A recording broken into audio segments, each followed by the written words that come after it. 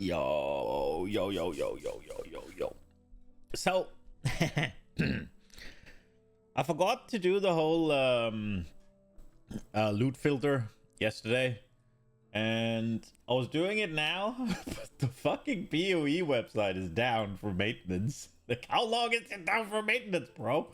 Like,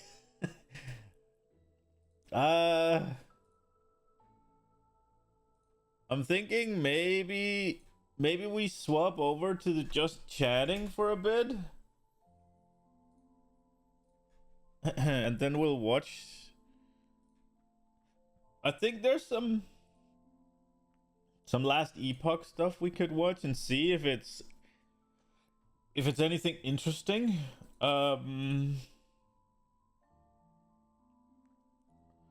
think Rax had one that I was kinda curious to. He makes like these where is it? He makes like little yappy videos every once in a while. Current state of last epoch 2 days ago. That wasn't the one I saw. We could look at that though.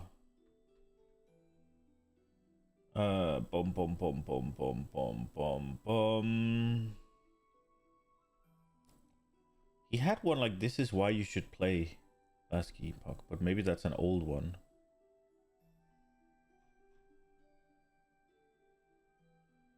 I was not prepared for this.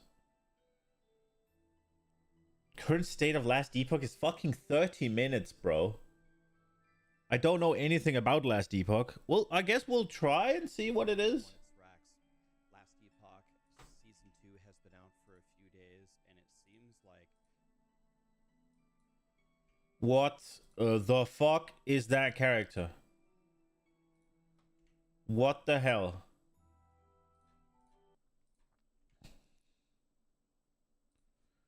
Dude, what am I looking at? Where is it? Where's the button? There's the button. The fuck is that? Hi everyone, it's Rax. Let's see what he has to say. Last Epoch season 2 has been out for a few days, and it seems like most people have been really enjoying it. But with every ARPG release, we have to do this state of video, and I'm going to go through all the things that I think went very well for EHG, and I do have a list of some things that I think could be worked on for the future. But overall, I'm very, very favorable toward this patch. I think it's one of the best releases for any ARPG that I can remember. Okay, for me, Jesus. This is up there with like any of the best PoE 1 leaks, or like the Diablo, one of the final Diablo 3 seasons where they changed the entire endgame. So let's just get into it. And like always, we're going to start with the good things.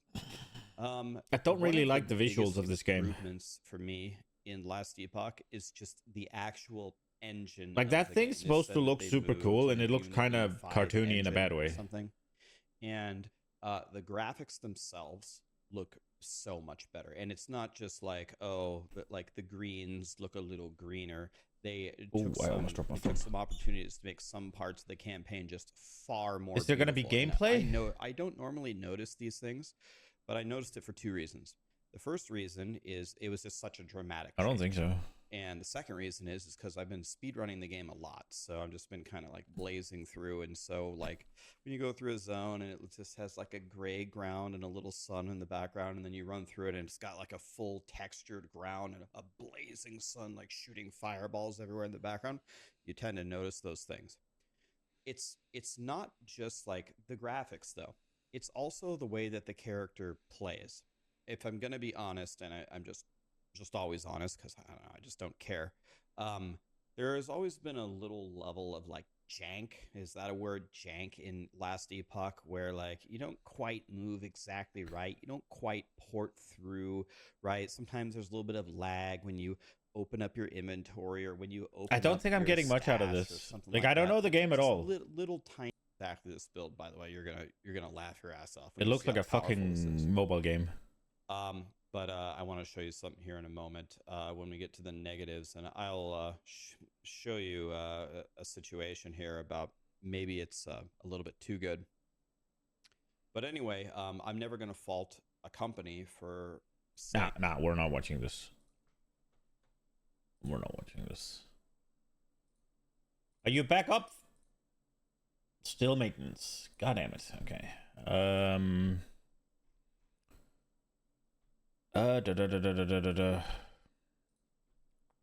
Oh, Quinn has one. Quinn has. What? Oops. What is good? Let's try that one. Who's ready for some last epoch? Hey guys, I'm Okay. so excited for last epoch. Been waiting for this game for ages. Oh my god, look at all the stuff, guys. Damn.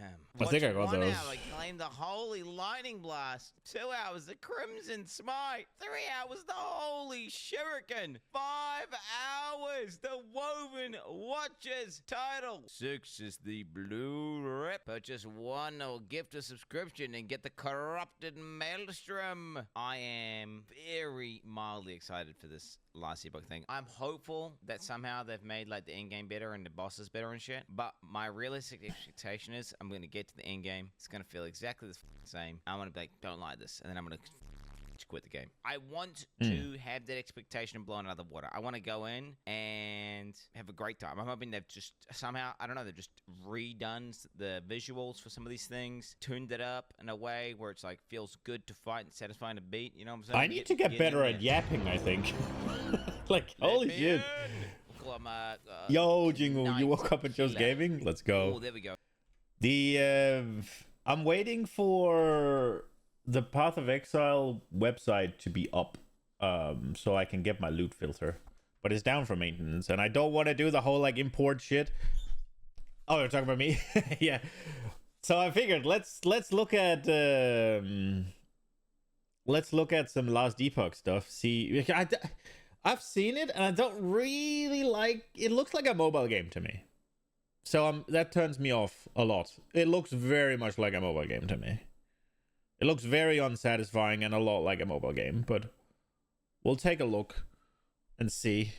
Oh, that's a good name. Hardcore. Wait, is SSF still like can do some sort of weird SSF training? This character will not be able to party nor obtain items found by the players. Wait, The is it movement and trade? everything? Do I have to click that? How do I do I haven't really paid that much attention. It's just the graphics. Like, look at that guy. It looks like a mobile game. SSF here. Okay. Ah. Why does this always happen? I'm getting flashbacks. Download patch, says the guy in chat. I already did download the patch. Dude, this is bullshit. I was gonna win the last epoch race and get rank 1, but how, like, dude, this is some bullshit. Can't wait for it to come up with the server. Boom. Oh, no! Great new online character. Seasonal. This guy. XX Killer Knight. XX hardcore create character. I'm in. I want to be the wrong league. It looks you guys, the league that you think so is wrong, bad. I think is right. Okay, wait. What Steelmate showed me to do, bro? Let's go, gamers. Oh, should I try West? Do you think I should try West instead? Oh shit, bro. Okay, we're gaming. Wait, what? Wait, I got West, but I haven't got an attack.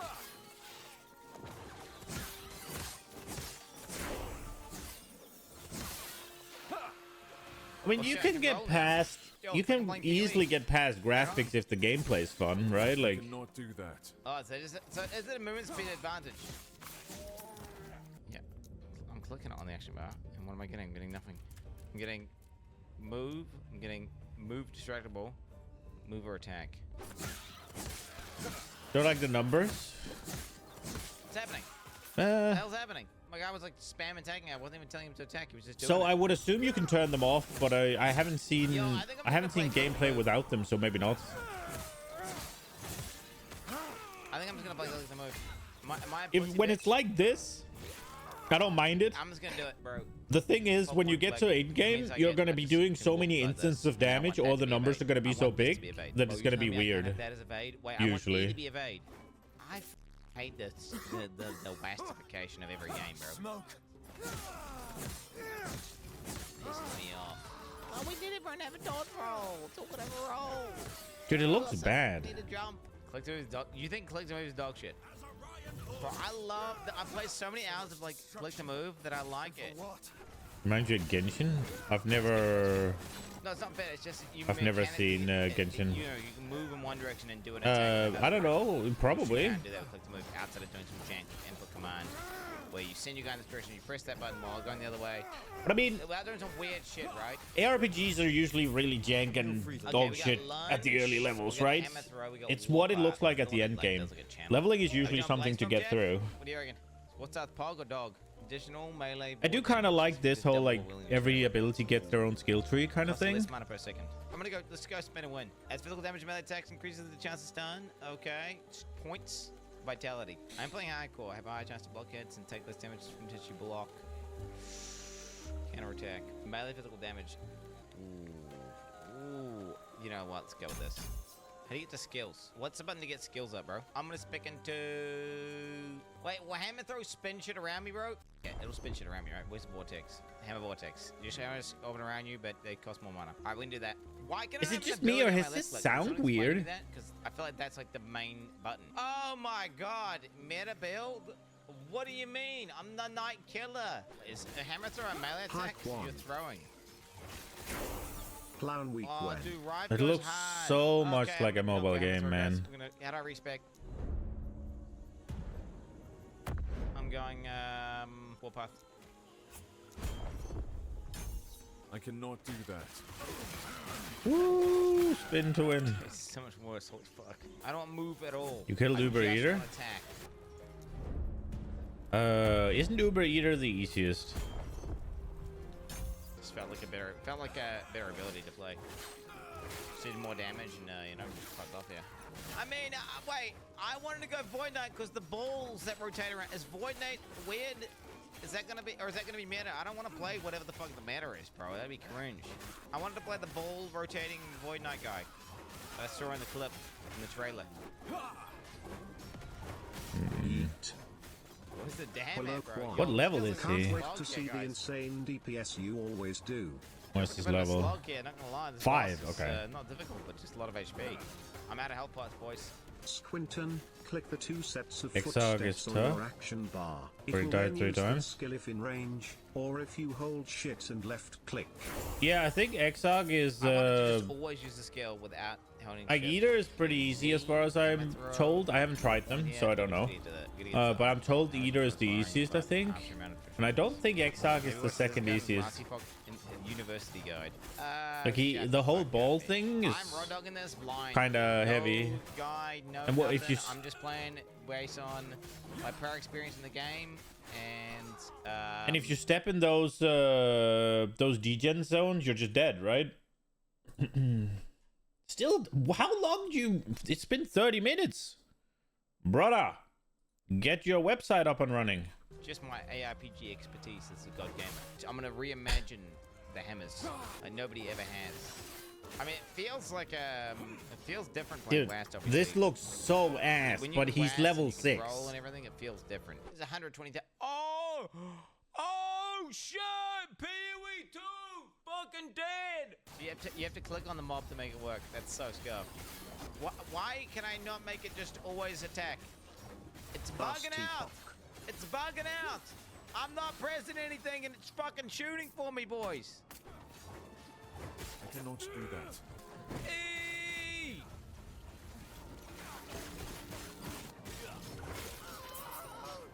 Is there a way I can easily get a loop filter? Is there like a default loop filter I can change here? Or do I need to just... Did I die, man, when I alt tab? I swear to God. Alright. Holy shit. What the fuck? I'm gonna be dead by the time I alt tab. Commit! Jesus. 1.1 V feet 4.1. Did I just fuck myself? What do you guys think? What have I just done? Better have leveling rules and shit, bro. Add to armor, reduces damage taken by enemies multiple to other modifiers. Damn. Increase damage. You immune? Wait, what's this? 5 minutes. It can't be very Increase like 5%. dangerous if he's doing this in hardcore. Increase damage. Getting weird lag spikes when I open. What has that filter done to me? When I press escape, I get lag spikes now. I didn't used to get that. Yeah, when I open the skill tree, I lag now. When I open up the... Ever since I imported that loot filter, it's like breaking my shit up. But did that loot filter install some sort of Bitcoin miner on my computer or what? Yeah, I'm not seeing any loot. Dude, my damage is so much worse with this upgraded hammer throw, which is not great. I got downgraded hammer throw, man. It's gonna be downgraded for a bit. Stay alive. That's the point. Let's fucking get it, Rebuke. Did you kill it or did you die? Channeling. Damn, it's pretty cool. Control right click, shift right click. Okay. So these are all not upgrades. Ah, the fucking everything just looks so bad. Strength dicks. Is all. Oh, I get a green, guys. What? Now we are fucking cooking, mate. What's the I'm green? going in, boys. I'm going in. Is it a rarity? Is it a loot filter? Is it a Whoa! Okay, set piece? What is it? We're going out. Dude, insane yellows, greens, whatever those things are out the wild. Wait, what? Wait, this is green?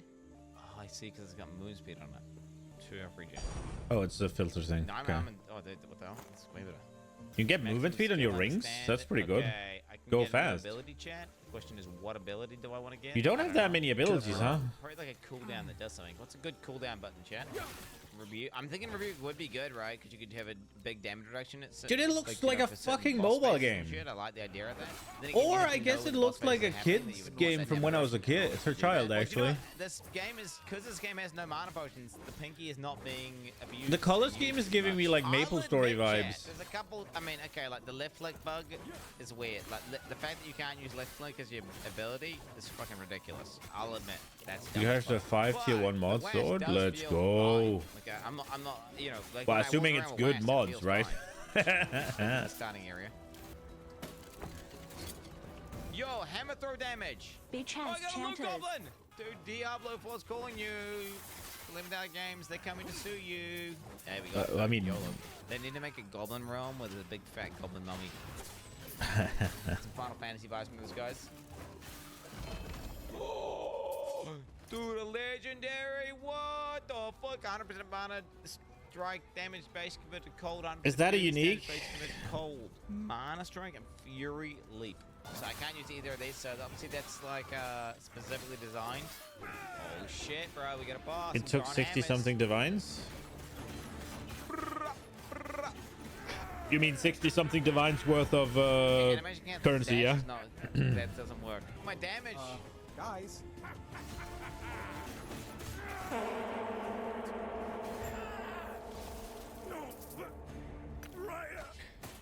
Let's go, gamers. So it's not gonna scale me up. Melee attack speed is not gonna scale me up, is it? Throwing attack speed. Okay, here we go. Big, big. 75 armor with void res. I haven't decided my second ability yet. Oh shit, here we go. Iron spiral. Oh look, I got spirals. Man, that looks ass. Holy, look at this damage now, baby. I'm a raw Doggadin. That's what I'm playing.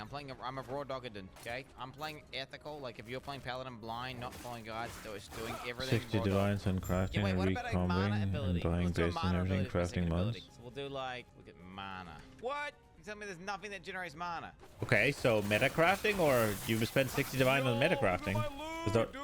I'm Like probably out of the loop, man. crazy, bro. I was Loot never really goblins. in See, I feel like the I care crafting less loop about anyway, loot, though, so because you're there's so much probably loot way already. beyond me in Like, you know, it's all relative. in capabilities. Right? It's a defortification. But he had minus And then they're mana? just gonna make primal loot, right? So then you got a bunch of loot popping out constantly. My build was so scuffed, actually. Ah! Oh no! What have I done? Increase carry speed, health, mana gain per point. Third strike. Lunge bleed here. All right, whatever. Okay. So he's essentially just a Hamadin from D3. I'm a fucking bitch gamer by doing like. Okay, Yeah, meta we mods, got mana okay. stuff. Okay, so now he has the vortex. Hammers gain disintegrating aura, causing enemies to take void damage over time. But hammers So throws how many cost points mana do you for less get? attack speed. Wait, at the balls that I saw when you're out of mana, hammer throw is free. It's gonna be annoying because you're playing constantly on I'm gonna ruin my mana cost even more for one. But I mean, once I start leveling it up, though, I guess it'll be fine. Surely. Large now, it's all enemies along its path. Yo, I'm going bleed, bro. I cannot do that. Holy. I cannot do that. Queuing, bro. Fuck this, Man, I'm those queuing. hammers That's do a lot not of look cool hammers. at all. Impressive. Go on. I'll be right behind you. Alright, that's a million items just dropped. Click. They all pick up. Don't question it, mate. Max roll build. I mean, this is a max roll build. I'm making this off the top of my dome, raw dog, little bro. So maybe they just should hire me to A raise some ruined guards. arrow, so there's something with Attunement, time. Int, dodge ready. Okay, we gotta check this gear here. Idols, bro. I don't know, man. Oh shit! Is it up? No! Maintenance. God damn it! How long is it down for maintenance? Dude, it's all melee damage. It doesn't work for me. Where is the range damage stuff? Oh no, I have to go. I'm playing the wrong guy. No way. Wait, I've got to go druid if I want to have it? I'm playing the wrong guy. No way. Corrupted Maelstrom. Oh my god. Am I re-rolling to get the corrupted Maelstrom build? Nah. He's level 12, bro. Just re-roll. Demons. Okay, I'm pretty happy about this. Ready. Steady and Man, it looks really shit. boom! Wow, that did 0 damage. Oh, they can't die. Okay. Dead. But they can. Final one goes down. So he just literally did 0 damage, basically. I'm not a tank build. Okay, look at this. Damage, Juggernaut, Strength +6. Can I unspec? I would unspec and go into more damage if I could. I might. Throwing damage. Wait, -3 throwing attack mana cost. Oh man. Okay, now we're cooking. What? Oh, it's gonna go 10. Wait, what the hell? That's such a massive upgrade, Cheze. Is that the crafting? Dodge, lining, Fat. help region. Oh, so you pick or? Damn. Okay. Damn, bro. I'm so good at crafting, bro. Oh my god. That was insane. Did you see me do that fucking sick upgrade, bro? I mean, it's unfortunate. It's just a reality. Whoa. What the hell? Beam game out here, bro. Let's go. Is that a shrine or whatever? Capylon? Ooh, stay down. Bro, now that I know I can get that, I'm like freaking out. I can get more of that minus mana cost. Look at me go, boys.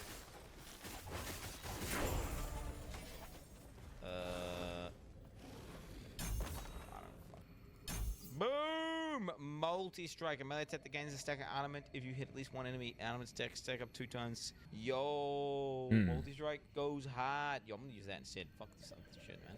Respec, despecialize, despecialize. Multi-strike. Can you just despecialize for free? Whatever. Late storm? Oh shit, dude. We got multi-strike gaming going on. Whoa! It's a rogue exile. We found a rogue exile. Whoa, what is this? Whoa, whoa, whoa, whoa, whoa, whoa. Okay, well, we got a fucking weapon here. Impact. They combine into vengeful nemesis that can be must be defeated. Oh shit, I'm powered. Oh fuck me, what's happening? That's some fat multi-strikes going on here. Okay. Hammers! It's a hammer! Necrotic damage, poison on hit, melee damage. Bro, where is the damage that scales my hammers up, bro? Because I 130. Huh? Wait, that does more damage. Why? Oh, is it attack rate? Is that what? Does attack rate scale it? It must do it, right? So wait, I want the fastest weapon possible. +6 melee void damage. Why not +6 void damage, bro? Melee damage leached. Oh, fuck you. 2 minions teleported around you after using a trail skill. Okay, we're gonna use that. Man, we're just doing this. We're doing it raw dog, chat. We're doing it blind. This is ethical and blind. Do not get it twisted. Wait, whoa, I'm doing so much more damage. I don't get it. Is that implicit multiplicative or why is it doing more damage? Like that much more damage? Oh, baby. I'm fucking ramping. You regain. It looks like he's firing off 2 hammers now instead of 1. Directly use Rive, Vengeance, Smite, multi-strike. I could try like a multi-strike build. My guy just kind of swings at guys. It doesn't feel like, honestly, swinging at guys feels kind of good. Then again, the hammers feel completely broken.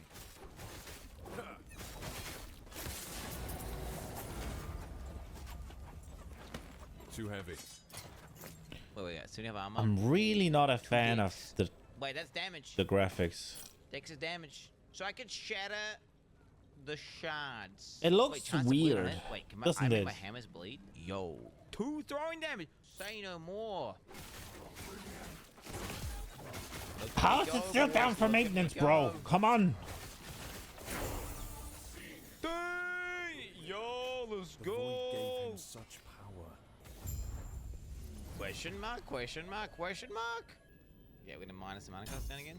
Then close your eyes. Oh shit! Come back to bro. PoE 1. All night was taking part of the void. I'll be playing Some PoE girls 2 and today. ships That foes and cost their own life. We get 1% more melee void damage. I'm for hoping 3 the next vets. PoE 1 Melee league attacks, is strong gonna be attacks, and void interesting. spells have a 10% chance to be your melee attacks, I'll strong attacks, 10% chance to be repeated definitely by an think about echo giving it a 100 go. later. YOLO. I'm pretty sure I'll give it a go. We'll see. But if they come like if they come out with some void damage, your attacks will deal additional void damage. Health leech. filler Wait, stuff what is this? again, like How does it was that work? just the Legacy of Freshia seemed cool, but I didn't like what they did to the Atlas tree. And then having to deal with the town again was just like, nah, bro. You still haven't played Flicker? How is health leech push? Does that just work on ranged Sure. attacks, chat? I love taking the Can you just respec for free? the generic damage nodes. I don't know. This is probably scuffed. Whatever. Sound effects are crazy, bro. Okay, I actually need to change. I'm gonna go lunge again. Specialize. Why Go to is he double lunge. specializing into multiple abilities? Is there a point? You grant nearby allies haste in the charge. Do I count as a nearby ally to myself? Yes, no, chat. Anyone know? Any lunge gamers? I would like a little haste buff when I lunge. That'd be cool. A little buff. It'd make more sense to have this ability and press it. It doesn't seem like there's that many like support I don't really feel the abilities. need to press other abilities at all. What am I de-specializing? They don't seem like. boys? I guess lunge is a movement, so. Does it not cost anything to do? The fuck? Second combo removed. Allows you to go now jumps you forward in time to your target location instead of backwards. Ah!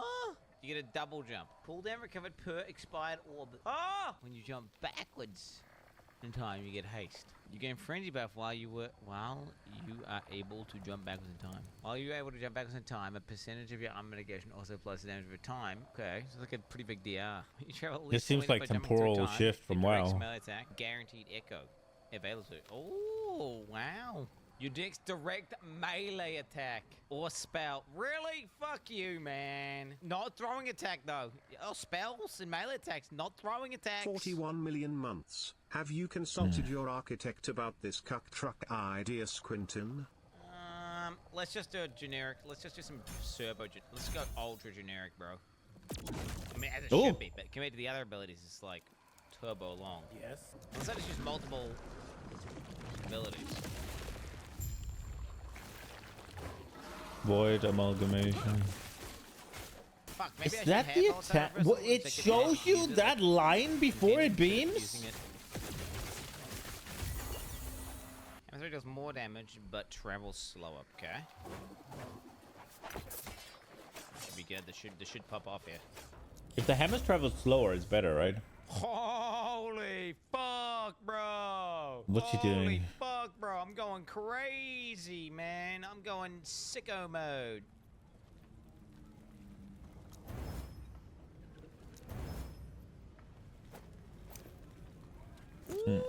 Okay. I don't know what I'm looking at. 500 DPS tooltip, baby. I should try that out. Let's give that a go. Why not? Ooh, bro, what happened to my fucking ability? Oh, yuck, yuck, yuck, yuck, yuck, yuck. Okay, let's instantly unspec this. Does it rain in my void jump? What is going on here? Huh? What's wrong with it? Jesus. Thank God it's back to being, like, not completely fucked. So you can jump and then jump back? That's kind of cool. This is a boss, by the way. That guy normally has mechanics. Like, that guy legit normally has mechanics. Yeah, I don't need this anymore, do I?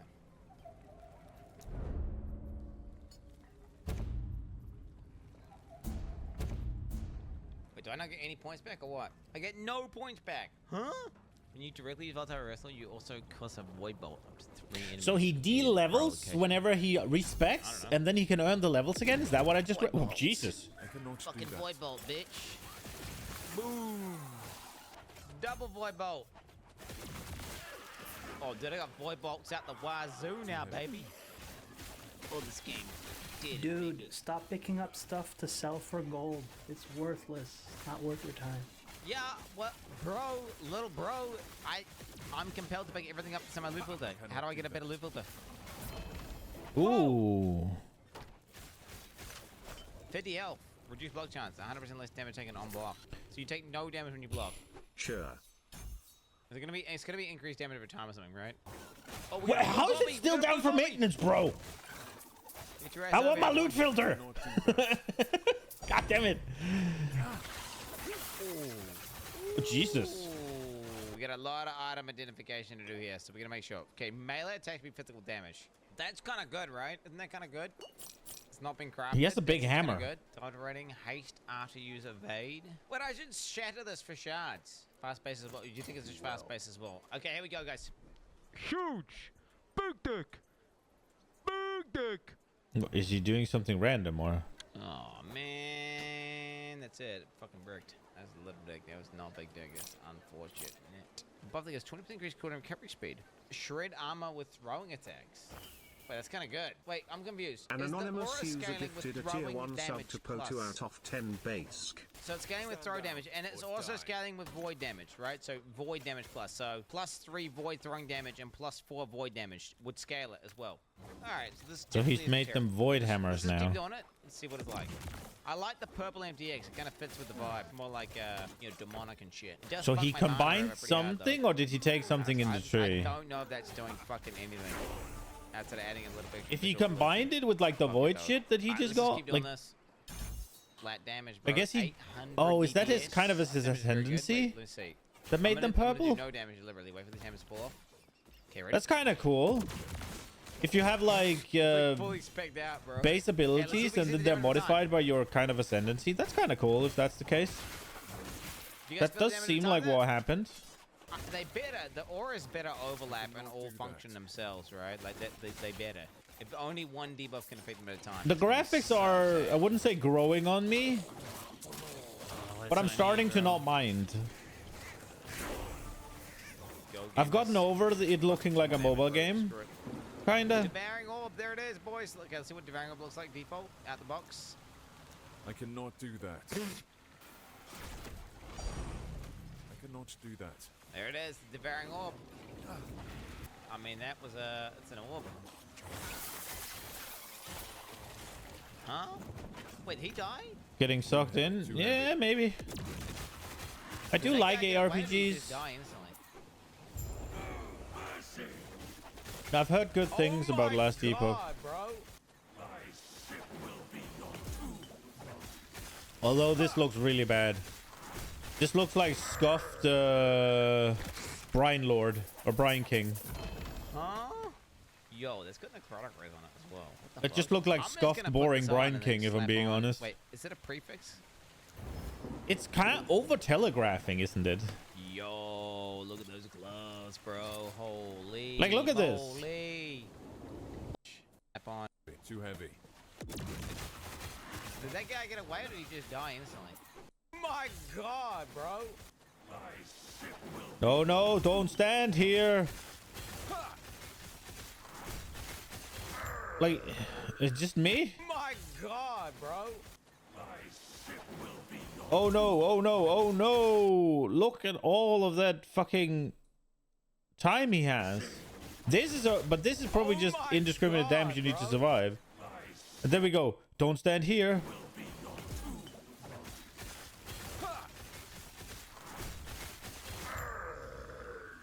Which I guess is fine, but Huh?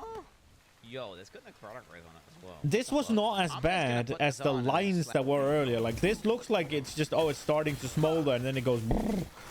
But sometimes they have these big line attacks, so it's just like, see if I can find it. Huh? Yo, that's got necrotic rays on it as well. What the fuck? I'm just gonna put this on and then slap on. Wait, is it a prefix? Oh, fucking no. Yo, look at those gloves. Maybe we'll bro. see more of it. Holy moly. All reds, attack speed, damage I don't over like the look time, of the stun gear chance, either, but the log guy in. looks Man, pretty I'm gonna okay bro. in the clown gear he's wearing. So that's good. Get a little hell shot on that bitch. PoE makes you look like an absolute I can just check out moron my most of the current time right? because they Boom. want you to buy MTXs. This looks at least like moderately appropriate. Oh, fuck, what do we got here? Strength and health.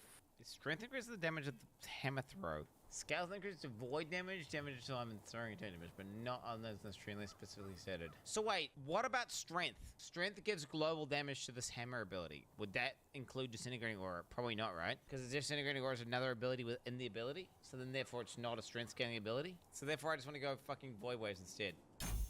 You're getting flat void damage, because flat void damage equals flat damage as well as disintegrating damage. Fuck, I kind of almost need to decide if I want to scale. Oh, the fizz, hammers 'cause right have an now it goes, aura like, now? Half fizz, half void, which makes it inefficient because then I get fizz damage. I don't know if increase, the, kinda like whatever. I so need to it I looks pretty much need to cool, go but I full don't void know if you're gonna damage, feel don't I? like the What devs type of just made a damage is build for throw you. damage? Fucking throw damage? What does that even mean? It must be fizz, right? I will say, the hammers looked absolute shit when he was leveling. Now that he's level 34, they look super cool, And or I'm gonna neat at change the least, line like damage to nice be to void play damage, with. watch. Is what I mean. Damage over time, bro. I have no idea what I'm looking at Holy here, though. Fuck. Oh my god, my guy's crazy. Did good he just now. slam an My Exile? guy's Is that what he did? Nutty. Oh my god, look at this. All I need is mana reduction, that's it. Honestly, I think I should probably take out all my void scaling and just pick up the mana reduction nodes first, and then after I got the mana reduction, spec into the void scaling. Yeah, I was smart. So it'd make the gameplay a lot better.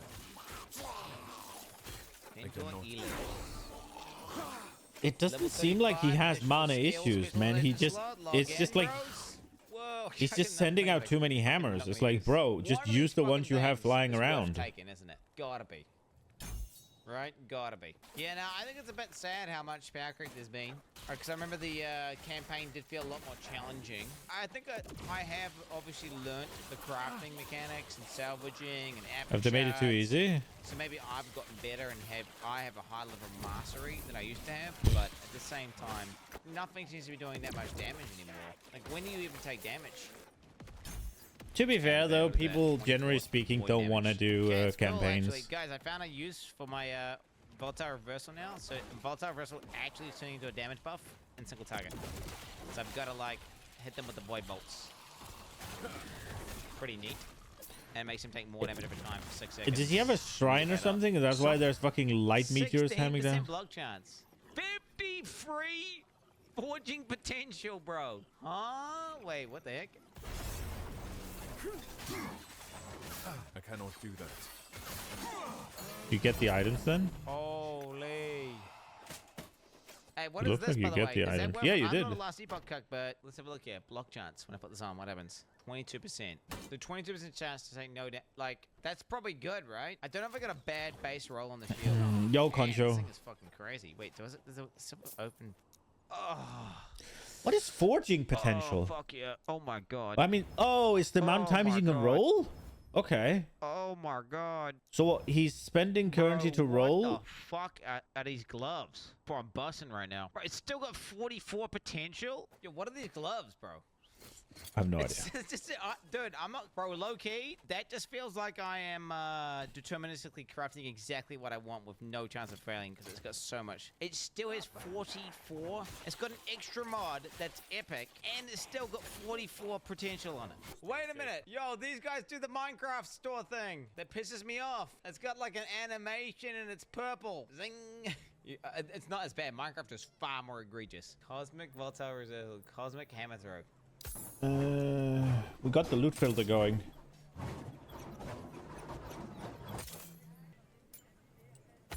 Alright, we got Cosmic Hammer Throw. What is this? All right, loot filter is a Pay to lose. loot filter is a go. Pay to What the lose. fuck? Gotta What be just epic. happened? That's epic, and it's still got 44 potential. How does his hammer Wait look a like minute. that? Yo, these What did he guys do? do the Minecraft store thing. That pisses me off. It's got like an animation and it's purple. Zing. Oh, It's not as right, bad. okay. Minecraft is far more egregious. Cosmic Volatile Reserve, Cosmic Hammer Throw. Oh, he bought an MTX. Okay. Right. Okay. Alright, we got See, I Cosmic Hammer thought Throw. that he did something. What is this? Wait, pay to lose. Pay to lose. Gotta be out of your mind. Oh, bro, we hit the damage of it. Oh, my current gloves. I'm retarded. Sure, I'm gonna turn the constant comparison off, maybe. No, just Why would you want the constant comparison turned off? Oh, because you don't know what you're looking at, I guess.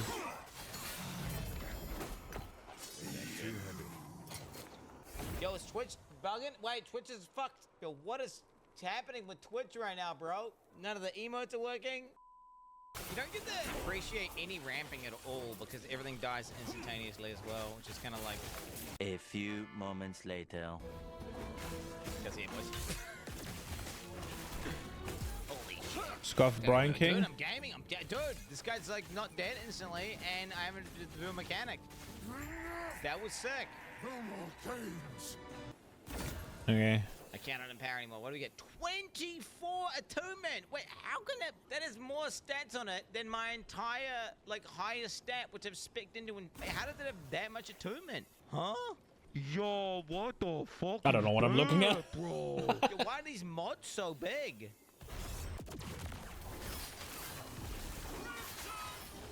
Do I need to worry? How many timer stats we got, boys? Let's see, 12. Yep.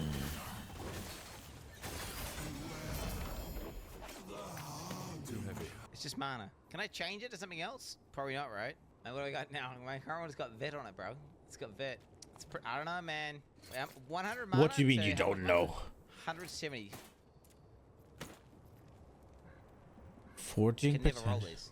Like, you can't even roll the attunement. It's sealed. I mean, you just put it on. Who cares? I mean, what do I need armor for, bro? Oh, so he is just... Elemental Reds, bro! So he can re-roll 7%. it 49 times, about and he's just salvage, re-rolling right? the affixes to see if he gets something 7% better? lose That on a seems helmet, bro. wildly powerful. Huh? Holy shit. Alright, bro. Oh, he just deleted it?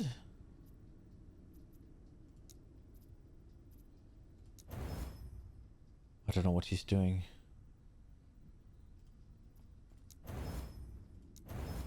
Tier 4, is that good? GG. Damn. Ooh. Ooh. He seems Oh. to get shit, happier as bro. the tiers go up. So What do we have higher now, boys? tier is better, or 900 HP. Okay, dude. well, he's gonna die now, or What is he doing? Dude. I'm freaking bearing gifts, brother. Wait. I'm gonna end the stream. Hey, boys. Today was a fucking day. Dude, last epoch, man. Whew. okay. Well, last epoch was the thing. Right. I don't know. It seemed okay. I should have my loot filter now, so we can go play. Why does it still say just chatting?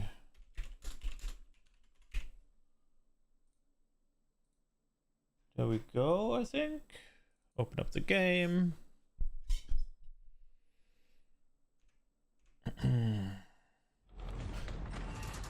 The graphics really bothered me at the beginning, but I think I've gotten over it, so maybe we'll give it a go at some point.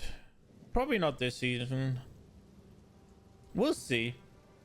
If we get to a point again where we don't really know what to play, or there's nothing really to play, we could go. I ascended to Smith of Kitava this morning. I do 0 damage on this. It's not great. But yeah, let's go Amazon. I did a few maps yesterday, just fucking around. So I've actually gotten up to... Or did we do that on stream? We can go directly into a Corrupted Nexus boss.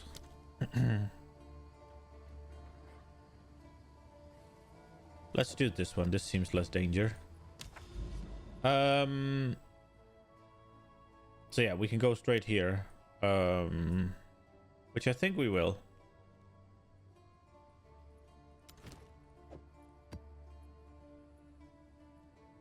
Oh, really? It's blue though. Why can I not access it?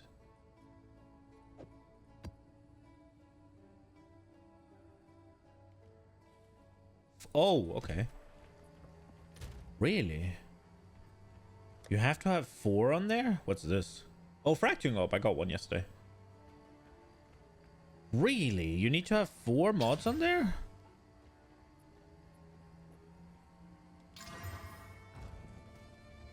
Okay. Wait, so is that one? Oh, I have 2 revives. Okay.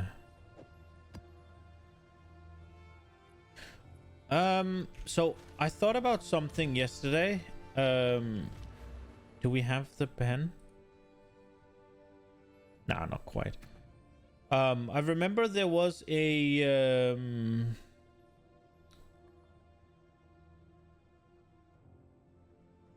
I remember there was a gem that I wanted to use as soon as I got the Roa, because it has no downside. What was it called? It was something where, yeah, this one, 20% more damage. So it's just free 20% more damage.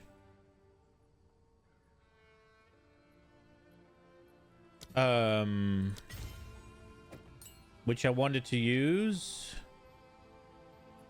Volt is definitely the best. The question is, do we just take Innovate away? No, right?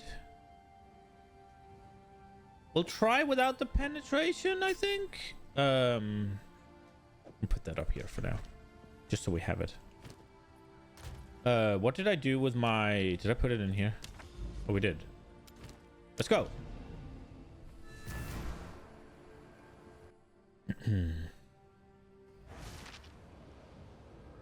When I am on the Roa, it shouldn't do shit, right? Because I have no... Yeah, exactly. I can probably also spec out some attack speed, because if I just fire... I didn't notice that yesterday, then I won't have Volt, and Volt is amazing.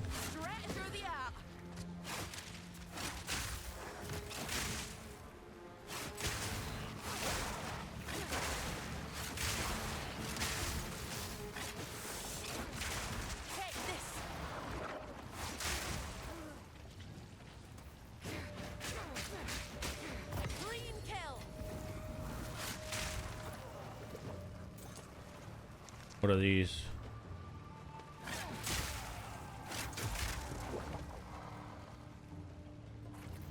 Oh, the loot filter. I'm fucking stupid. We waited all this time for the loot filter and then I forgot. Where is it? Is it input? No, where is it?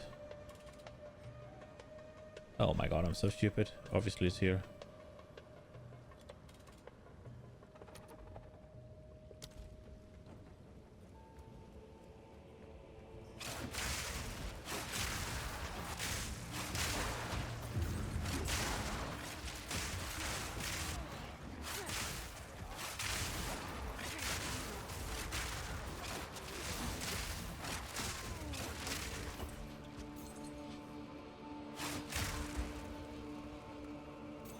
What does this do? Increased life and defenses. So that looked to me like it would be multiple projectiles and fork or whatever. Oh, we need to jump off it. Dude, that gem doesn't even feel that bad when you, like, even if you're not on the Roa, those 20% doesn't feel that bad.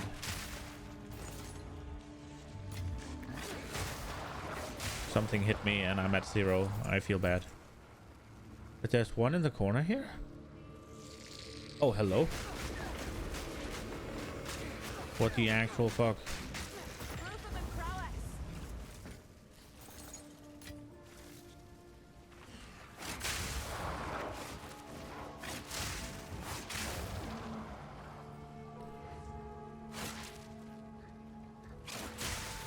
I should let something hit me, but I don't really want to.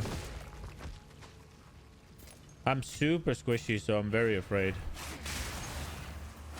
of letting things hit me for Gamble Sprint at this point.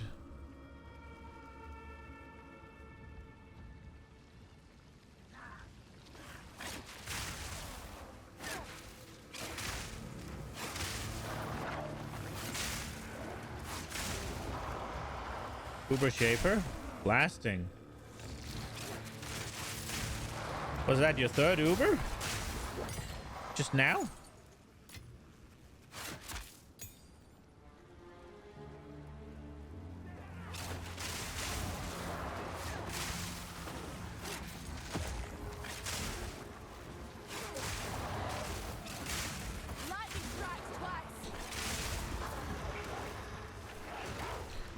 Oh, I thought you killed shit. Oh, I thought so. You lost to Exile. Okay, I thought you did it.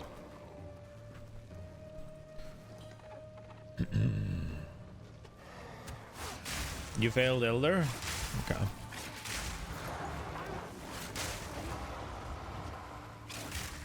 I mean, it wouldn't be fun if they weren't challenges, right?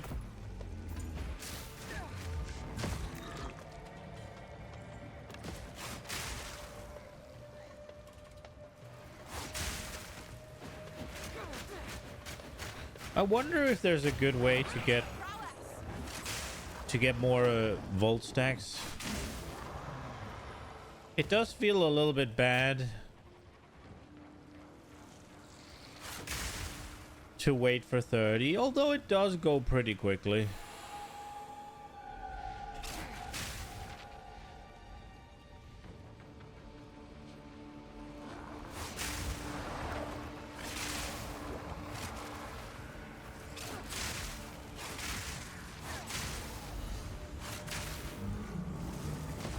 Oh, Jesus. No. No, no, no, no, no, no, no.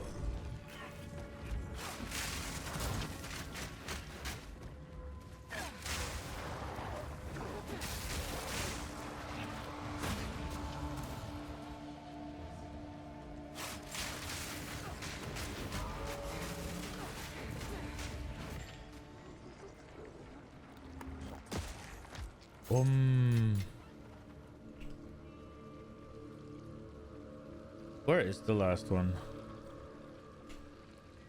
No. I have Turbo HUD on and I still missed it. God damn it. I don't actually have Turbo HUD on. It's built into the game now.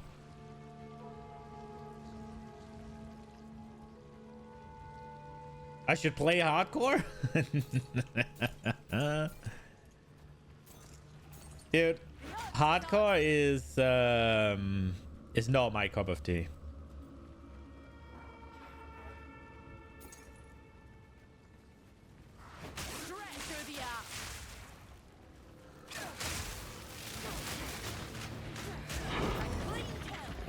Oh shit. Oh, so there isn't a boss in here, so it's just on the last Dude, this fucking spell has no business being as good as it is.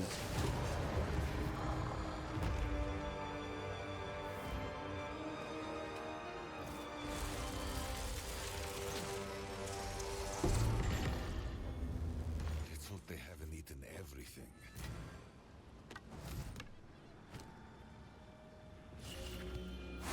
It's fucking basic attack, and it does so much damage. Okay, so are we going for the Rogue Exiles or are we going for the Essences? Let's go for Rogue Exiles. I think there are a couple of uniques I want, and I'm hoping the Rogue Exiles is the way to get them. I think I'll go for the gloves first. I like it here. It's quiet like. The space you cleared allowed us to reclaim several important tools. We can now upgrade our machine. People were talking about, I think the gloves make me I think the gloves make me, what's it called, electrocute on hit, so that I don't have to. Ooh, wait, so I lose 14 spirit, which I'm not using, so that's free. I lose life, so that's bad. I lose rarity. I don't like that. Nah, it goes. What about this? Rarity. I'll gain evasion rating, but I'll lose energy shields.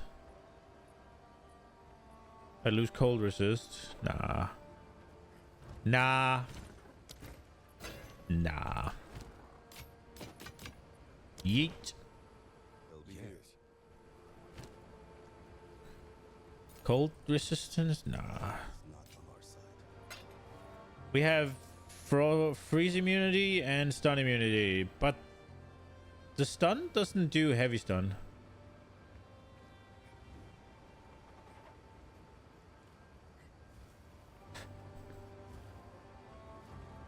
But maybe it works still.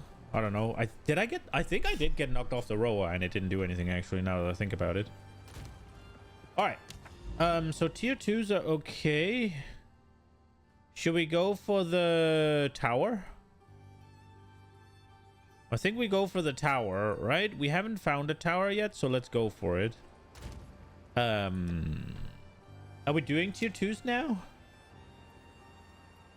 We could try. I think we'll be okay. It feels like you're very incentivized to do tier 2s when you're at tier 2s rather than do tier 1s, because you can't really get tier 2s in tier 1 maps anymore, seemingly.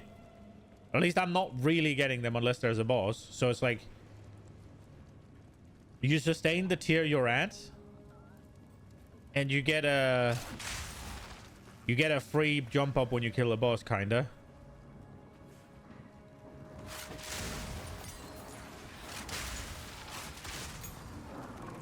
Holy. Why is he immortal? What is happening?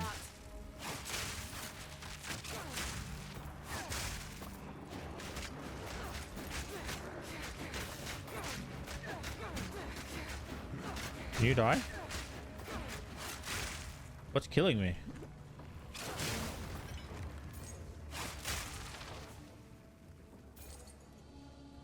That was weird.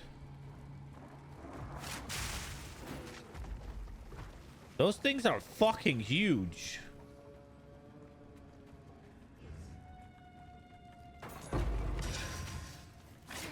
We got a regal. What do we have?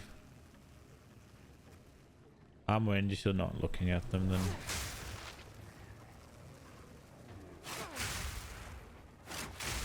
There was hentai coming out of the ground?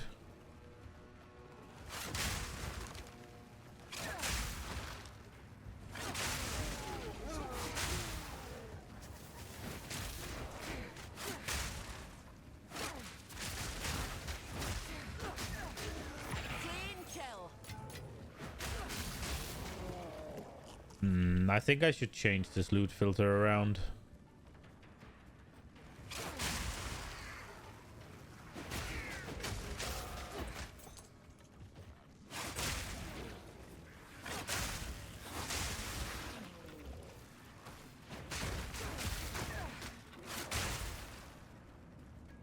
I wonder if I should go evasion and ES again, or if I should just go full evasion. I feel like full evasion is gonna frustrate me.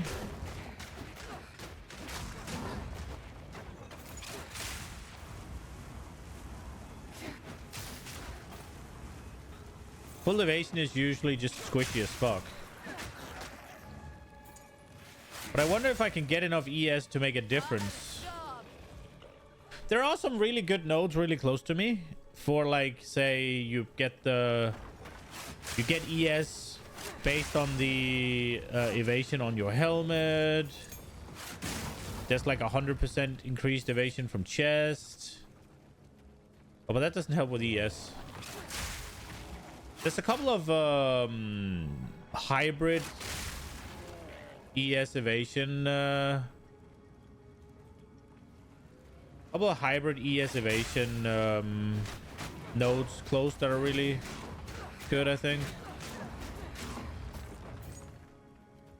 I don't think I want to go armor. There's no real armor support close to me, and armor has a bad rep. I don't know if it's good yet. Oh no! Oh no! I need to remember to pay attention to this fucking rower stun bar. Bad fence.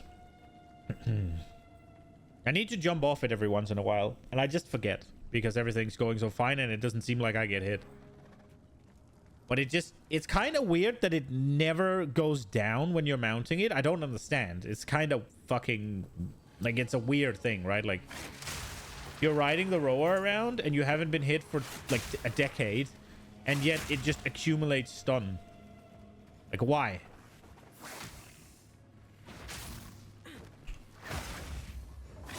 And now it's gone, right? So you jump on again.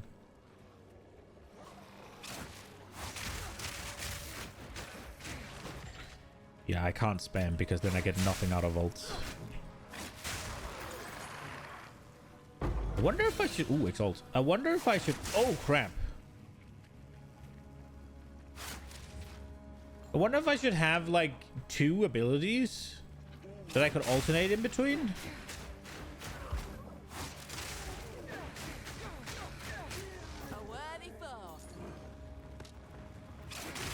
Because whenever I'm just walking around, I feel like I'm doing nothing, right?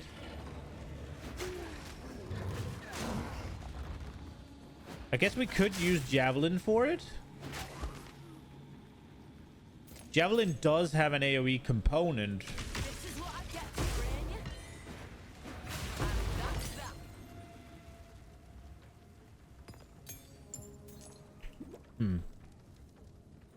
I think that might make sense. Oh, those are nasty. And they explode. Okay. To ban a guy. Yo, Rex, and what's up?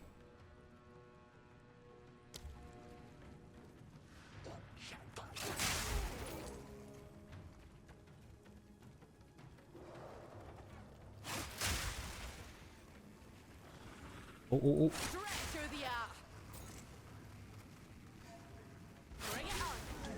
Because Volt, as good as Volt is, it does feel bad when things don't die on that first hit and you're just kind of like twiddling your thumbs, because if you keep firing, you do less damage than if you wait a bit.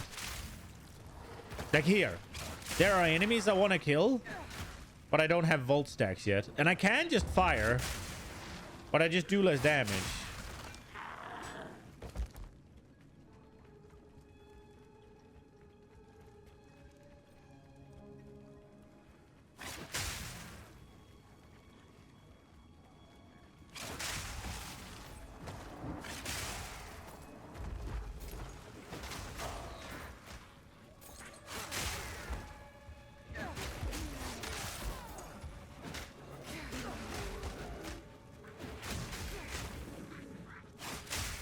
Can you do spells from the back of this, the rower?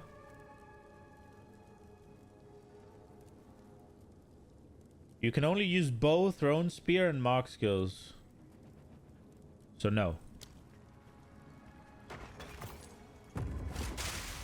Why can't you use spells? That doesn't make sense, does it? I guess it's a balancing decision.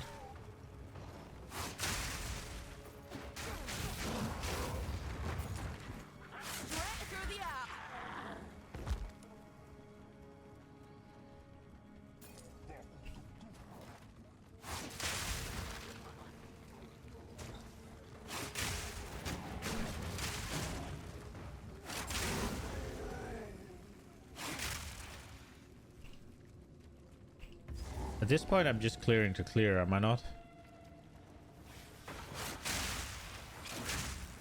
Crap.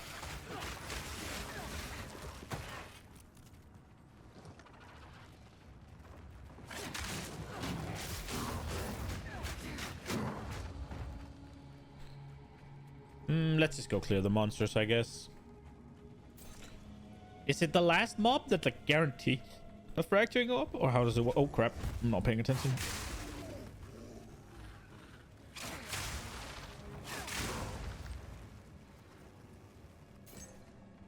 Like here, I didn't kill everything, but I'd be so much better off waiting for Volt, and it feels bad. I need to fix that, and I think I fix it with another skill. Because I have a lot of movement speed. Realistically, I'm not going to get more movement speed. Realistically, I'm going to get less, actually, than I have active right now.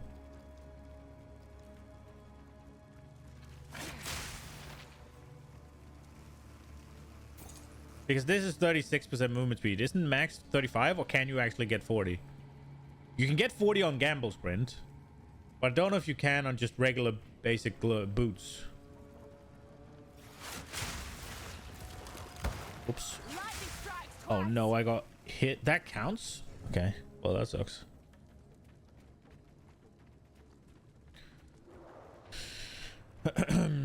So I should let myself get hit by something, I guess? Nah, we're done now. No fracturing orb, huh? So it's not guaranteed. Noted. Okay.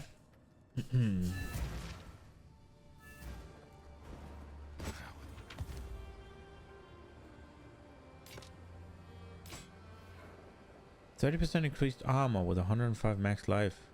I could use that on the warrior, I think. Time is not on our side.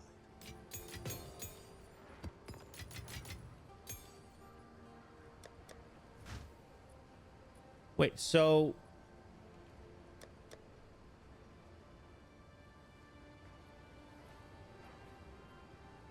So these...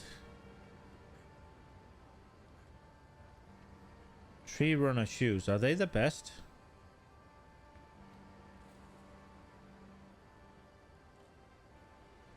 I wonder, is it gonna... I didn't check the fucking loot filter, I just trusted it.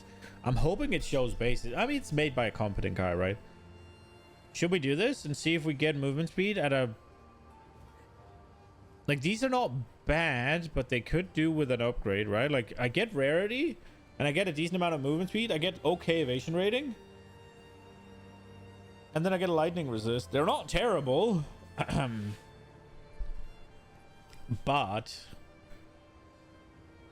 Nah, I don't think we're doing it. I don't think... I kind of want this, and I want 2 good mods on the boots and then upgrade them with speed. That's kind of what I want to do, but obviously that's a bit away. Should we try the ascendancy thing? Where are the fragments? What color did I make fragments? Oh, we made tablets. Yeah, I just need to check that every once in a while.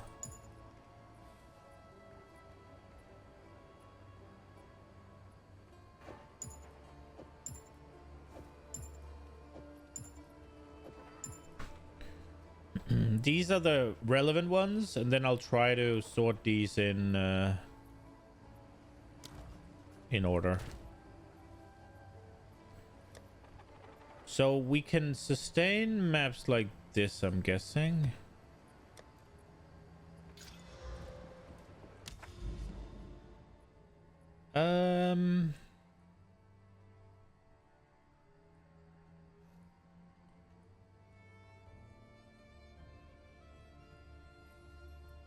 Yeah, let's go to the...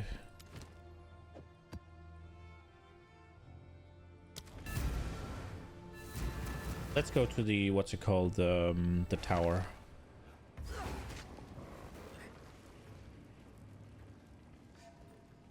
Oh, wow, with temporal chains? Oh,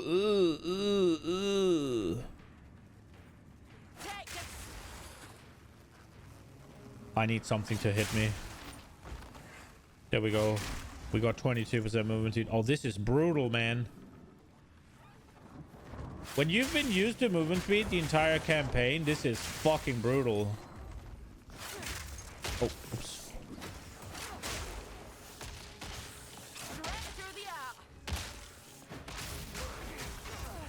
Oh, fuck me.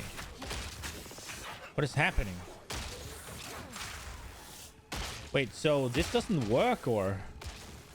It did use it. Okay.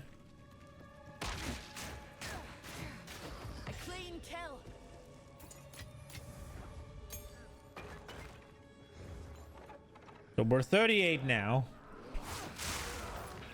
Let's try and hold that.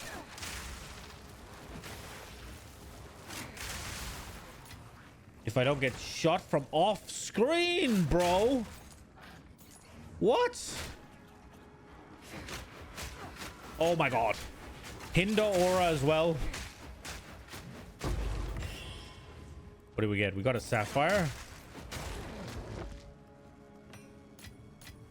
Was it the alchemy it made the sound for, or?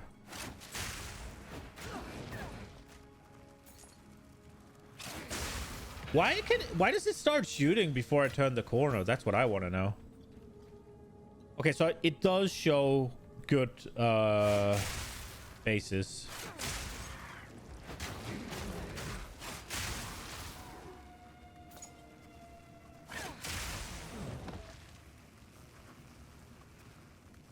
I was thinking if I should start speccing into some frenzy charges maybe, but I don't generate them right now, so I need to find 30 more spirit on gear. Or I guess get rid of the heralds. That's also an option. But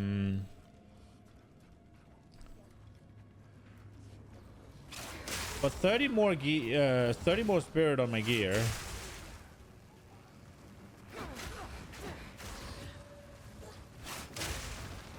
And then obviously the gloves that turn electrocution stuff on. That, or I need to put a support gem on lightning spear. I wonder if that's going to be better right now.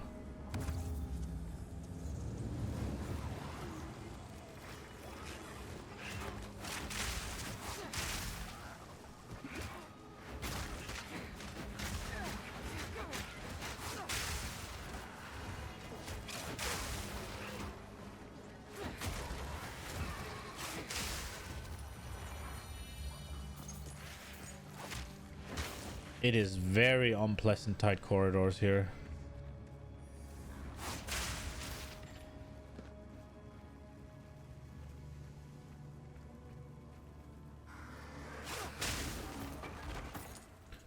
Dude, temporal chains is kind of free, but holy shit, it sucks.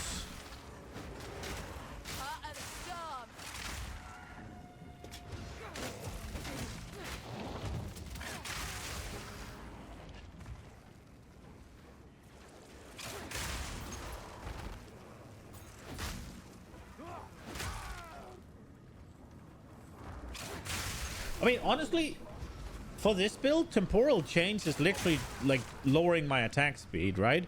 Because I have to travel X amount of meters before I can use lightning spear. So it does hurt, but...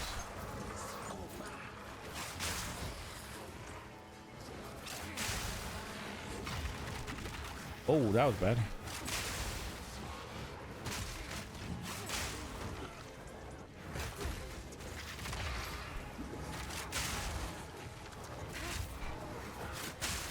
Dude, fuck that tornado.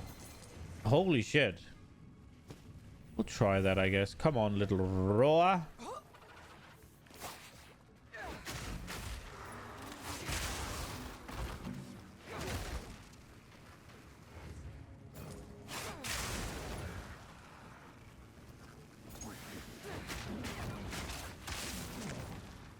Should I want the massive spear?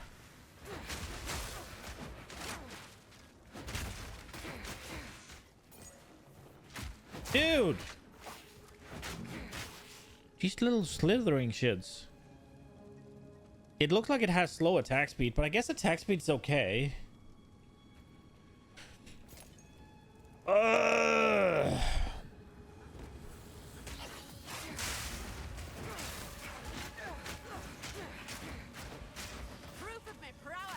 Yeah, 35 would go with that.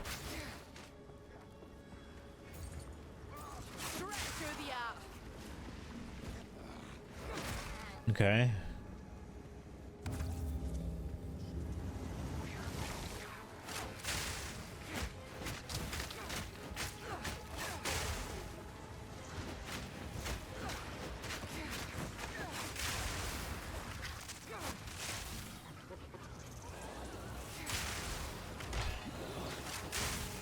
Oh, the tornado counts? No!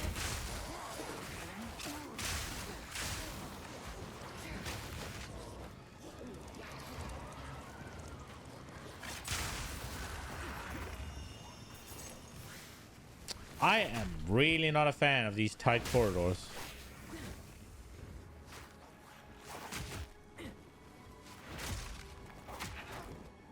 We'll go with that.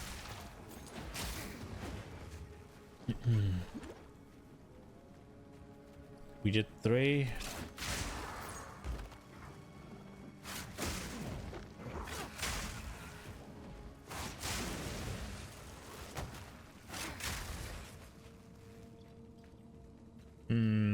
I wonder how much attack speed I've wasted.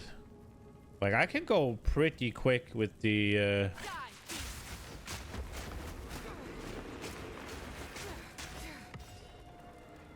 we'll just run through them.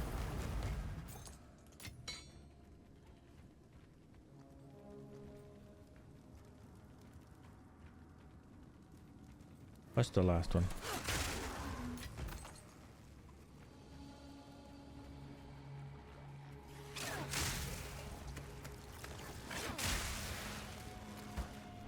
So it's only some of them that explodes? Or is it one in the pack? Or is it just a chance? Like, it seems like it's one in the pack.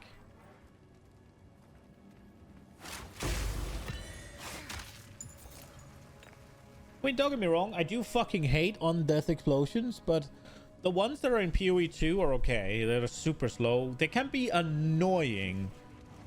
I don't think they add anything to the game, really. But it's fine. It's thematic, I guess.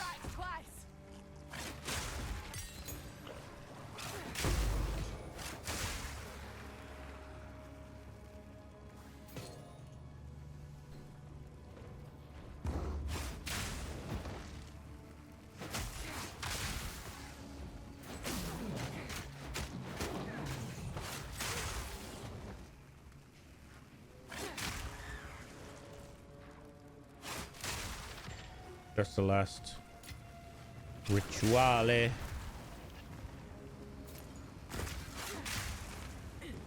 No, something. I think that was an undeath explosion that just got me.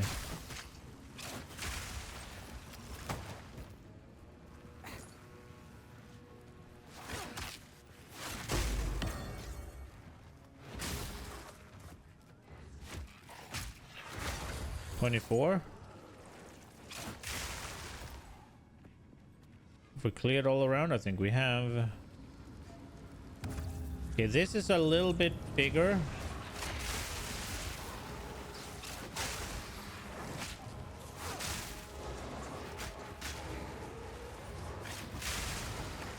Wait.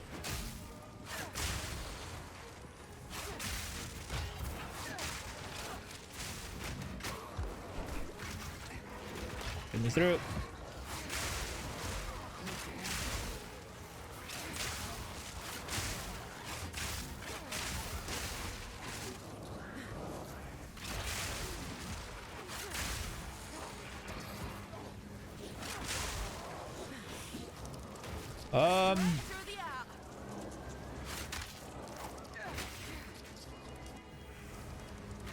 Where is the remaining mob? There. All right, let's see what we get. There is an omen in the middle here. What is that? While this item is active in your inventory, fully recover your flask and charm charges. Don't care. Boots, no movement speed. Don't care. Gloves. They should add borders to ritual as well. Now that they added it to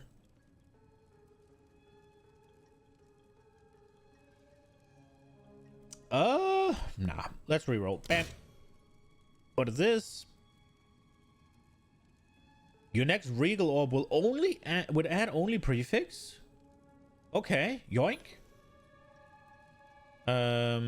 Regal orb is the only thing that really matters, isn't it? Should we defer the regal? Can we defer both? Okay, let's defer those and then call it good.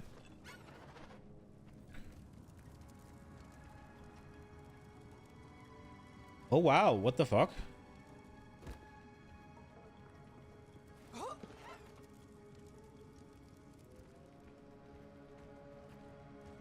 Any bots lately? Yeah, we just banned one pot potato. The never-ending plague of bots continues. Direct through the air.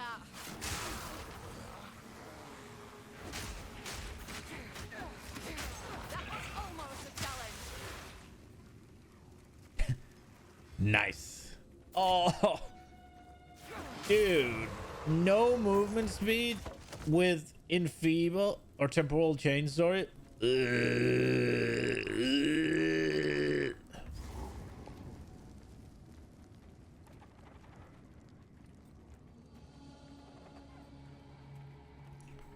Fuck this.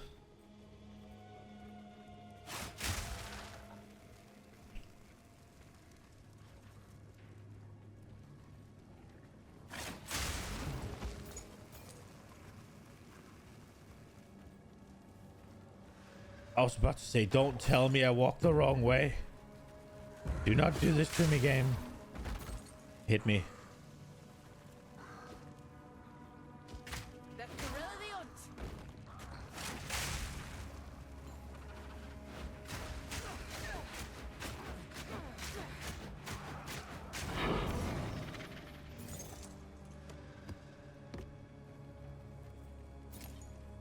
All right.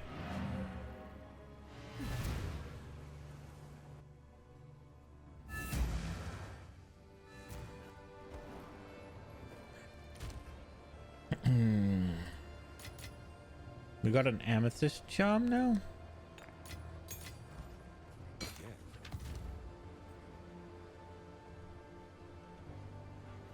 I could probably use that on the warrior. Oh, whoops. Freeze build up.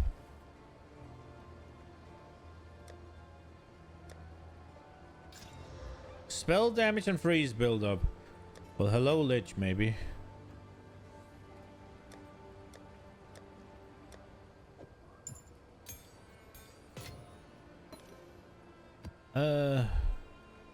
This one we'll look at. These go here.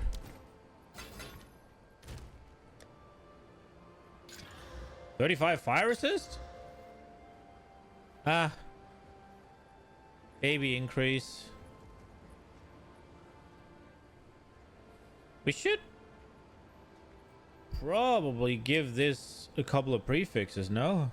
Or sorry, suffixes. Maybe we get res. What do we get? We got life regeneration and we got fire res. Let's go. Ah, I don't think there's any way this gets good. Yeah, no. I guess I can use it now, but... Oh, I forgot.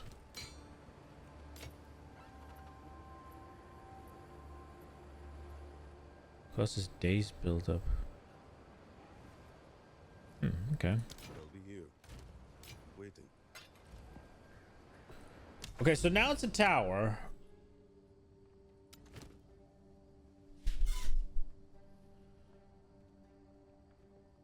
Completing this tower with higher tier waystones will increase the number of maps affected by any tablets.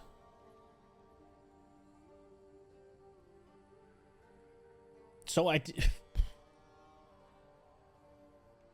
that kind of makes it so you don't really want to run towers, doesn't it?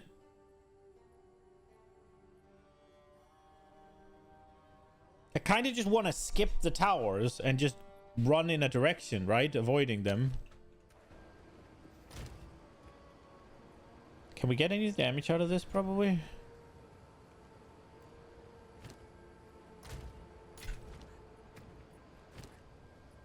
So Herald of Thunder, we only have one in there, but we could probably put more in there. We have Barrage, we don't really use, so not really. Call the Weak, we're not using really either. What about the Roa? We don't have anything in the Roa.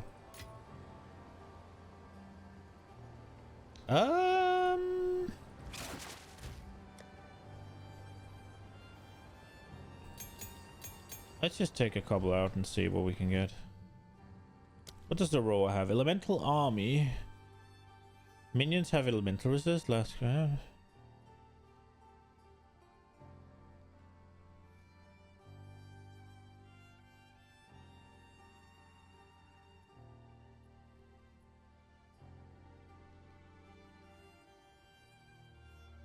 10% of damage from hits taken from supported companions live before you.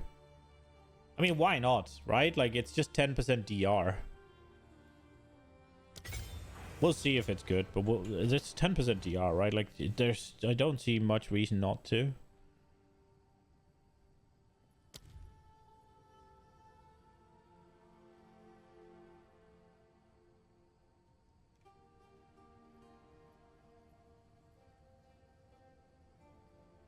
Meat shield.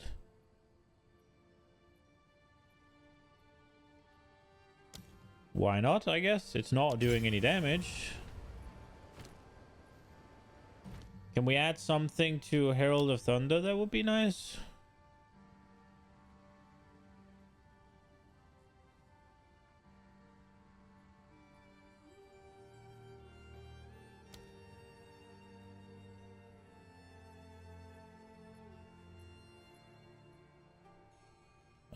Probably some damage, right? Like,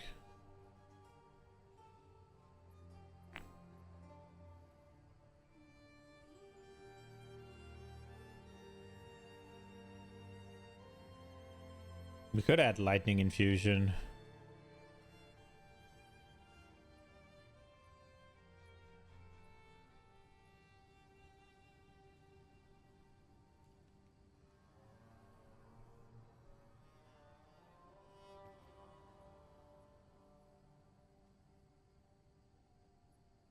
No, fuck that.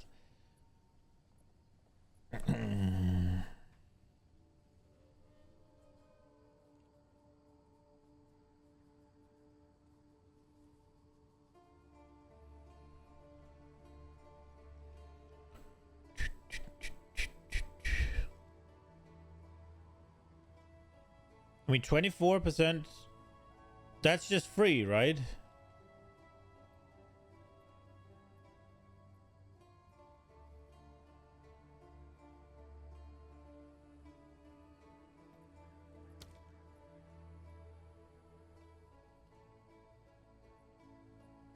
Didn't it used to say that they can't...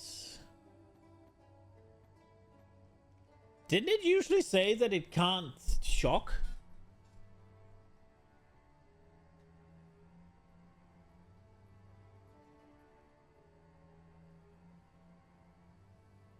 While active, killing shocked enemies with a non-herald attack hit will cause subsequent attack hits to release lightning bolts, which deals attack damage to all surrounding enemies. I guess it can shock now? Didn't it used to say that they can't shock, right?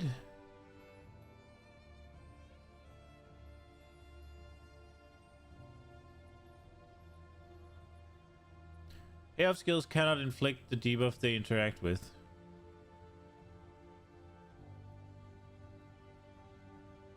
So it can't shock, right? So we just do elemental focus. It's just free damage, right? Why not? Yeah. There's no need to do anything here.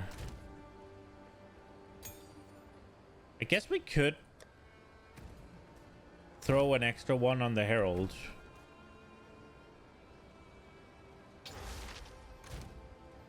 See if we can get it some more damage. There's probably some support gem that'll make it do more damage. What do we have in it right now? Precision and elemental focus. Could just do lightning infusion.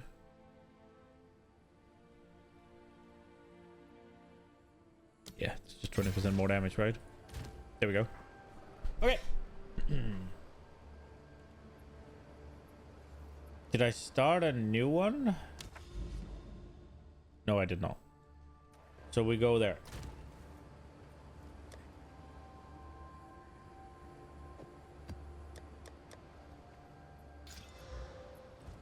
Penetrate elemental resistances. Well, I don't have a lot of those, so... Oh, I do, actually. Lightning is a problem, though. We should be fine.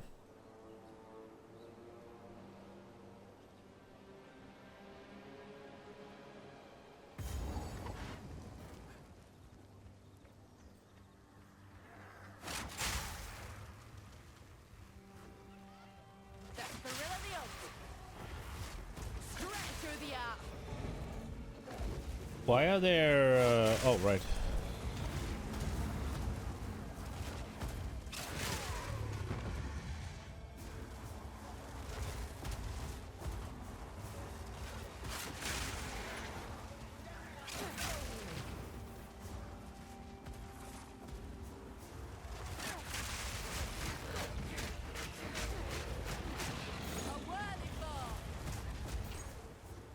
Well...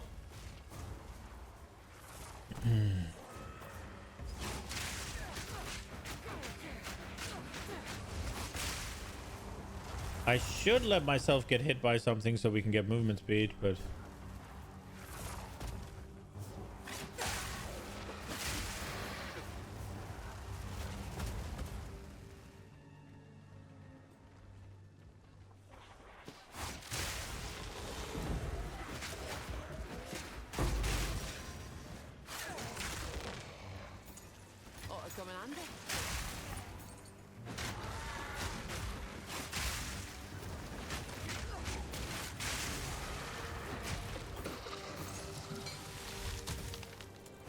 We are cruising.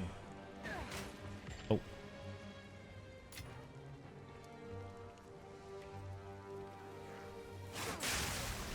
I do feel like this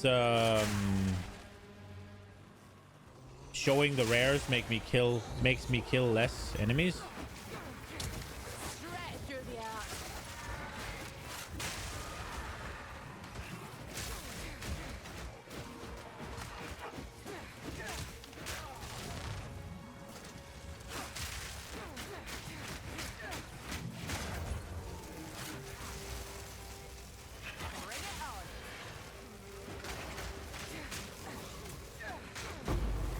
Okay.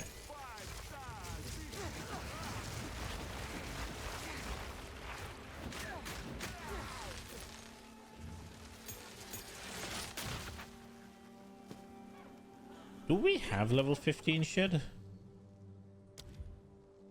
We do.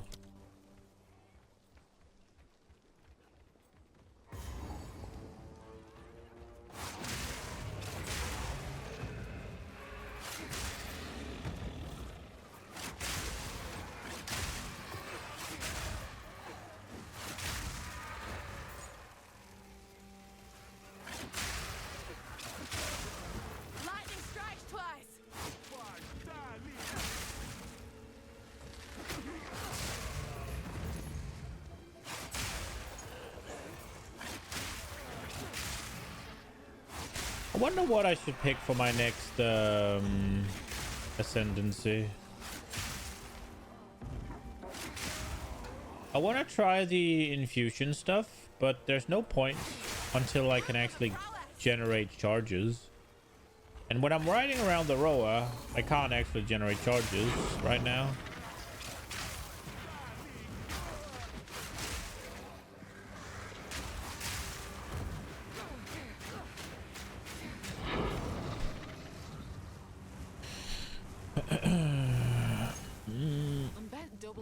Are you really? Oh, you are.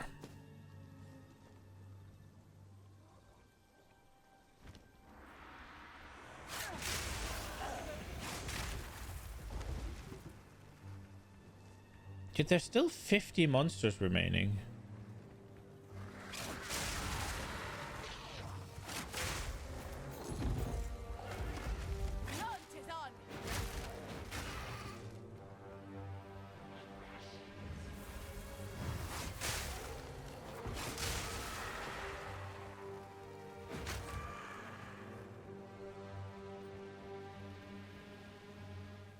It's probably not worth it, but I'm almost levels.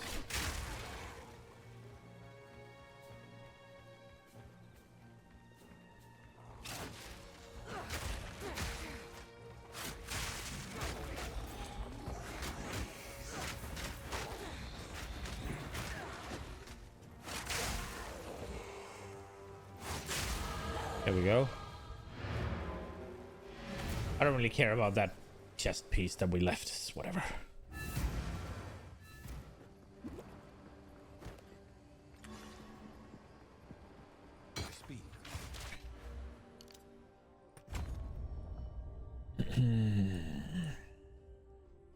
Should I get this maybe? It is pretty good, right?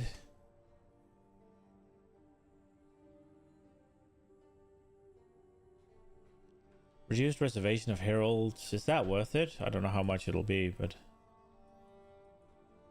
we could consider it.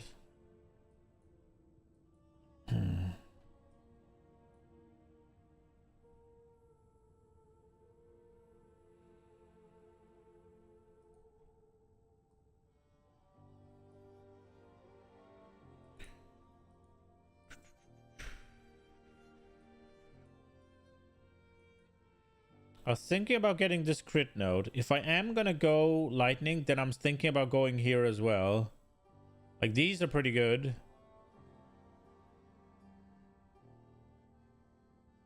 I don't know about this though. I mean, maybe. Can we get like a support thing to do lightning exposure maybe? Then we could go there.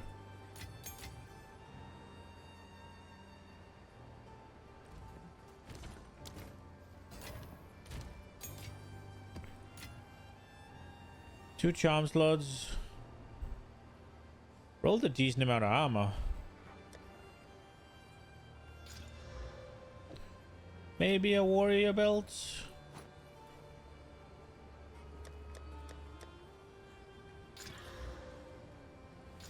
Cold resist with hybrid light. Ooh, okay, we'll look at this. This could get really good. I realize I can't wear it right now, but what did we get? We got reduced poison duration. That's that, but ooh. Okay. Either flat evasion energy shield would be perfect here, right? Oh, we got big percent. This is an upgrade. I don't think it's a small one either. What are we losing? We'll gain 36 life. We'll gain evasion. We'll gain energy shield. We'll lose fire resist, but we gain lightning and cold. We'll lose some life regen. We'll have to get rid of... Need to get 20 more int to do it, though. 20 int, bro. That is not a small task, is it?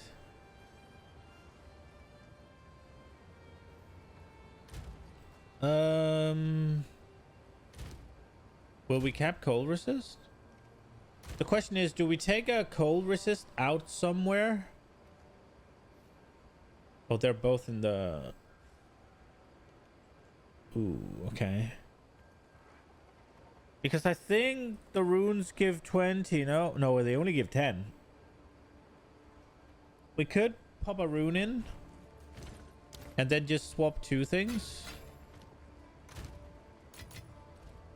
Or do we swap 4 fucking... How much damage are we gonna lose for swapping 4, I wonder? 16k? Just over? 16,100 and something?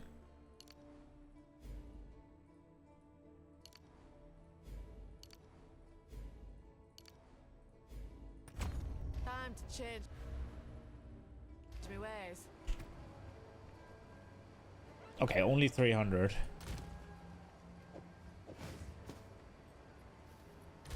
So where are we at right now? Fire is the lowest. I think we will quality this.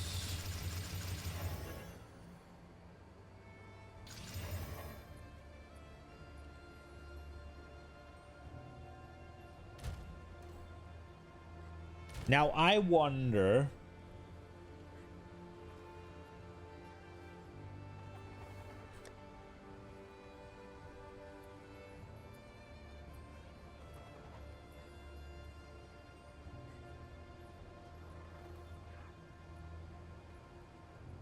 See, we could put int in there and then swap out of it a little bit.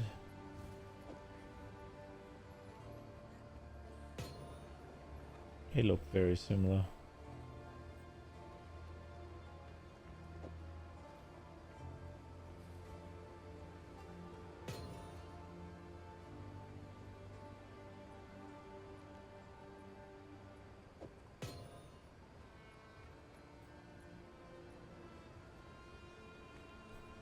I wonder if 25% increased armor evasion energy shield is going to be worth it on this one. If I had gotten flat, I definitely would have.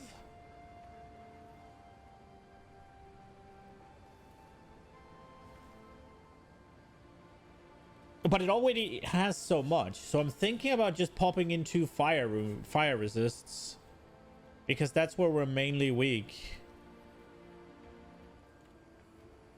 I can always swap, and I am starting to get more. I think we go fire. Do we have two? We only have one. Can we make two? We can make two, but that's all of our things.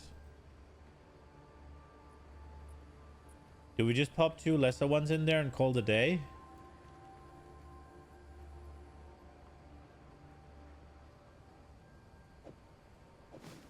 I think we do that for now. We'll keep a hold on this one. This is 108 int. Would that be an upgrade right now? It's a lot of rarity. I'd lose the crit. How much damage does this helmet represent for me? Not a lot.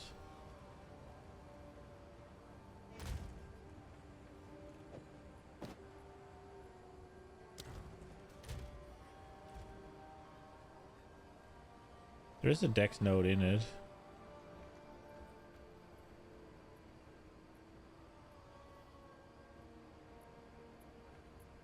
We could get one more thing on it. My last 5 int. Okay, that's okay. So 108. So I'd need another 4 turned into it. What is it? How much damage? 15.8. Do I even have 4 I can turn in? Yeah, I do.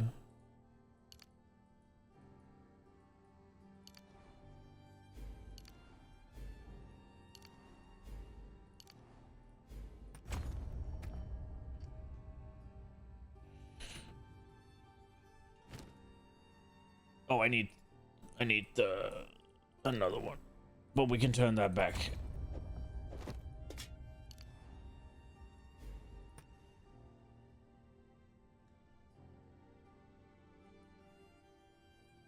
Try not to cock it up a second time. Okay, so I lost about 1,000 sheet damage. Not nothing for sure. But I should have gained a pretty significant amount of defense. I think. And I gained some rarity. What are we up to? 92. I was on 58 earlier, so...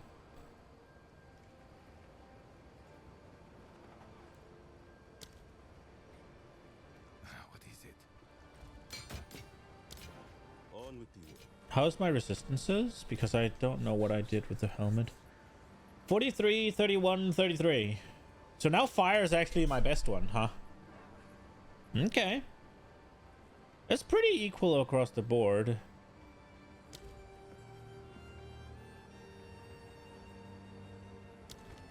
And we're on 2K live now.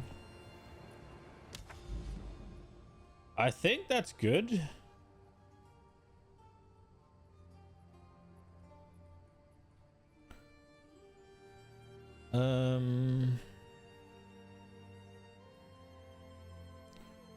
Yeah, let's go Hidden Grotto.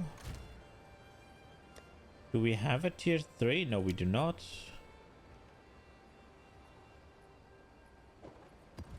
Let's just keep going.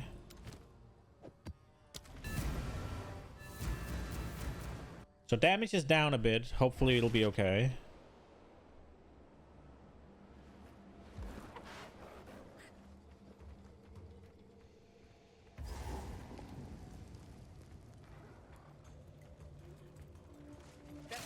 I wish they wouldn't have removed Grim Feast. I understand it was overpowered. But if they took away the doubling, it was still a nice sustain of energy shield to make you just go.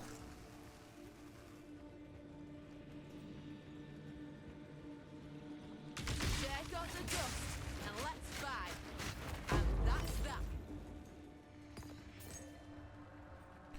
Seems like my damage is still okay.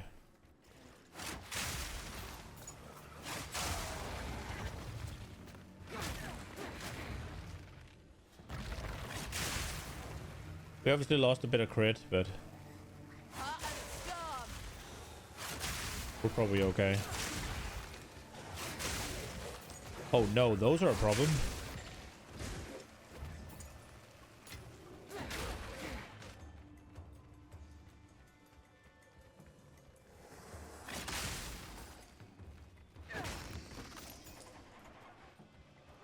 Is there only 3 rares in here? What the fuck? This is a tiny map. No, there's more. Oh, it's a huge map. It's not a tiny map. It's so massive that I can't see them. Okay, bro.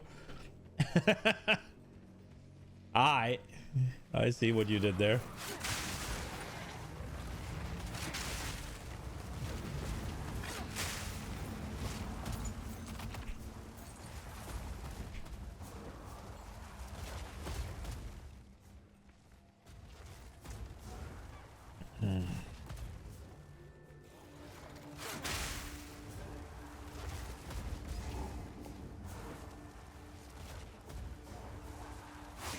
No. The hunt is on.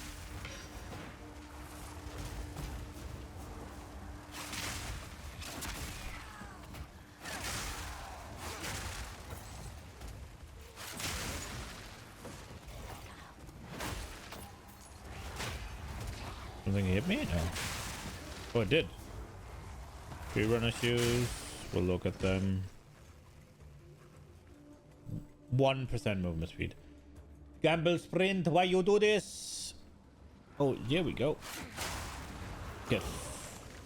What do we have? Clouds, elemental disturbance, slow you, lower your resistances, and enhance monster resistances. That's not good.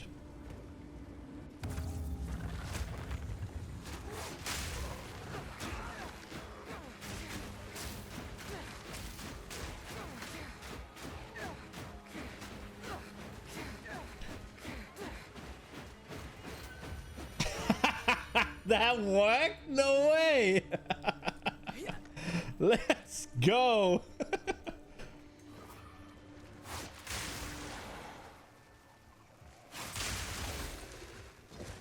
Ooh. So the shield monsters are really annoying because they counter me, but they're really good for re-rolling Gamble Sprint. Which also means they're not good if I want to keep the Gamble Sprint.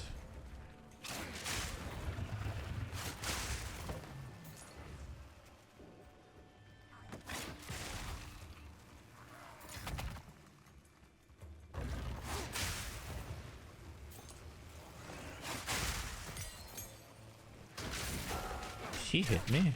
Oh, really? That didn't hit anything? Lightning strike twice.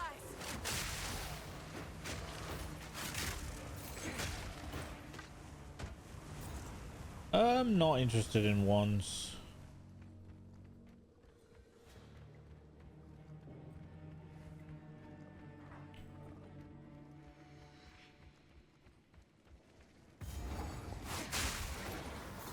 I really like this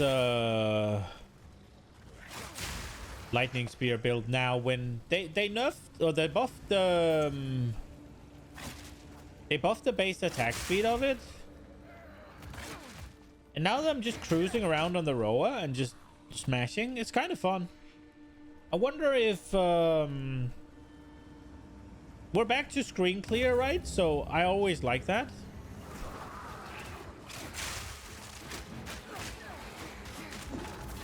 And it was my biggest problem in the leveling phase, is that it seemed like they took that away from everything. Now, obviously, I was being impatient. I guess I had a little bit of the new character impatience or whatever, right? Like,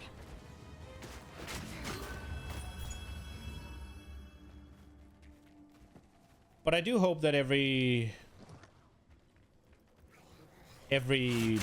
what's it called, weapon type has this available to them in some way or shape or form.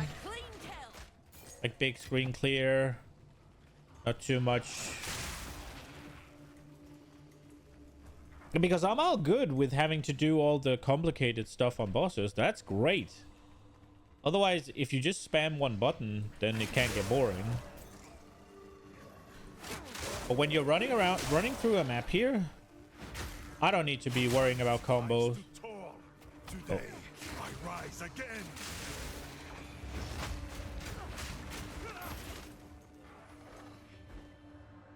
Okay.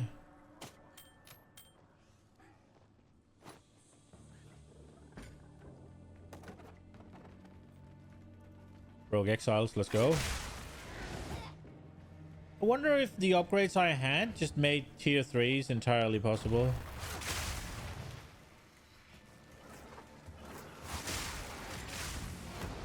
I don't have any tier 3s, so there's that, but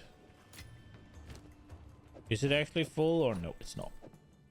It is just poorly managed.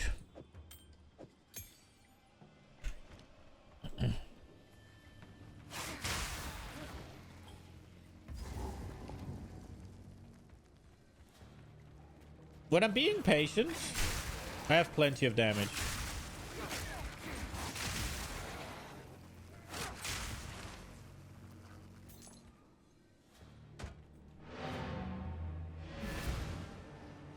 So all is good. We just need to sort the frenzy charges.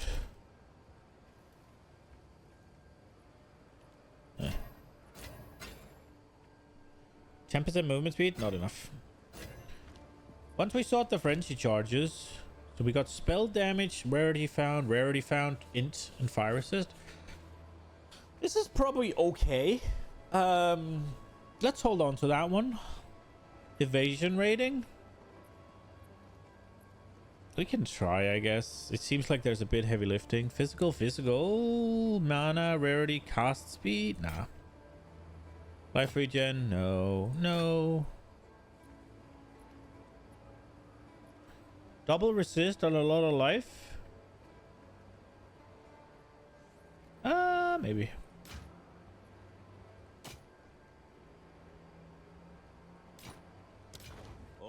So this one I was thinking maybe if we are gonna do the Lich. This one has a lot of heavy lifting to do, but we'll try, I guess. Leech has life, that's okay. We'll put it in here for now. I do think it's worth exalts when we get there, or at least one.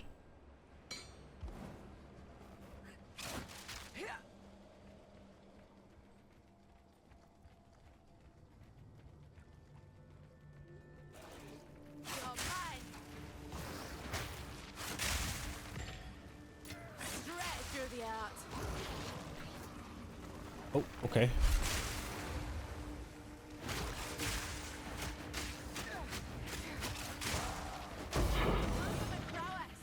There's an exalt.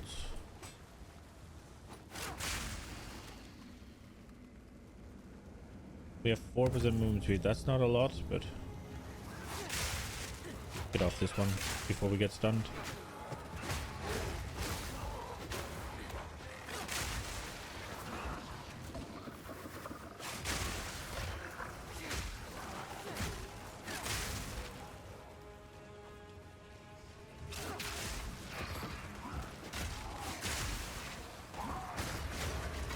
Oh!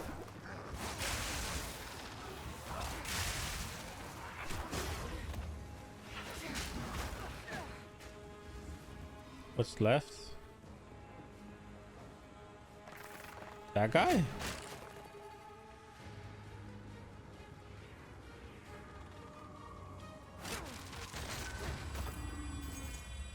Okay, got it. Okay, so there's the things we deferred. What is this one? Regal only adding suffixes. Yoink that. Oh, these two. Well, I guess we defer them again. 25% movement speed with stun threshold. I think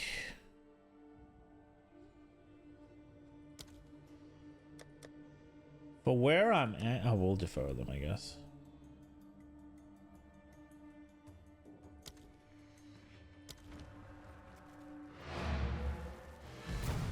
For where I'm at, I can't afford like two massive, what's it called, long shots with my exalts. But we definitely can do a little bit.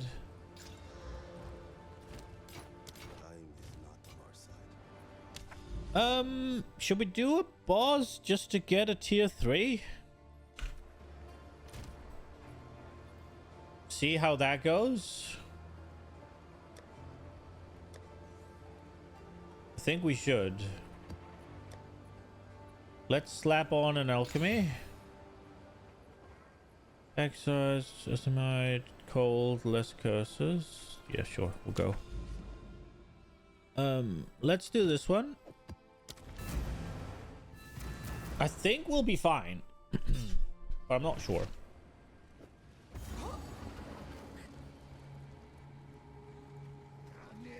Lightning strikes twice.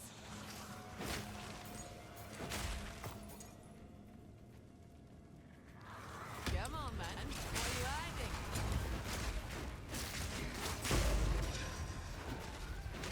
Cursed construction.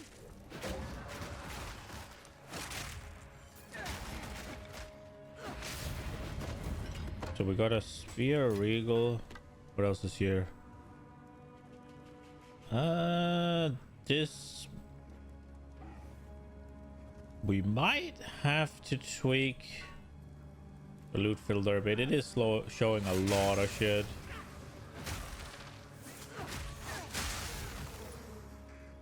Shit that I don't necessarily need. No. But then again, I don't know what I need. I don't, so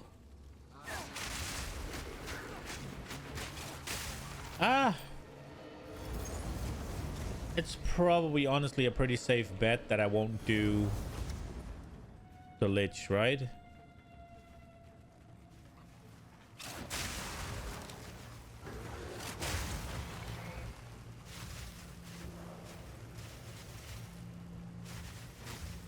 %. Let's go. But then again, I'm not entirely sure. I could get bitten, right? Like,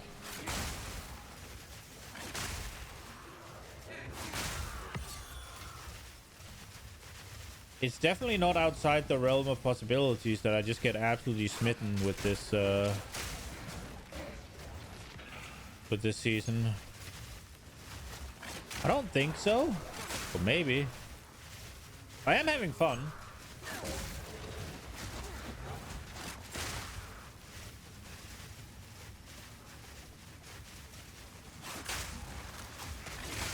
But there isn't that much new under the sun.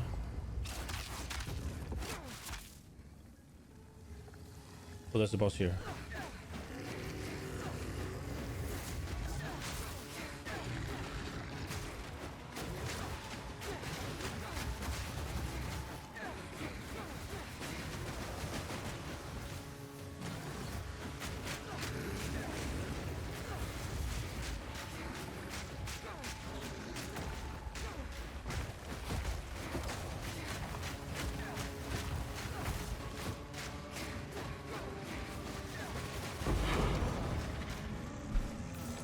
Get fucked. Overseer. Should we look at the massive spear?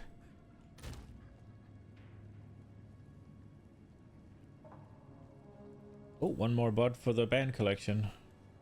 Yeet.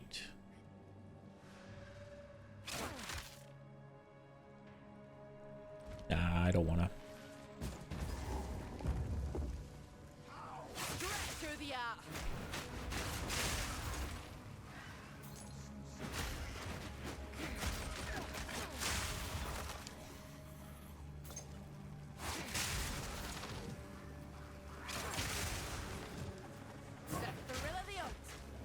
No, no, no!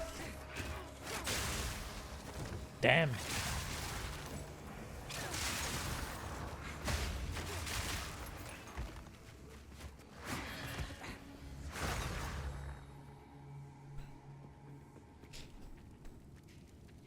God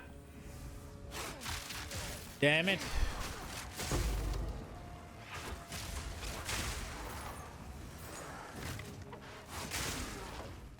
%3? 3.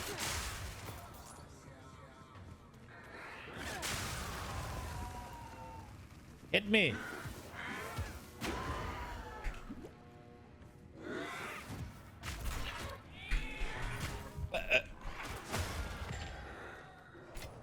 Why could I not execute it? I was spamming. When I saw 40, I started spamming execute and it just didn't do shit. Whee!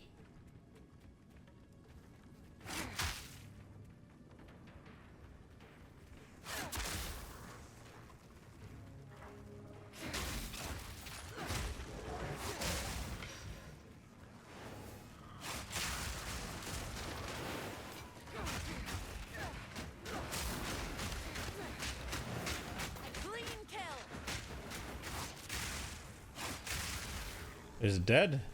Yeah.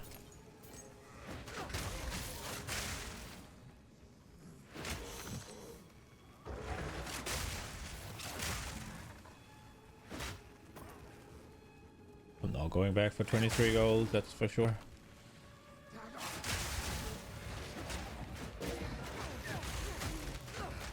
Straight through the art.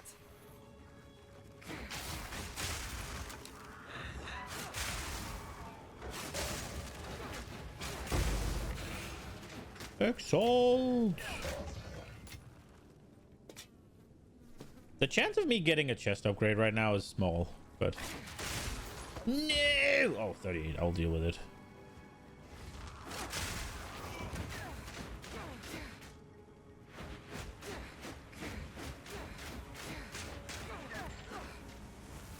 Yoink.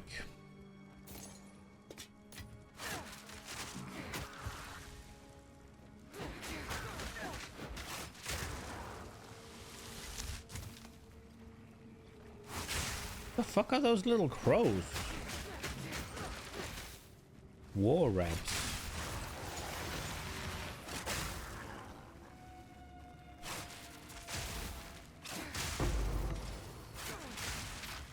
I'll take that. Where are you? Dude, this fucking spear throw has no business doing this much damage when it's free.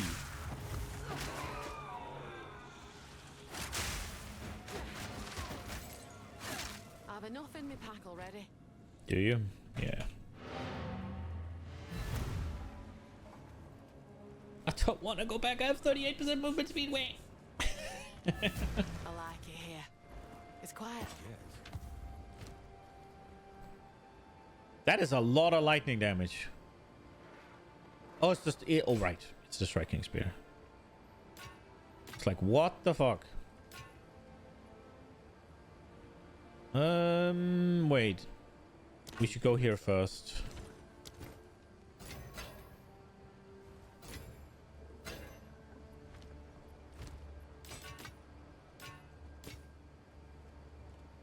Fuck all those. And we did get our tier 3 map, so now we can try to continue. I wonder if I'm gonna hit the wall where I don't get the guaranteed map soon, TM, or how this thing works. I guess it's making you play with more affixes, and that's how you get around it.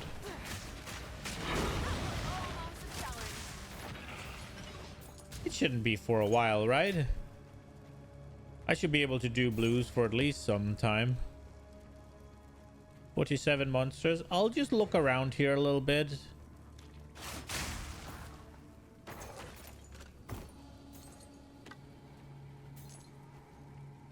I do have almost 100 rarity, right? So we could get lucky. Especially on blue mobs. We did get an exalt from blue mobs earlier. Owies.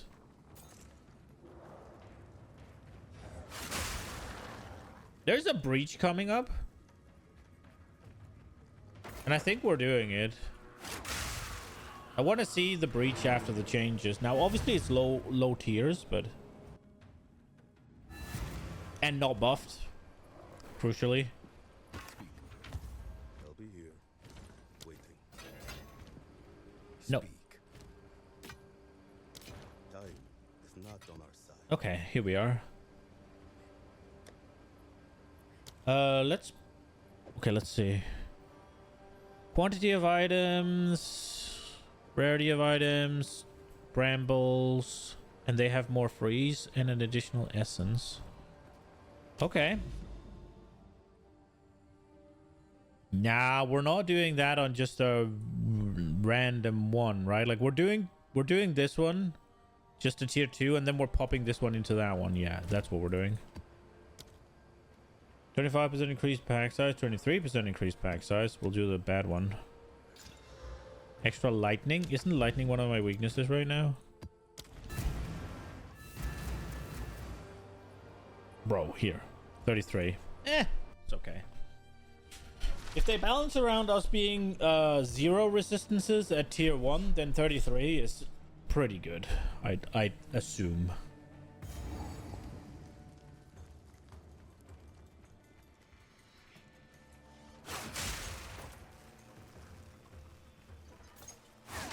No!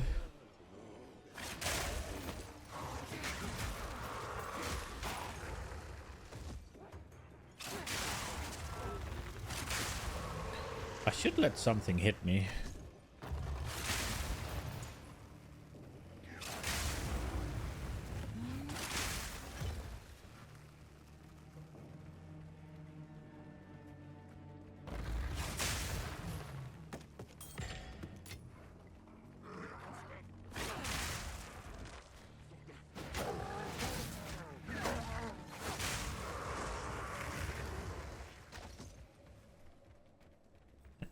Okay.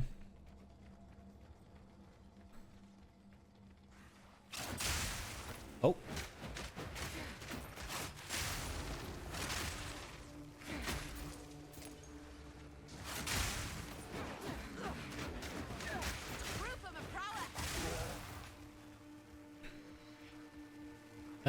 Spider? No, soldier. I was like, spider cures. What the fuck? No, soldier. Reed fence.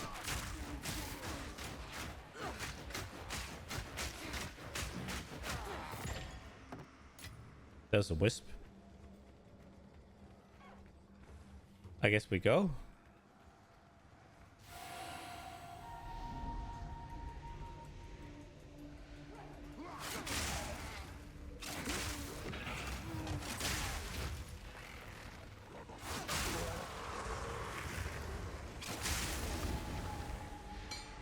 Lightning strikes twice.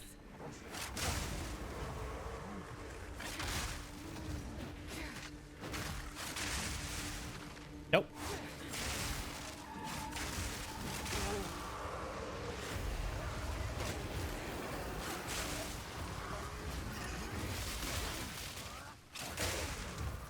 I murdered.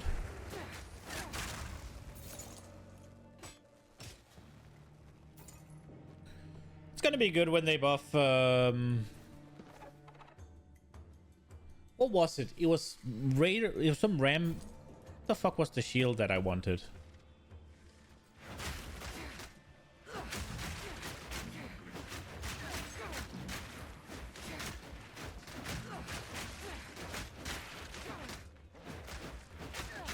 I completely forgot to look at it. Or look for it. Look after it. Look for it. Fucking danglish.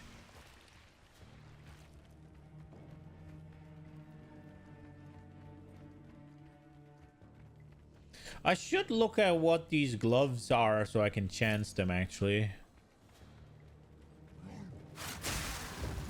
The thrill of the oaks.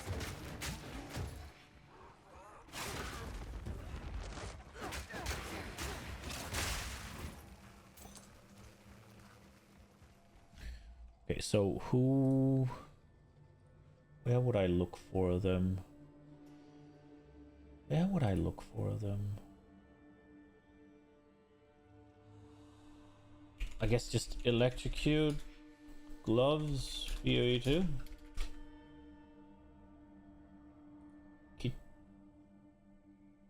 Kitoko's current.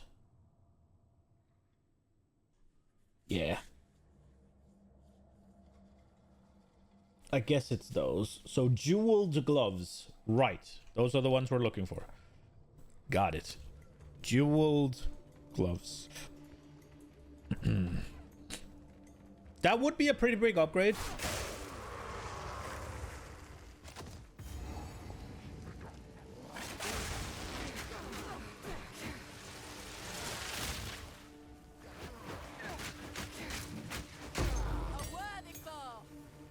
That would allow us to start using frenzy charges. And then we just need to find some spirits somewhere.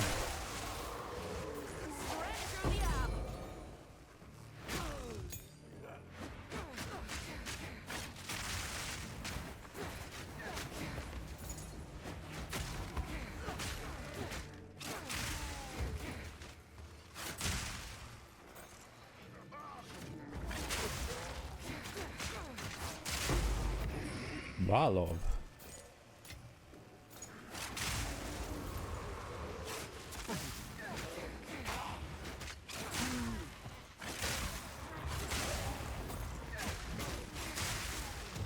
If we get those gloves, it would also make sense to ascend, which we probably can now, actually, now that I think about it. I got a decent bit more tanky. But there's no real point to doing it now, I don't think.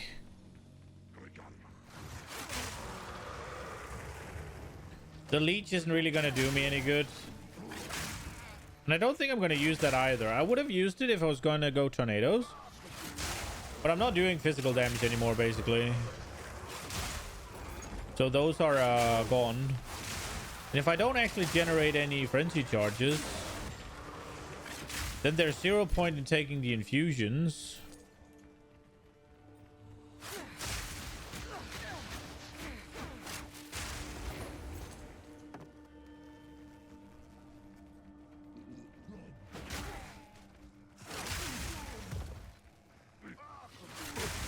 I wonder...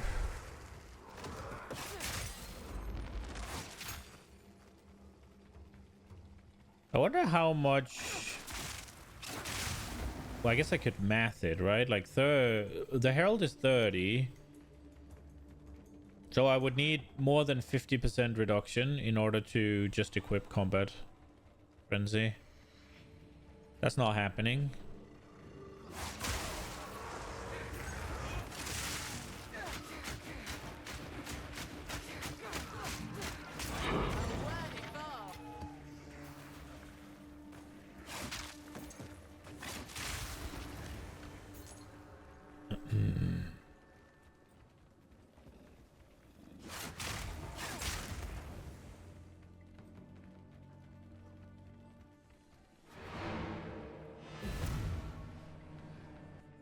You can't equip... A place to put my feet up.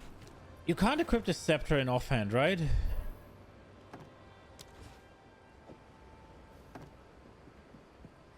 Can you? Or is this the int problem?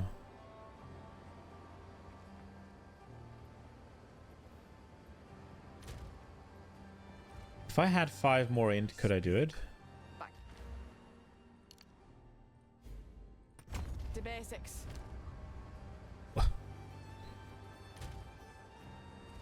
And more strength, I guess. Why the hell does it require strength?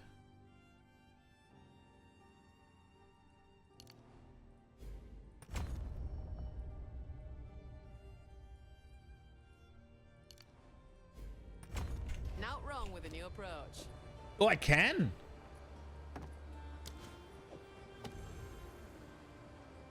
Oh, shit. Okay.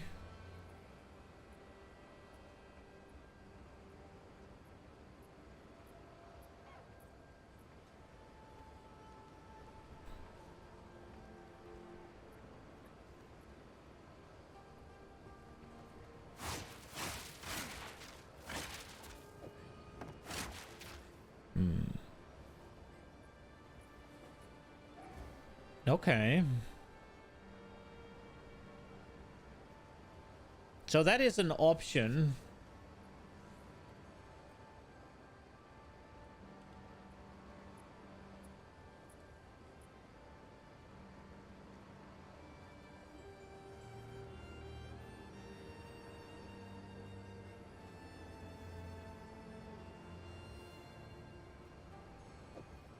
So I get discipline?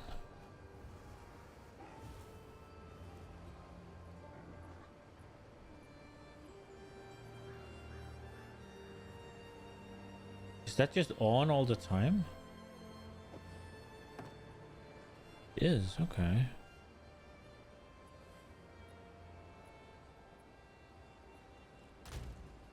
Okay, I'll put this in here.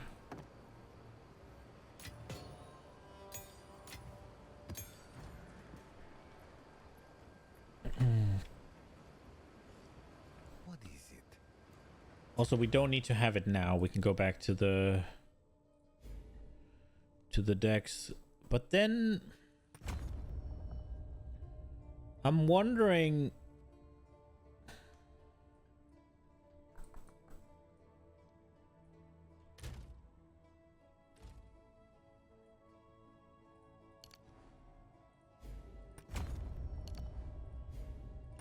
Time to change my ways.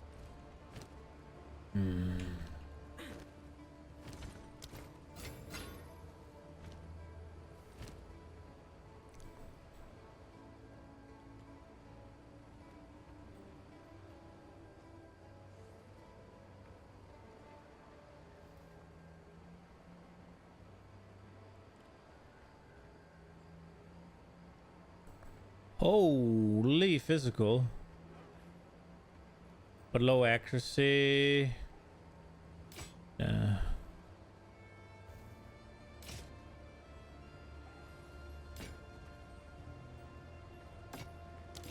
Until next time.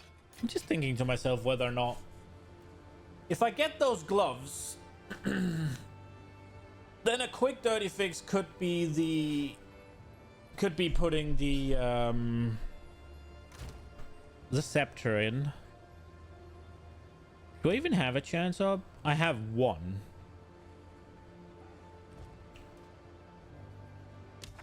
Okay, so not out of the realm of possibility, huh?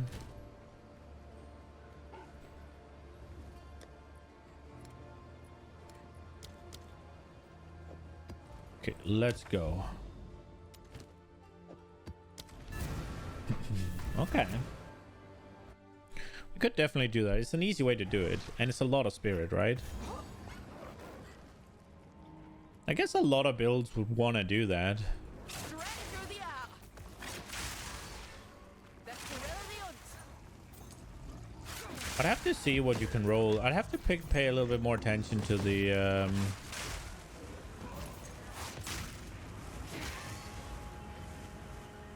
I'd have to pay a little bit more attention to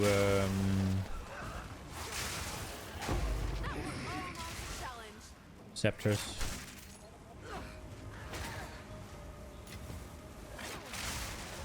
Be nice to see what you can get on them. The discipline one seems nice. It's just free energy shield, right? Like, why wouldn't you?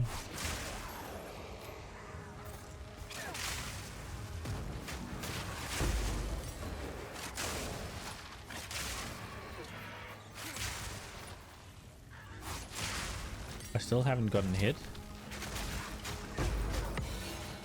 Oh, we got a gem cutter's prism. Now there's a nice surprise. I think that's the first I've seen drop this season.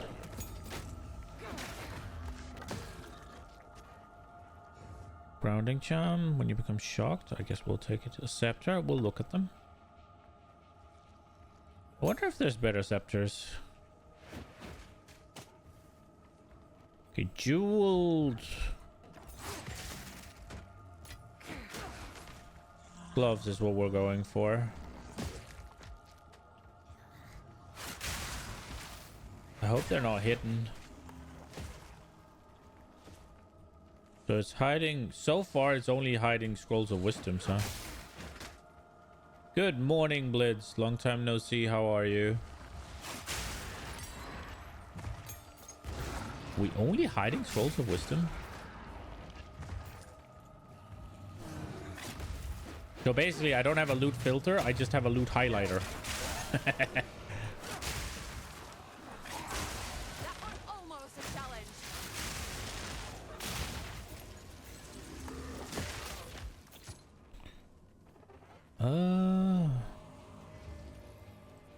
It does seem to be only the scrolls of wisdoms, actually. Wild. Bring it on. I let them hit me and I lost movement speed. Lightning strikes twice. Blade belt, yoink. Ember, guardian staff. Jeweled glove before we're... I lost again, bro. Come on, more movement speed. Hunter still? Yeah. We're up to the point now where things are actually playing like they should. I'm clearing the entire screen with one button. Oh, getting molested by things that blow up. I guess that was a good way to get our stun meter reset now that I've forgotten it. It wasn't very dangerous. No mobs around. Thank you, game. You just saved me a death, I think.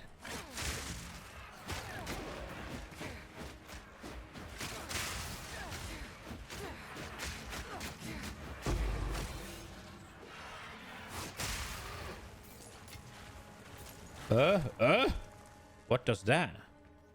Rogue Exile? No, that guy, okay. It looked like Molten Blast. Clean kill. Plated Buckler, interesting. Straight through the art. Looking forward to seeing what it does. Have enough in the pack already. Nah, we can fit it. Just need to move things around just a smidge.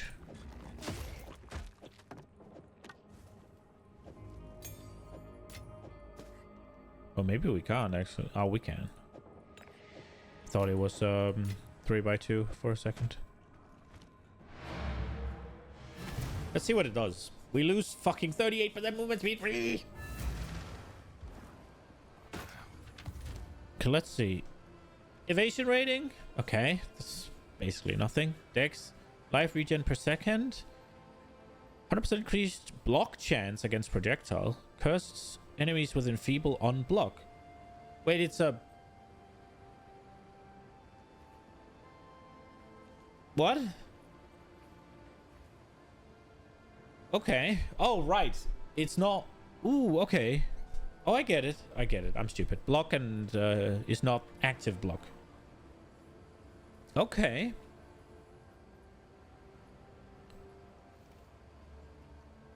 That seems okay. I don't think it's something you'd really use that often, but... Actually, why would you use it?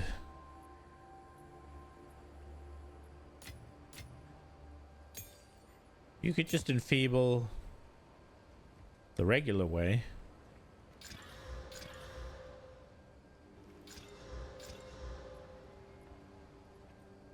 %5 increased max life with all attributes. And critical hit chance?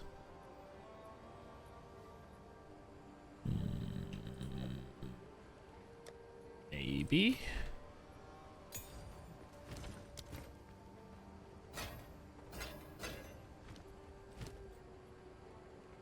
Oh, 34% increased spirit. That would be the reason I used it. Allies in your presence. 14% increased crit chance. I mean, it's better than this, right? Yeah.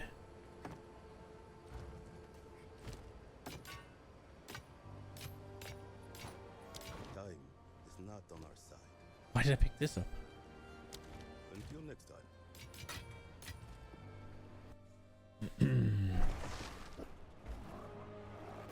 Ready for confetti, yo. What's up? I should let something hit me, but I don't really want to. Oh, breach!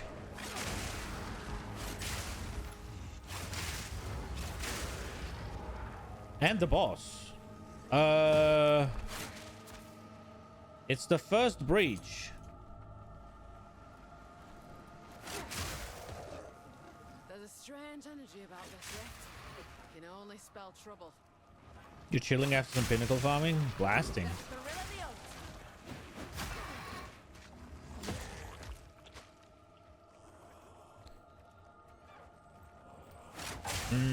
Movement speed is pretty important, right? Can you hit me, please?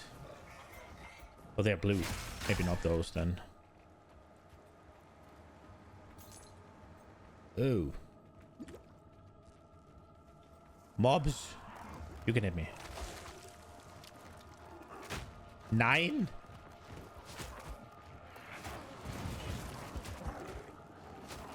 $35. We'll go with that. Let's go.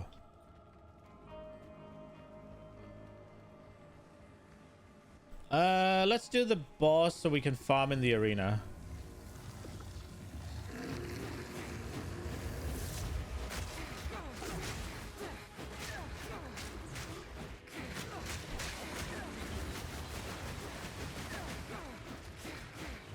Wonder if I can just outrun the boulder.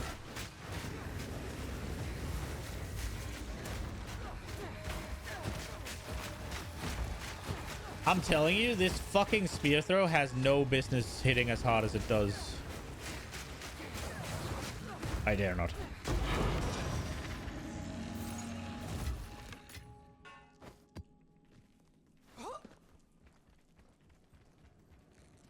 Breach.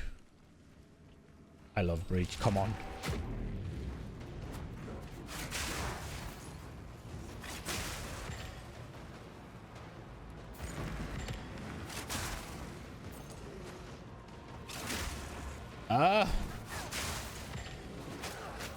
The density has changed a bit, huh? Maybe it's because it's a low tier, I hope. A low waste zone.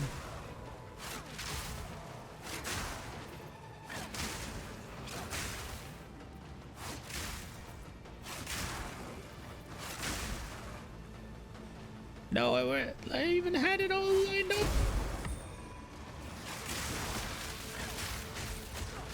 No. That was almost a challenge. No fiend will pass through these rifts as long as I'm about. As long as I'm about. Oh well.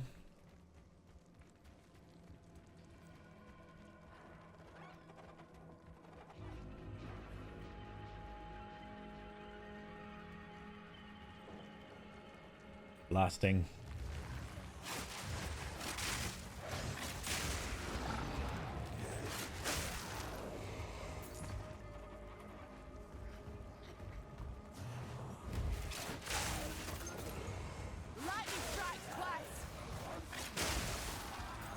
Massive spear.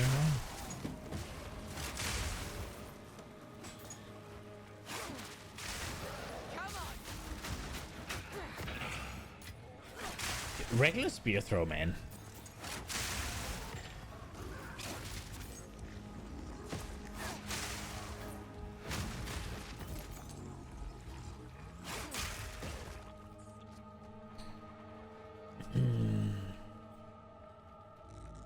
Was that the last guy?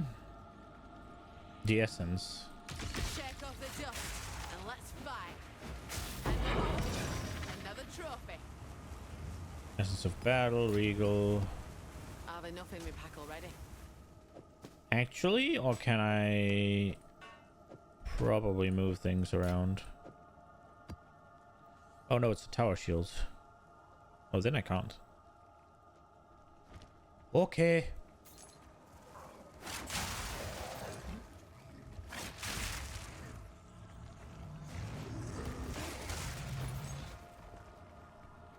Can I be bothered going back in for a regal frag? I guess it is a tower shield. I do have the freaking Smith of Kitava lying around. you encountered was a weakness in the walls of reality. I am not a member of the cult of Purple Flame, but I am aware of their beliefs.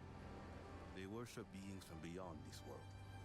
These creatures may seek to use our vulnerability to enter Eglast. If you find and collect residual splinters of breach energy, I will study them and learn what I can about this threat. Suppose traveling to another realm's no stranger than traveling to... Suppose traveling to another realm's no stranger than travel through time. Fair point. Oh crap! I didn't talk to Doriani.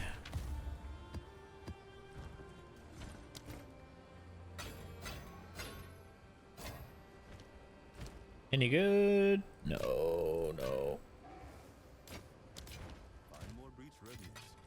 I guess we should check if she has the gloves that I want.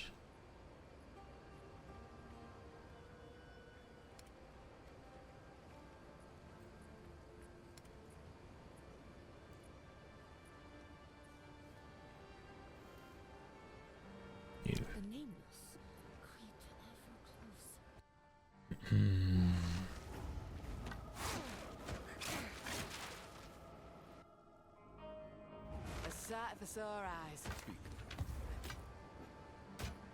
That's a lot of armor. Time is not on our side.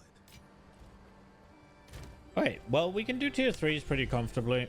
The question is, should we just do them then? Can we sustain them? Probably, right? If I don't die, it's fine. I should save bosses for when I'm ready to move up, right?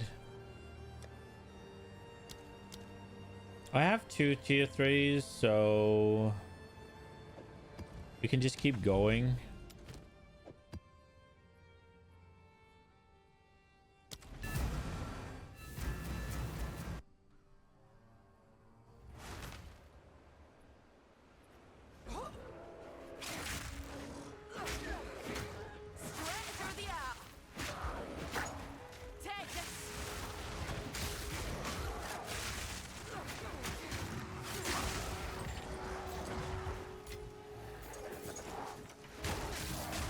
Guess the energy shield is a loss.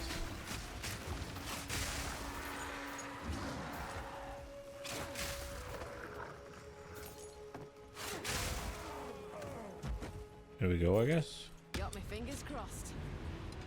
We'll cast Chaos Barrage.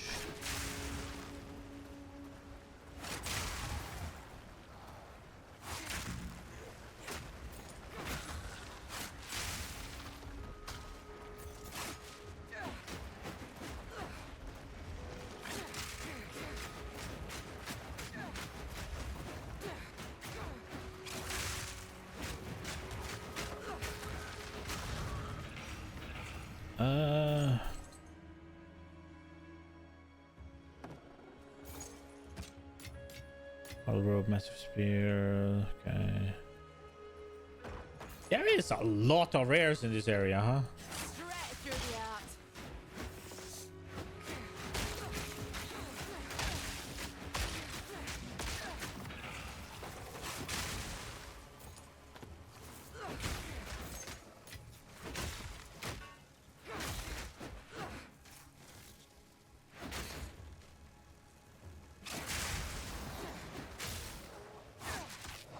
No! Come on. That was almost a challenge.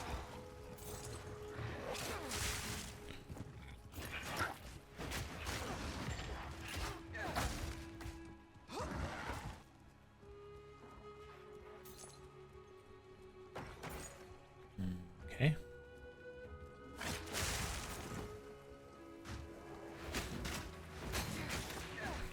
So I guess our damage is just about good enough for tier 4s.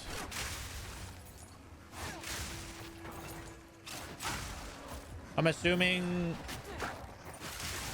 tier 3s with 25% extra HP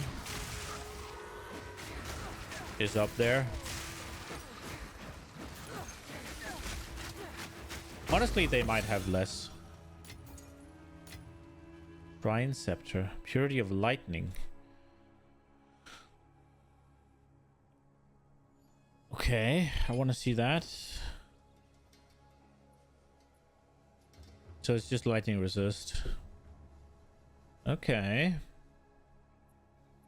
I don't know if I'm gonna take it back. I do want to see what... Like, I haven't paid any attention to... what's it called, scepters at all last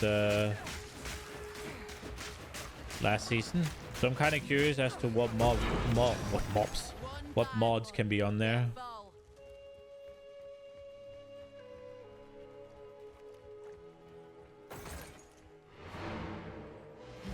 I'm thinking I go with the discipline aura one,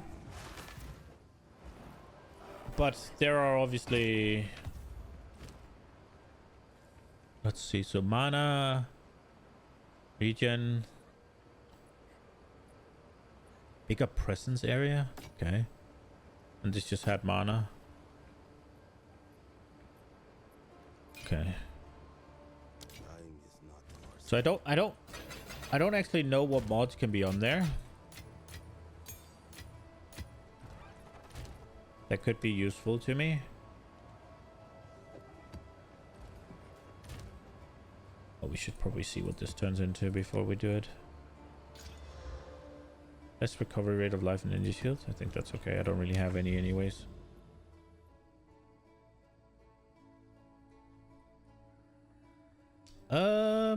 Let's just continue. I wonder if I should be able to see the next Nexus or whatever.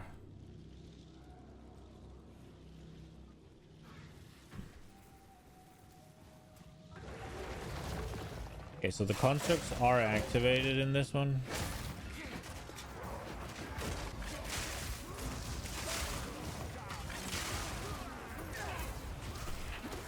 Am I dead already? Holy shit. Jeez.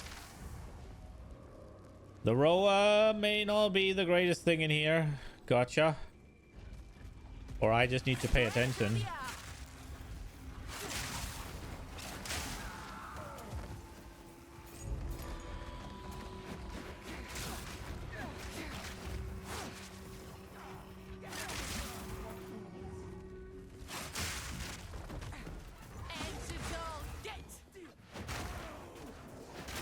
All Halcom Spear. Doesn't really look like anything special. I think we'll take this one on foot so I don't get heavy stunned again. Although I guess I do get light stunned then.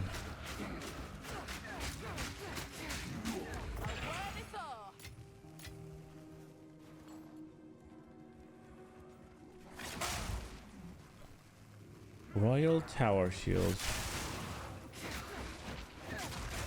Wasn't it something Rampage or something?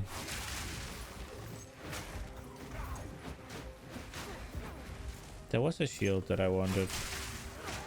Or I was told I should look at. I don't remember what base it was. Oh my god!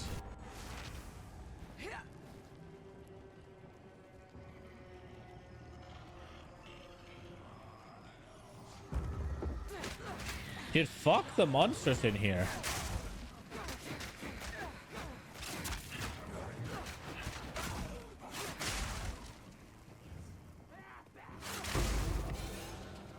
Ought to come in handy.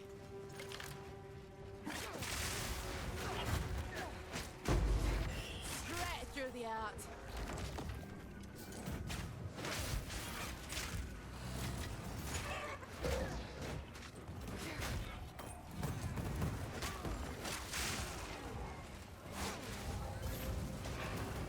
What the hell?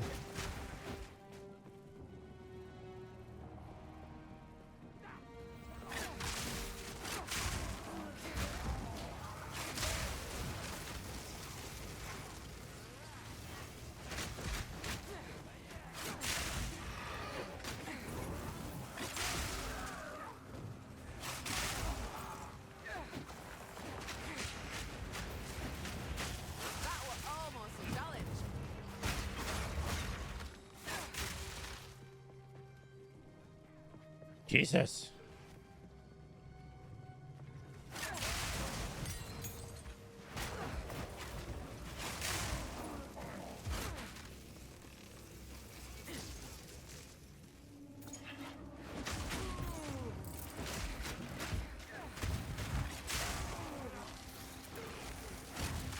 Bloody fossil.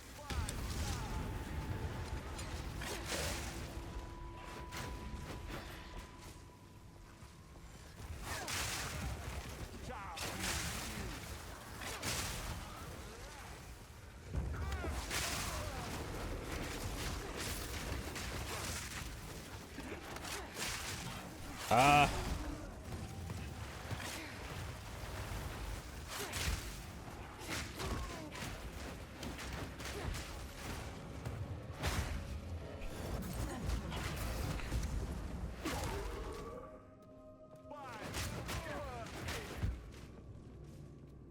Did we get the...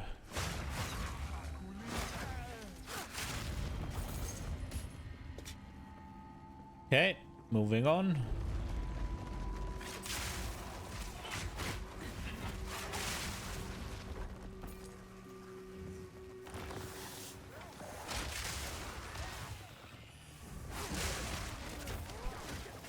Lightning strikes twice.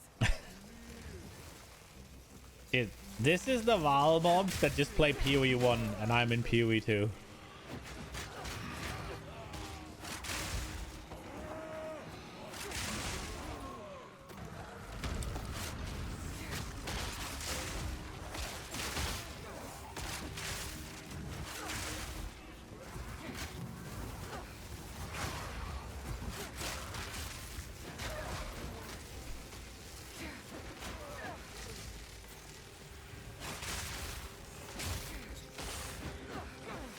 What? It just goes invisible and then explodes corpses?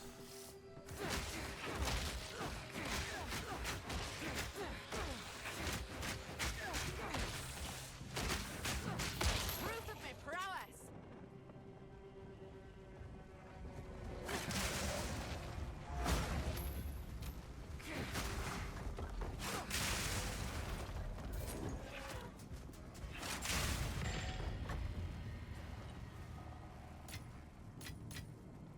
I should not be on this thing. I have yet to learn, I guess.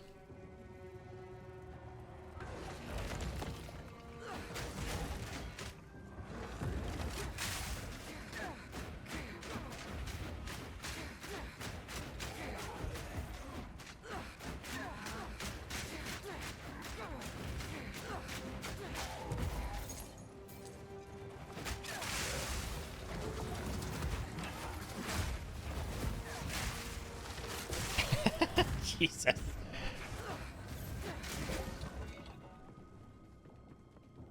We did it.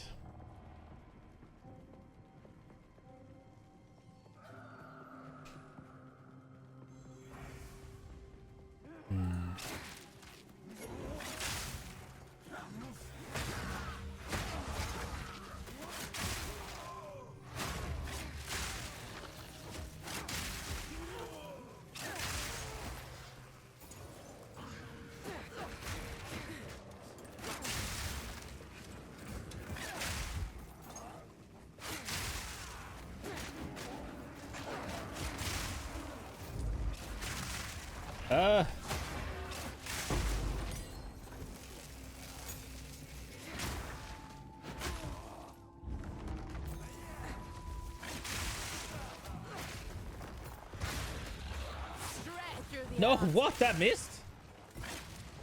What? That as well?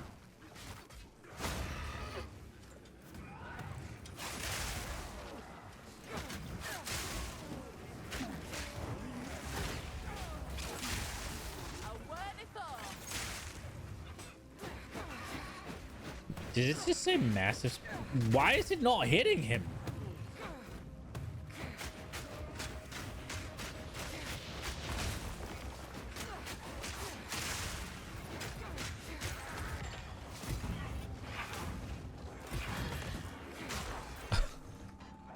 The fucking roller just took cannon shots to the face.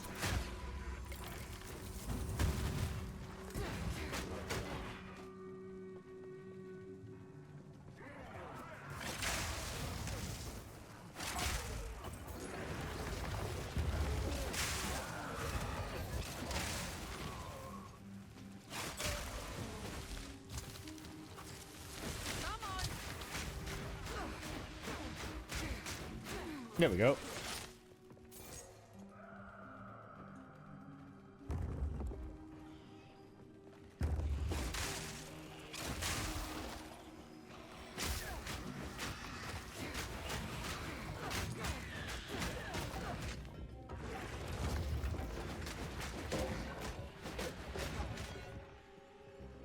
Coming through.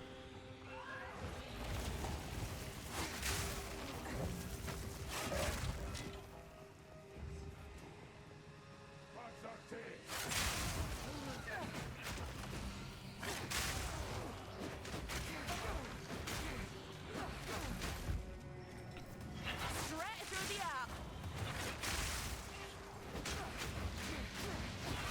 A clean kill. Oh my god, I hate these fucking ghost mobs.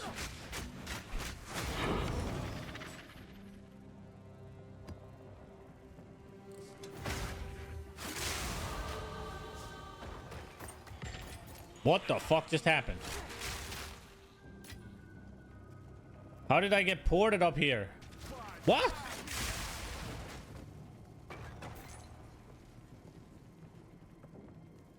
No more whirlwind? No, we're just doing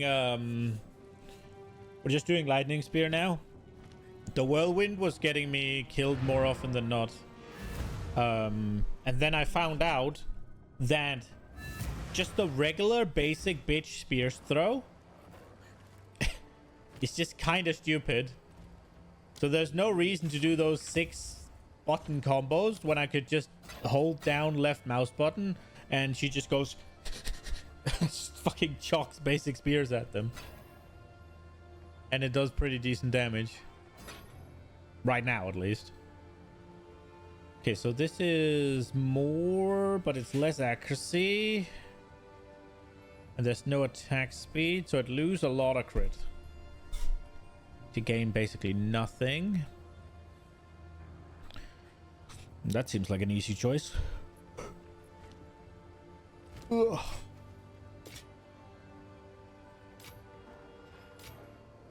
On with the work. Less is more. I mean, when it was for bosses and such, I think I would have preferred to stick with what's it called? The twister stuff, but it was just kind of one. It does require me to do 2 weapons eventually, and 2, it didn't really work on just rares. Because often they were out in open, and then you're like,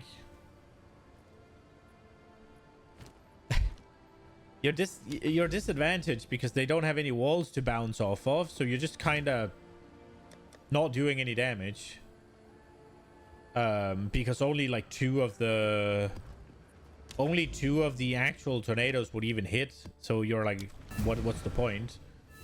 And also, doing that 6 setup combo, not the best.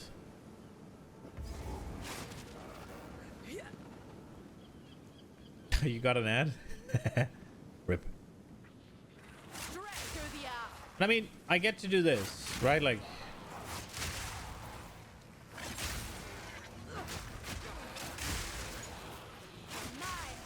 and it's only gonna get better, right? Like, I'm lacking frenzy charge gen right now.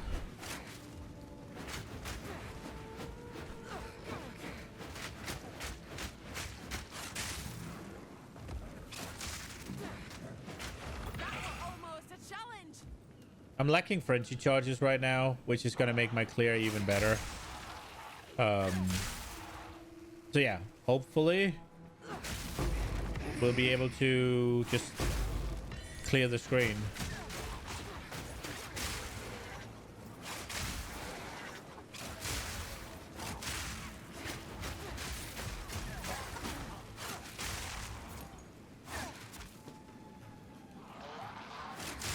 And this is how it plays most of the time.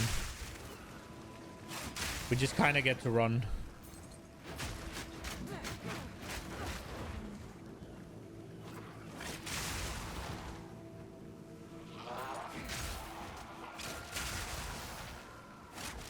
I missed.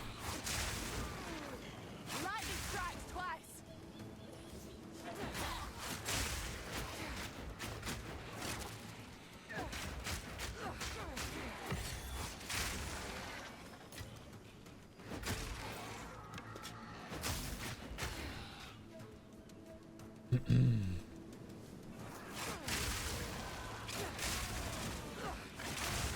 Yeah, it's doing quite all right.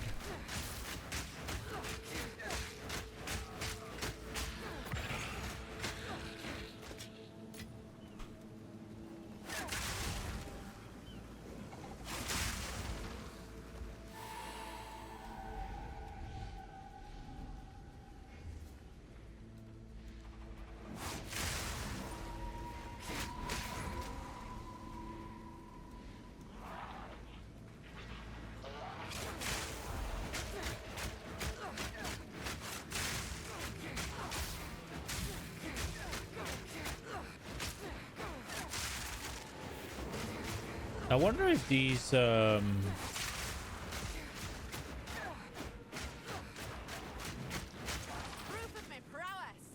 wonder if these wisps are going to be worth it after the patch.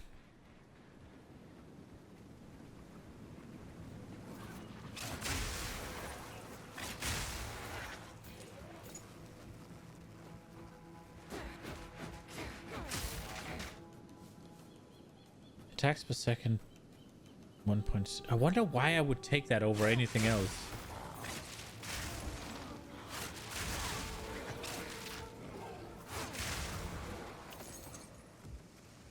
Straight through the heart.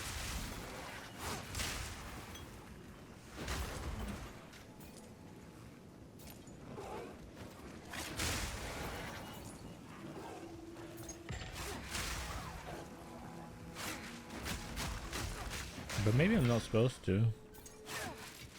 Maybe that is just the starter spear.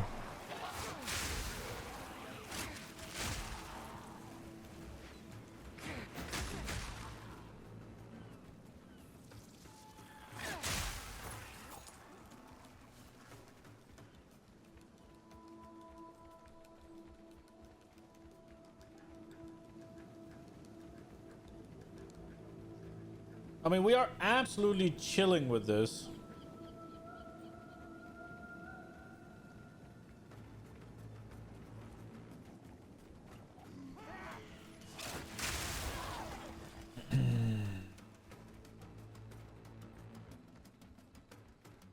I am looking forward to getting it to the next level.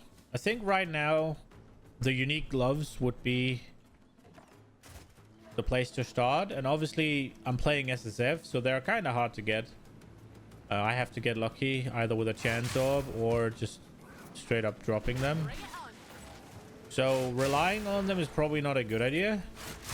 If it takes too long, then we will just whatever comes first. What's it called, the gloves or a jeweler orb. We could just put electrocute in the what's it called,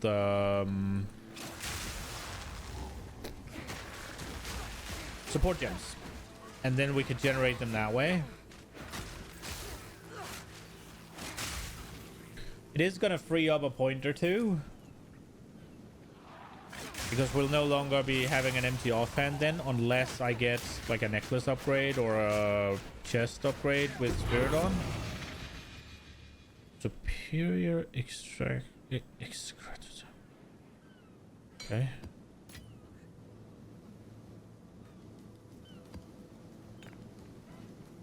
Let's see, there's still monsters left, so let's just kill them.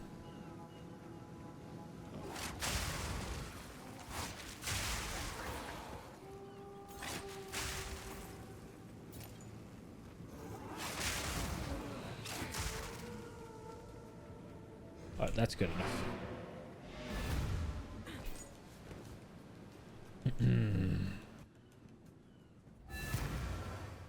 I mean, the clear is pretty okay.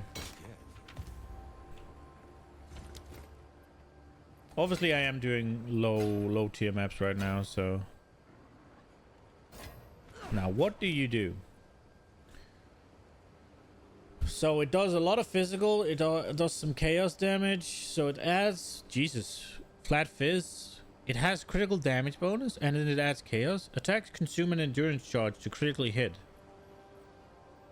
Take 100 chaos damage per second per endurance charge. Nebulok.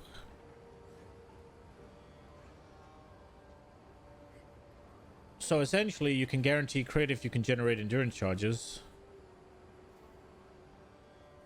But you obviously take chaos damage per second when you have one.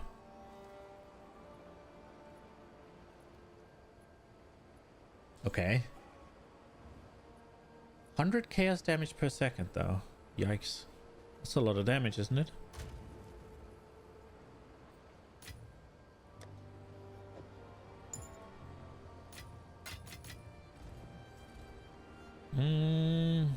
Life and energy shield with fire resist.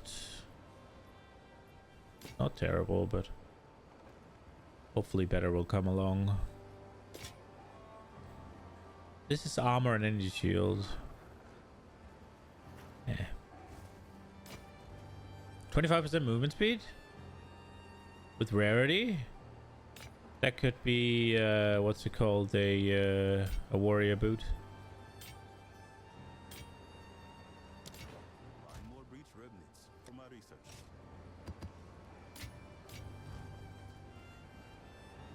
Okay. I should get myself some food. We're skipping the tower. Can I see corruption in the fog, or am I just kind of cooked? Oh, there.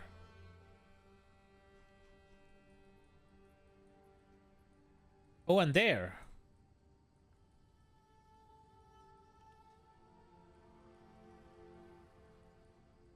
Wait, so let me just... Can I bookmark things? Corruption.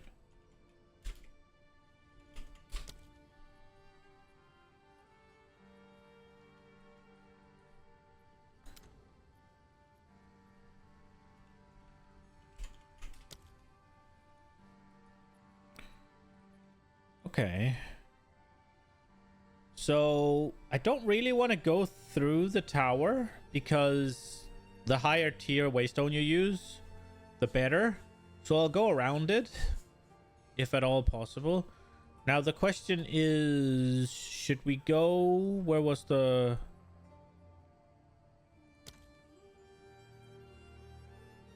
Should we go up here and then to the left? That's a long way. No, we'll go this way. We'll just go around. We'll do this, then go down here, and then I guess go down further and go around. I don't know what that is. It's fine. We have to do maps. Nah, probably go this way. This is faster, right? Oh, bot, die. Die, little bot. Yeah, we'll go this way. We'll start here, and then we'll see what we do. But I have to go get food done. Now, I saw there was an interview that we didn't see while I was gone. It's a bit long. It's about an hour. So I think we'll watch that.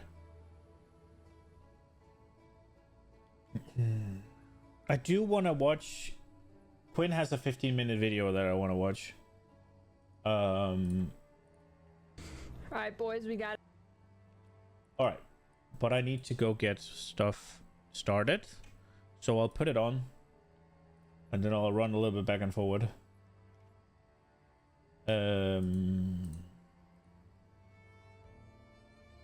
This trend in ARPGs needs to stop. Yeah, there we go. Boom.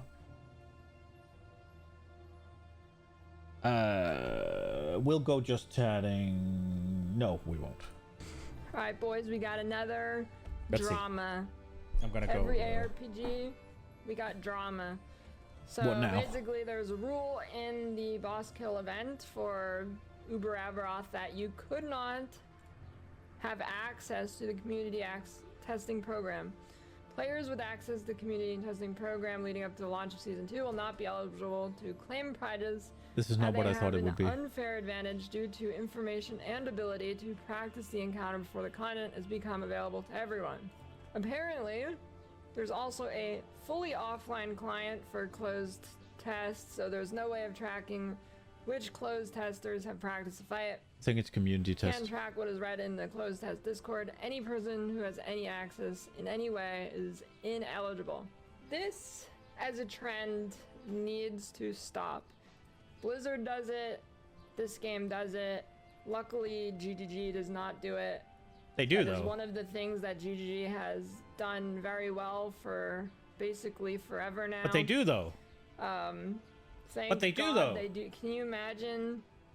What? Every single There's plenty of people who got to play PoE2 before it. It's so dog shit. It's so dog shit. They do that. And it's like some cheap engagement. No, but they do that.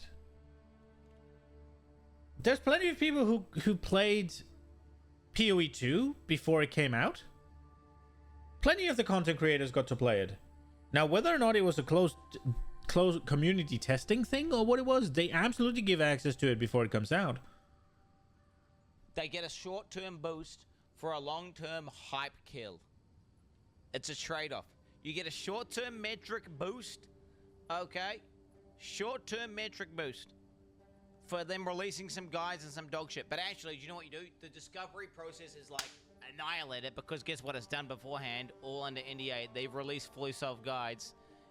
It's nowhere near as interesting because people aren't out there like discovering the builds in real time. They aren't discovering the new content. They ain't discovering, which is one of these things.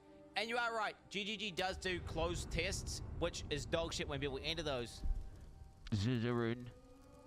Called it. You, the competitors nowadays. I'm gonna go get my eggs done. Enter the closed betas, right? Because I remember wasn't there drama with you specifically? Says, weren't you in a closed test before a race, and then there was like drama because you knew some shit, which people were pissed off about. I remember that actually. I recall that seeing a situation.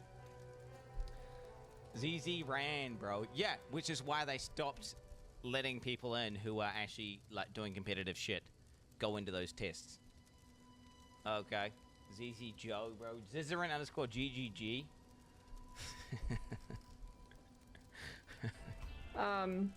Yeah, so why is it bad? The game is solved weeks before it's released. You can go on, it was like literally 3 days before this update on Last Epoch was released. And you know what? There was full tier lists already. There was already full tier lists. The game was solved. It's dog shit. We knew what shit. the best build was. We know what the worst build is. It's dumb and stupid. A lot of people... Now, PoE2 had... I mean, it's always kind of been here, but PoE2 has really brought a curse upon all ARPGs that will last for generations. God help our children. It has brought this horde of man-children who never progress past the age of 7 that lack any concept of empathy or putting themselves in someone else's shoes. A lot of you probably don't care about this, but a lot of people do care about being able to find builds and seeing how it compares to other people and what they come up with. People enjoy games in different ways. May this serve as your lesson, and maybe now you won't have 4 ex-wives, and people will like you.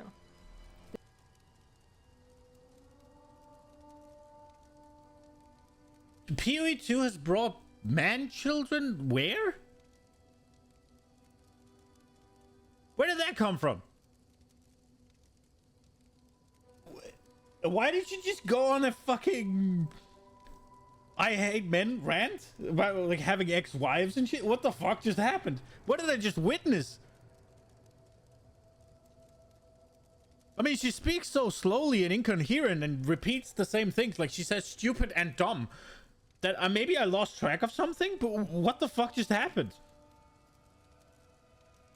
What? This basic human ability this is your chance to start. Wait, what is she saying? I'm so confused. I've listened to everything she's saying. I'm confused what she's Oh, saying. it's not me. It's not just me. What? What is she saying? Is she drunk? She sounds drunk. Well, I don't understand. Wait, maybe we'll continue. I don't understand what I she's saw on it in about. the chat. Somebody just I'm said gonna be she's honest, drunk. I've been listening, but Start again. So with that note, What I will say though, I'm not super pleased with Quinn having the exact same thought as me. That makes me feel stupid. I don't like that I say something and seconds later Quinn says the same thing. It makes me feel very dumb. Oh, oops. yes, you might not care, and I've seen a lot of this, but this is a What I will say though, what she's saying is the game is solved. There's guides, there's tier lists and all that. And a lot of people like discovering shit. Do you know what? Do you know what you can do? Don't fucking look at it. Don't be terminally online. Problem solved. There you go. If you don't want to know this, don't go fucking searching for it. It's not plastered in your face. Just don't go looking for it, and you won't have the problem. It's because you have this fucking innate just grinding thing that you need to be optimized. You need to be efficient. So you go look it out for yourself.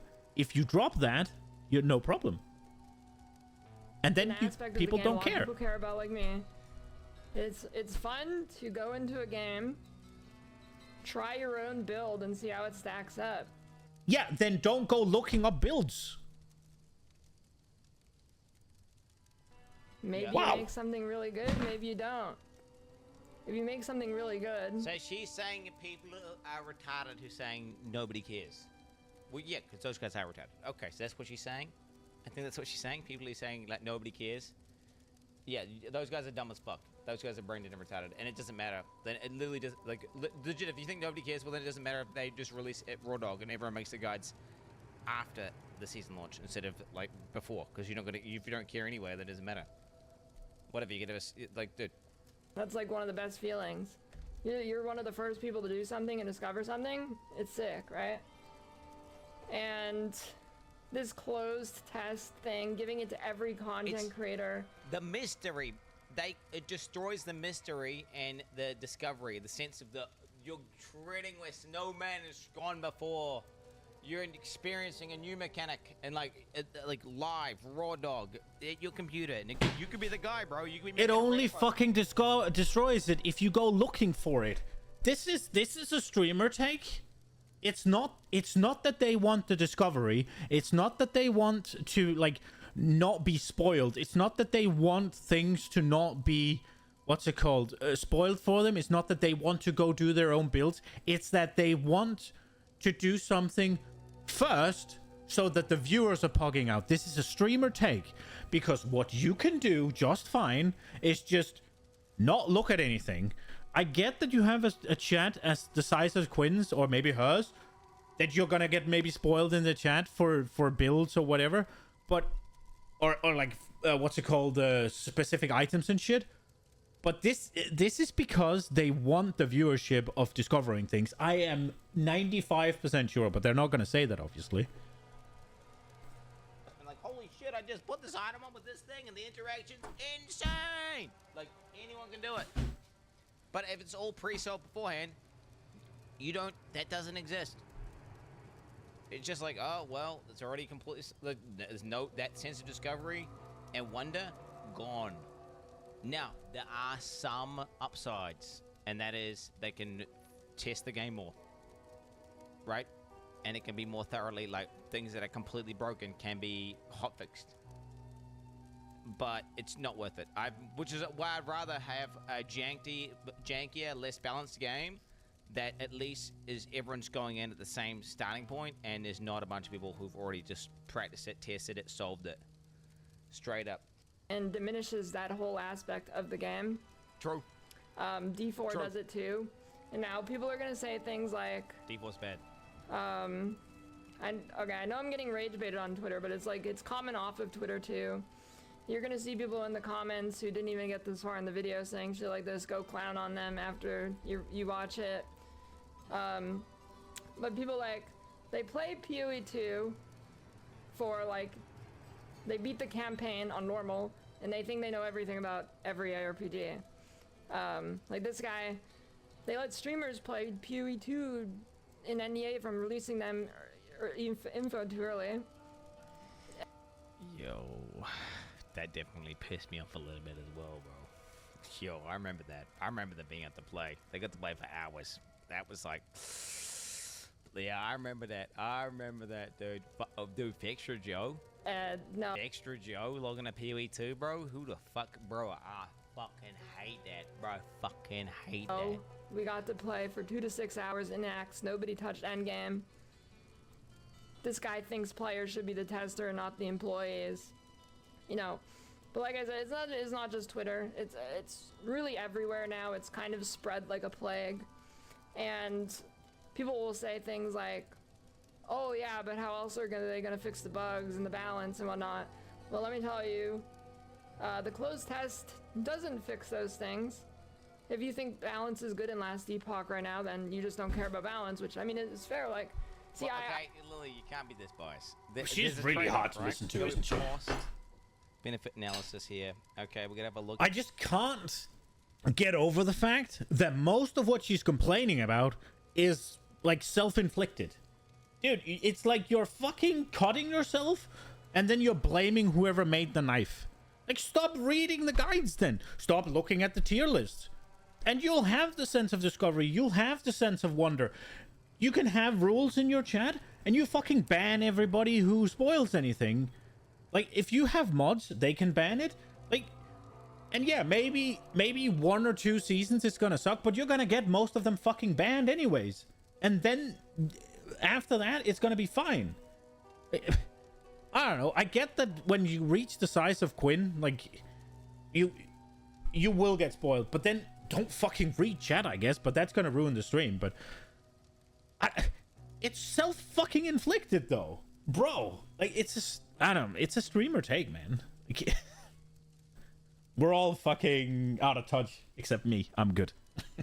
And there's obviously upsides to having a bunch of bozos test it, and versus having less people test it. The more people test it, right? The more people test it, the more egregious broken shit will get discovered, and the earlier they can act upon these and fix it, right? Okay. Now, you totally ruined the discovery, the mystery, the not knowing. Obviously, to us, people who like making builds, this is bad and nowhere near worth like the small balancing changes that you're getting. But there is a slight upside, right? There's no doubt. It's just the downside is so fucking gapingly huge that it's insane to me that they actually do it, which I agree. It is, but there is a slight benefit. There is logic behind doing, you know, closed testing, getting a bunch of super triad sweaty guys coming in, trying to break and abuse everything, so then they can be like, oh wow, we didn't see that. 100%. But it's there are technically pros and cons in both ways. It's just from my point of view, and I think from most people's point of view, it's way cooler if everyone goes in knowing fuck all, because then anything can happen. Even if it does mean maybe like 1 or 2 more stupid things slip through the cracks. I understand. I get it. It is cooler, everybody going in not knowing anything. I get that. It is. But at the same time, the only one ruining your experience is yourself. Like, well, for Quinn it's chat as well, right? I need to keep that in mind. And obviously I wouldn't discover, like, the gloves were told to me in chat, right? So I wouldn't discover those on my own, right?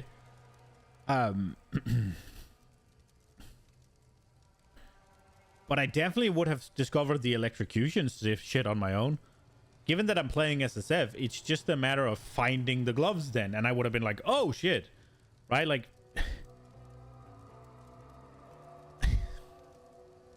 so I get it. I do get it that you want to figure things out yourself. But the whole like, oh, we already know which builds are the best, is because you go look for it. Like, I don't have much sympathy for it. I forgot something to drink. You got to be able to understand the people who do care about balance, right? And balance is in a terrible, terrible spot in this game. And a PTR has never fixed that.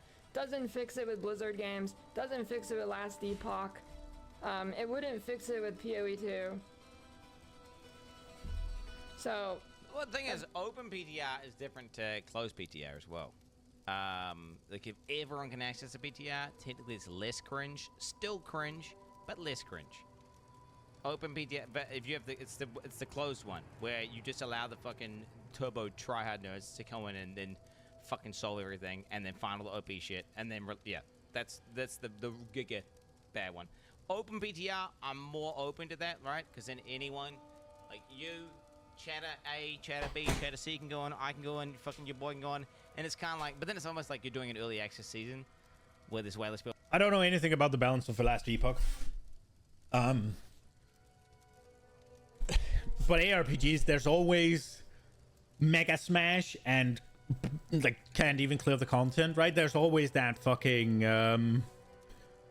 there's always that spectrum, right? Like there's always gonna be the broken shit, there's always gonna be the underpowered shit. And it's saying that the PTR doesn't fix that, it's kind of a take, right? Because absolutely the PTR catches outliers. It, for Blizzard at least, it has.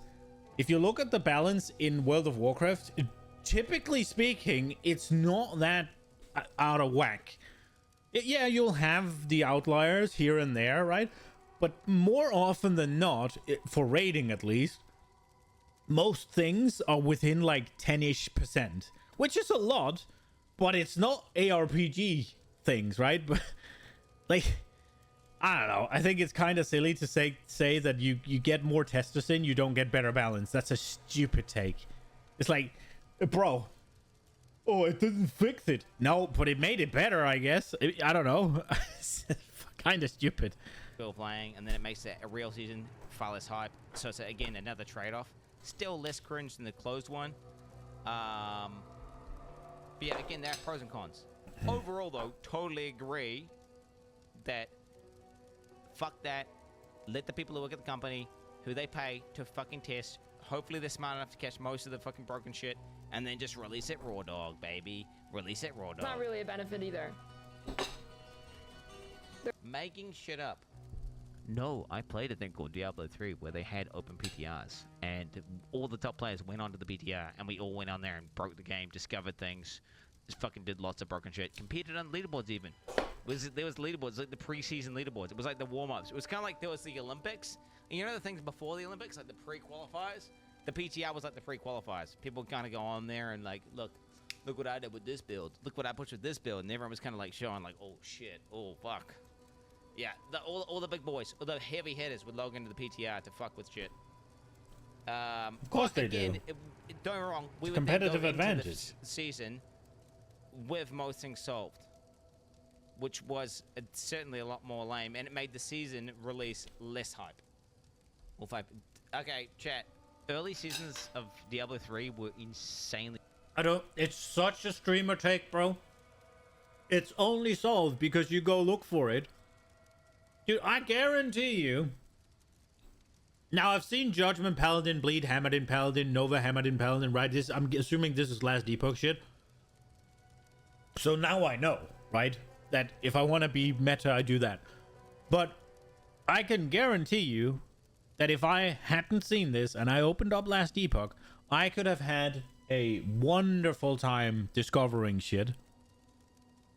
Because I don't go looking for guides. Like, if you don't go look at what people have discovered, then you can discover it for yourself. Yeah, you don't get the recognition from chat, which is what you so desperately desire. But say that then. Competitive with fucking crazy amounts of people playing. It went crazy, bro. It went nuts. There is no benefit except for ruining the aspect of games. There is a benefit. To discover things.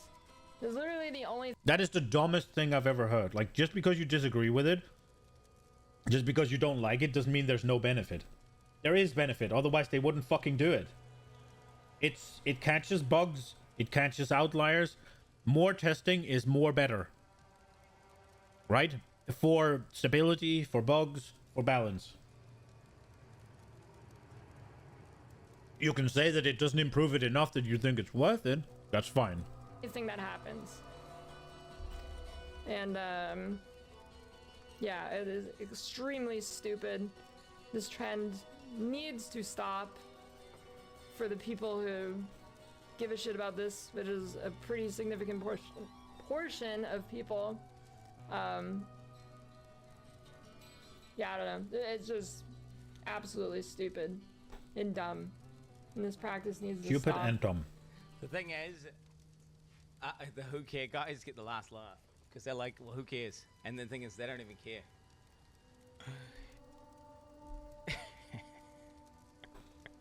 The who cares guys don't give a fuck. They just game enjoy. The who cares guy. Now, don't get me wrong. I do agree. I would prefer the game wasn't solved when it came out. I agree that's cooler. But you could still just fucking not ruin it for yourself and you have the same experience. You're watching someone reacting to reaction? Yeah. And the thing is, I didn't know that was what I was going to watch, for the but people here we who are. care, most people would prefer it too. The thing is, the who cares guys wouldn't care if people went in Raw Dog, or they wouldn't care if it was pre-solved. They don't care. Right? Exactly. So the argument of who cares is kind of, you can't really compete with that. And the reality is, most people don't care. But for the people who do care, I feel like the overwhelming majority of people who care, right? A lot of chatters are the carers, right? A lot of the streamers are the carers. We care. We would all prefer the game to be Raw Dog, blind. No, like, secret testing. No, I can assure you there's more people that want to open up a guide and get something good. And they want the guide to be ready when they start playing. You take the largest amount of players in PoE, they use fucking guides. Right? Most players in ARPGs use a fucking guide. They want that guide to be ready on day one because they want to log in and play on day one. I can assure you, people prefer the guides being out when the season releases. Across the board. Abso-fucking-lutely. There is no shot. It's a streamer take. No closed test. Fuck that. Everyone goes in at the same starting point. But the who cares guys, because the reality is the who cares guys, they don't care. They could, all the meta cuts can go in and pre-solve everything. They don't care. They could all go on blind. Nothing's pre-solved. They don't care. The who cares guys really just don't care. I think that's about all I got. Any carers?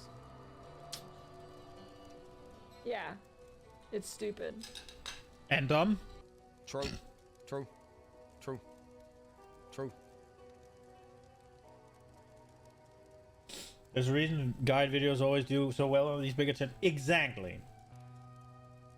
And there's a reason why they're scrambling to blast them out at the beginning of the league. Or season, right? There's a reason Ciceron releases like 5 different guide videos before anything even starts, yeah? There's a reason for that. It is because in the beginning, people are picking what they want to play, and then they look through the videos so they get a lot of views, and then they come back to watch them when they have to then build it. Right? Mike, you're still videos? Yeah. Like, there is absolutely massive, what's it called, engagement in it, right? Because before, you get the, oh shit, let me figure out what I'm playing. And then when they're playing, they need to rewatch the guide to figure out, or to remember, or to be told, what am I doing now?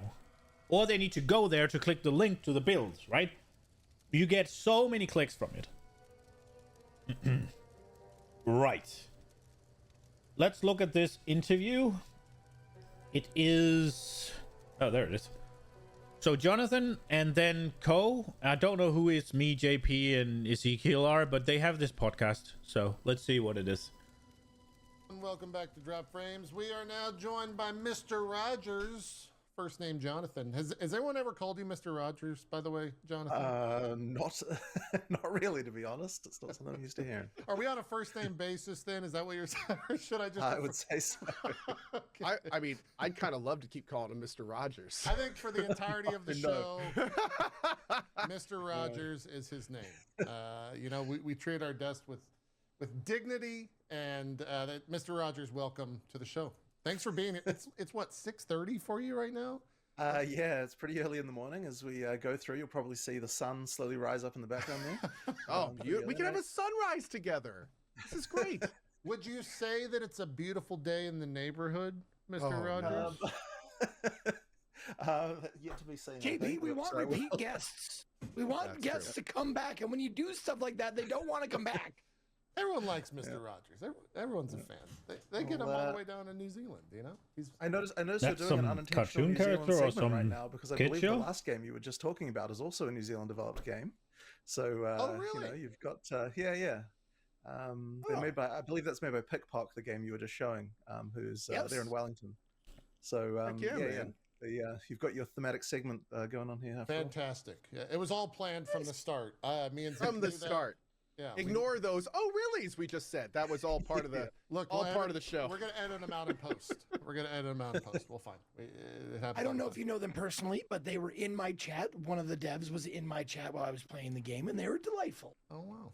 Awesome. I do know Mario, who's kind of the head of the studio. I'm good friends with. So. You know Mario? Nice. From the Mr. Mario from Nintendo. Stop. I thought he was Italian. He's from New Zealand. JP's Jonathan, we are so sorry. It's okay. No, I don't know who Mr. Rogers is. All right. So anyway, you work on a game or something? I might have seen a reference to him in like epic rap battles of history. Path of Exile 2. Give me like the quick. I think and dirty that's the of only how way you I came to play. be at GGG. I think.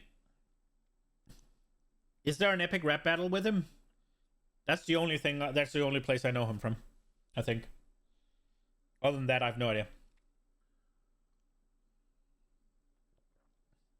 I mean, Steve Rogers is Captain America, right? Right. Grinding Gear Games and how you are in your current role. If there is a quick and dirty of that. Yeah. So effectively, as you said, I'm one of the founders of the company. I was a founder right out of university. I was friends with my best friend at the time, and still the case, Chris Wilson.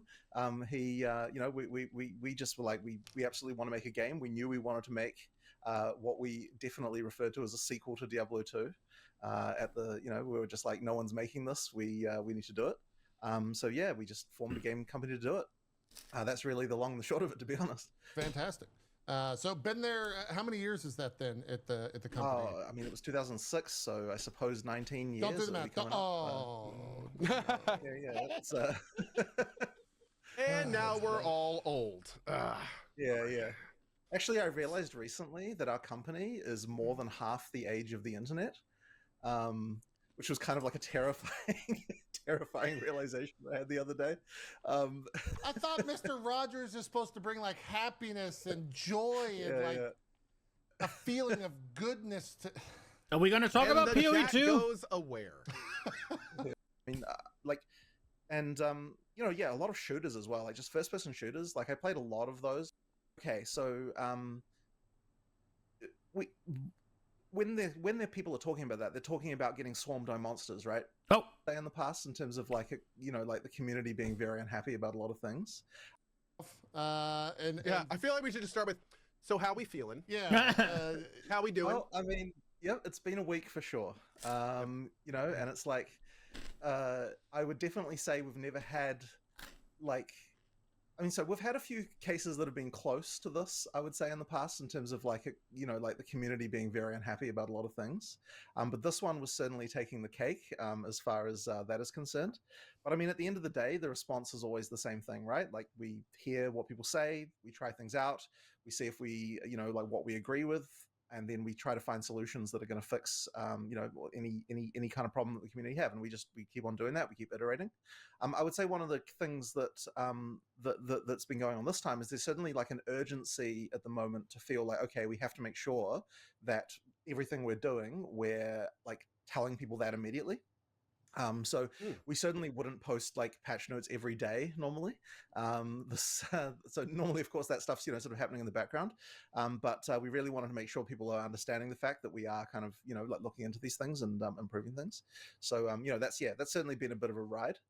But you know, like I'm certainly a believer that the more we do that, the more, you know, like the people will, you know, will effectively be happy once, you know, once we've made fixes to all of the different things they're unhappy about. The hardest part, honestly, is just identifying the problems. Right. And yeah. I think. Interesting. Yeah, I mean that. Mr. Rogers is a popular children's TV show from the 80s where he would teach kindness and understanding. He helped break race barriers and all sorts of stuff. He was in Epic Rap Out. Is that the guy that had a foot bath with a black man? When you weren't allowed to go, when they weren't allowed in swimming pools or something with white people?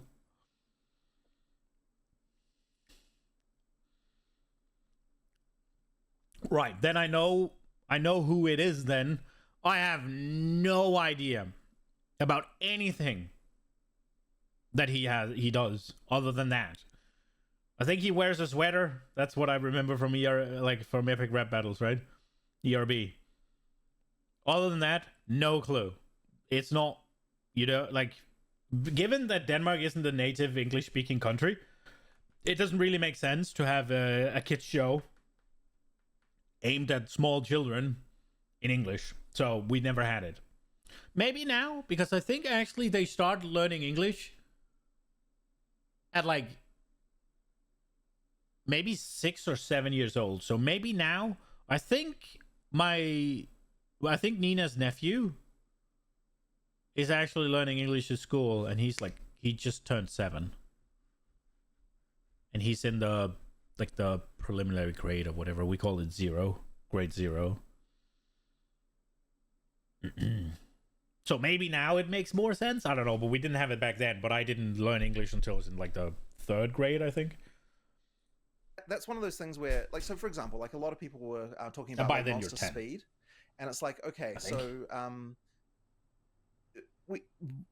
when the people are talking about that, they're talking about getting swarmed by monsters, right?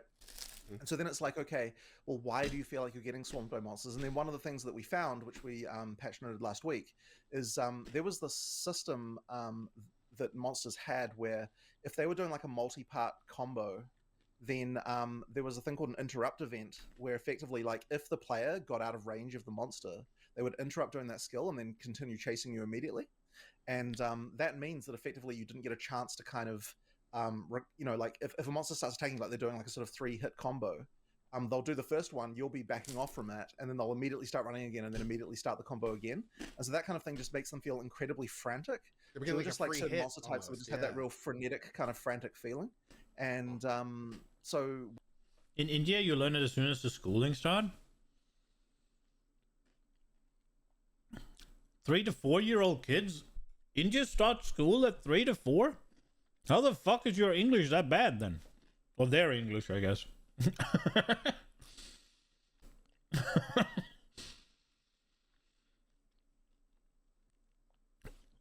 to 4-year-old kids in Denmark goes to kindergarten. They don't learn shit. They just learn to play and socialize. And then, yeah, I was just memeing. My bad. It was I didn't mean it like that. I meant India in general.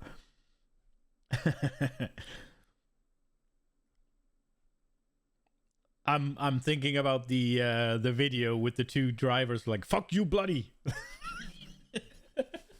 That's whenever I think of Indian English, that's the one I'm thinking of. Yeah, you don't start school here until you're 6. And I think it makes sense. Like 3 to 4, up until 6, you have other things to learn, like socializing, actually. Exactly that one.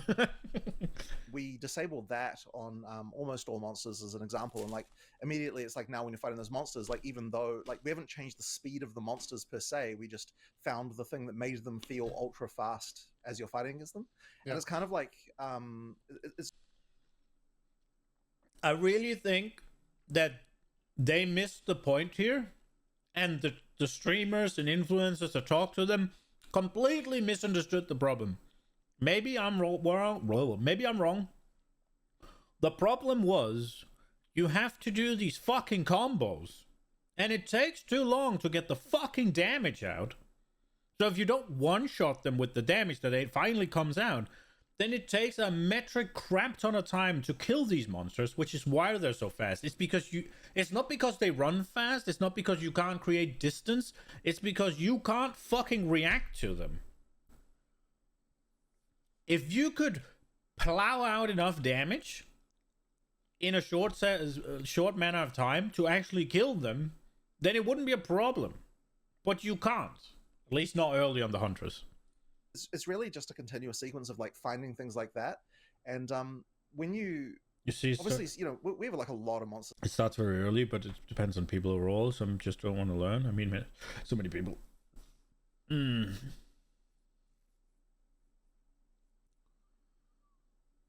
I think an underestimated reason as to why people are bad at English is media. You look at Germany. Germany is big enough and enough people speak German that they will always have German as an eligible language or whatever on, say, games and stuff. There will often be voice acting done in German, and all of their movies gets dubbed, right? All of their movies, all of their TV shows gets dubbed, so they never actually interact with English outside of in the classroom. So here, Denmark is 5 million people. Maybe we're 6 now, but it's not enough for people to actually care. Like, it's not enough to dub things into Danish in order to have any value out of it. Now, they do it for kids shit, like small children. They do it for them. Disney Channel and the likes, right? But movies, there is almost never, dubbed regular movies in Danish. But there are always in German. Because otherwise the Germans won't watch it. Because they're bad at English. And it's a self-propagating prophecy? Is that what I'm trying to say? Due to it being true, it makes itself true, right? Like, it's a spiral. It just keeps getting worse, or it's a circle, I guess, because they don't have English. They have German movies because they're not good at English, and because they have German movies, they don't get good at English, right? I think you can learn as much as you want in school, but if you don't actually utilize it outside of school ever, you're not gonna fucking remember it. I was really good at German when I had it, 20 years ago?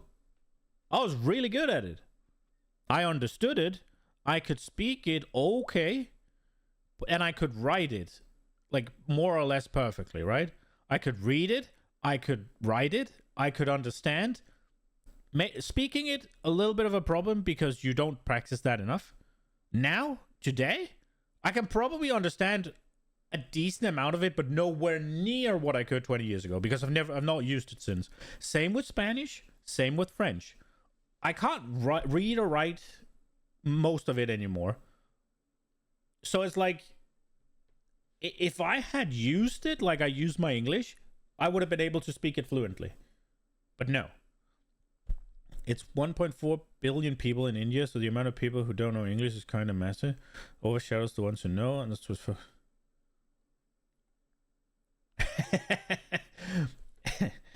I mean, I guess. But also in India, you have Bollywood, right?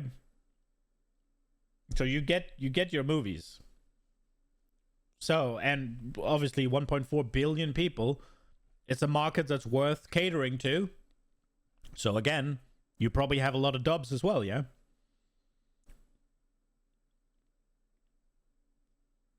Now, I don't know what the... They have tests and shit for it, right? They have ways to measure it, and... Now, I don't know how India scores there. It's just, I've always thought to myself, one, the reason Germany is, for like countries like Germany, is so bad at English in general, en masse, or whatever you want to say, right? It's because dub movies and shit. They never encounter it outside of the classroom. And likewise, the reason freaking English people are English or American, right, are so bad at foreign languages in general, they don't know any of them, it's because everybody else just speaks English. So they never have to deal with it. The best language somebody from Britain or America can pick is French. And then you go to France because, and I don't know if this is whatever, if this is a trope or whatever. Oh, I guess Germany as well. But the trope from France is that they don't want to speak English. If you come to France, a lot of people, at least the older generations, supposedly will refuse to speak to you in English, and they'll just go on in French. So that's forcing you, yeah? Otherwise, you could do German, right? Because a lot of at least the older generation of Germany, they don't speak very good English. Now, it's probably different now, like probably the newer generation with internet and all that shit, like just you have a phone in your hand before you're done with your diapers, right? So you probably encounter a lot of English now, more English now than you did when I was a kid. So it's probably changing. These are sentiments that are like 15 years old, so take it with a grain of salt, I guess. In our game, like huge numbers of them. I mean, the eventual count of monsters we will have once we exit early access will be over 700. But even now, I think we've got over around 400 or something like that. It's like a ridiculous number compared to what most games have. And so it's like, you go back to some of these monsters and it's like, I don't even remember what was going on. It's hard for you to read your native language while surrounded by English? Oh, shit. Okay. There's a lot of words that I can't find a good Danish substitute for anymore. Either because we don't have it, or because the one we have doesn't quite mean what I want to say.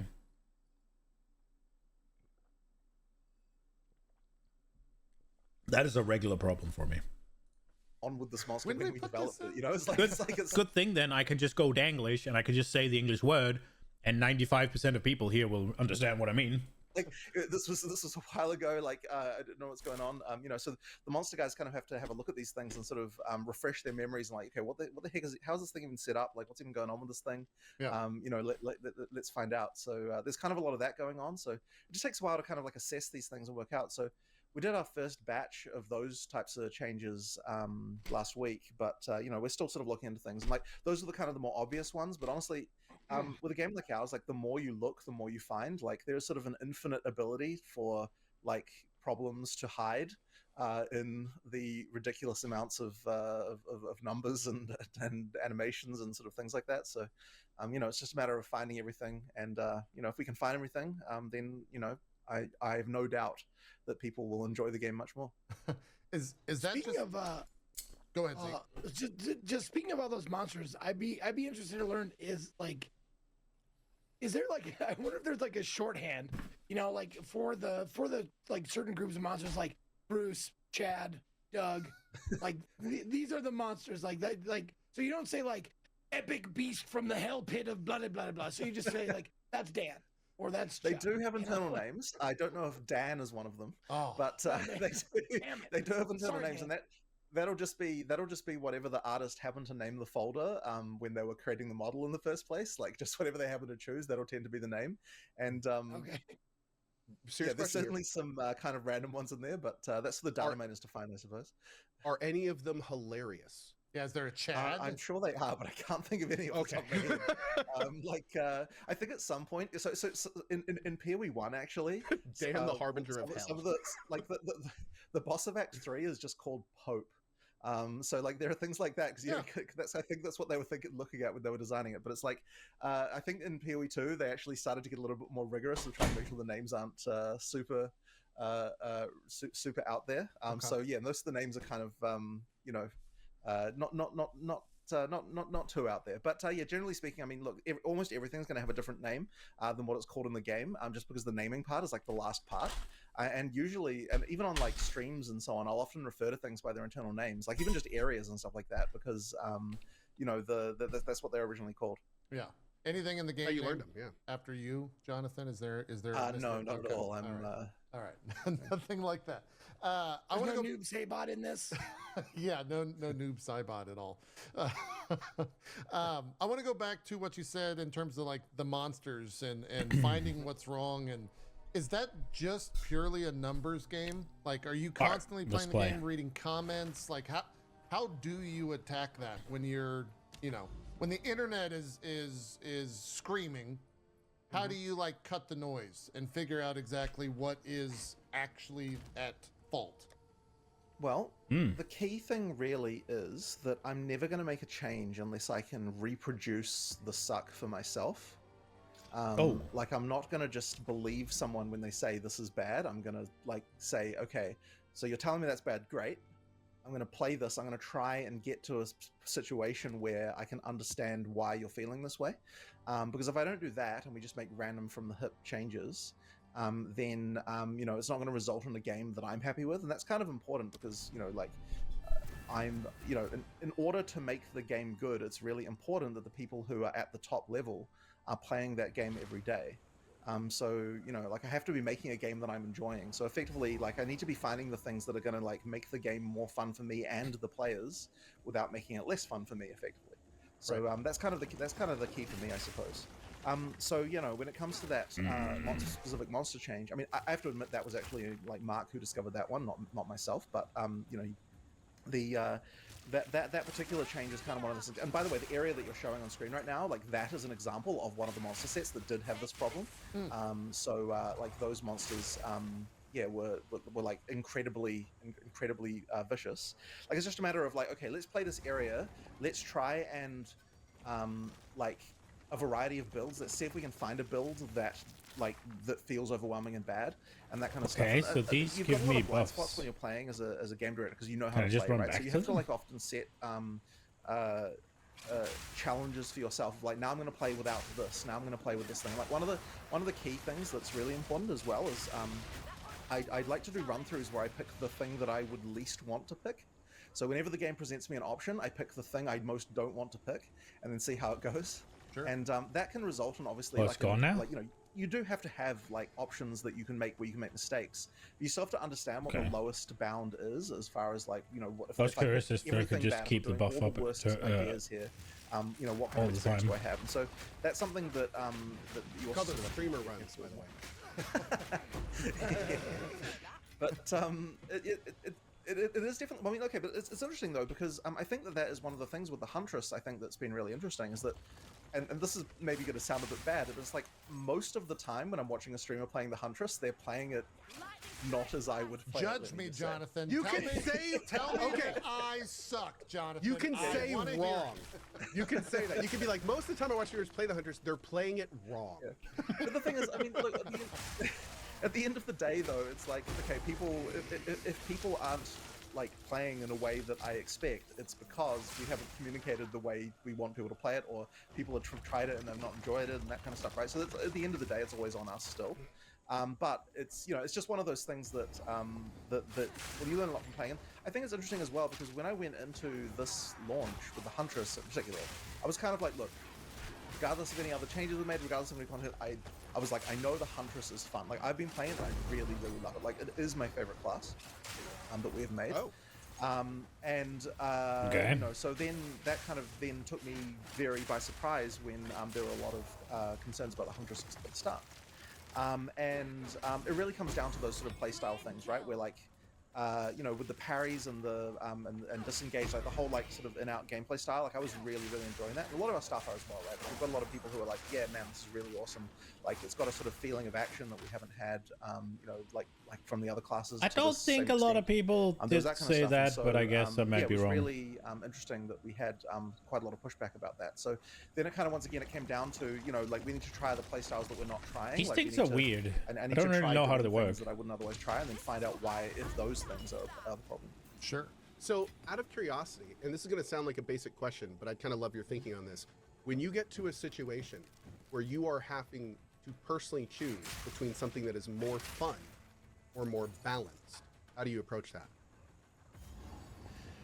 So on the development team, I would say I'm usually the one who is pushing for more fun over more balanced. There are also countervailing opinions on the team as well, for like people who have to, like, you know, who have to make sure that the balance is good. And it is important. They're probably like, no, stop having fun, balance. That's not the way that I would look at it, but it's kind of like, so I mean, If there is no balance, it's not fun though. I definitely push in that direction, but it's kind of like, at the same time, there is this concern where I always want the game to be readable and understandable and kind of be able to sort of see what's going on. And so sometimes, like, there's a level of stuff that that I tend to be a little bit more like, I'm a little bit uneasy about this, but I tend to be the one pushing for, like, you know, everything should work. If you expect it to work, it should work, and, you know, like, you should be able to do all these combinations and things like that. The issue that you get is that if there are things that are just way more powerful than other things, then it's going to push everyone to play that, and that's going to mean that you sort of lose diversity, and then there's a fun that you're losing from that. That's a little bit harder to immediately identify, but it is important. Like, there's a kind of long-term fun that you get from the fact that you play this game, and there's so many different things you can try. And it's not immediately obvious as you're playing your single build on a single playthrough, where you just want your thing to be powerful. But it's like, you know, we just have to like get to some level of balance and stuff along those lines. But yeah, generally speaking, I'm kind of like, you know, let people be able to do crazy stuff. Like, that is important to me. So long as it's kind of like, you know, like, as long as you get that feeling progression all through the game from beginning to end. Sure.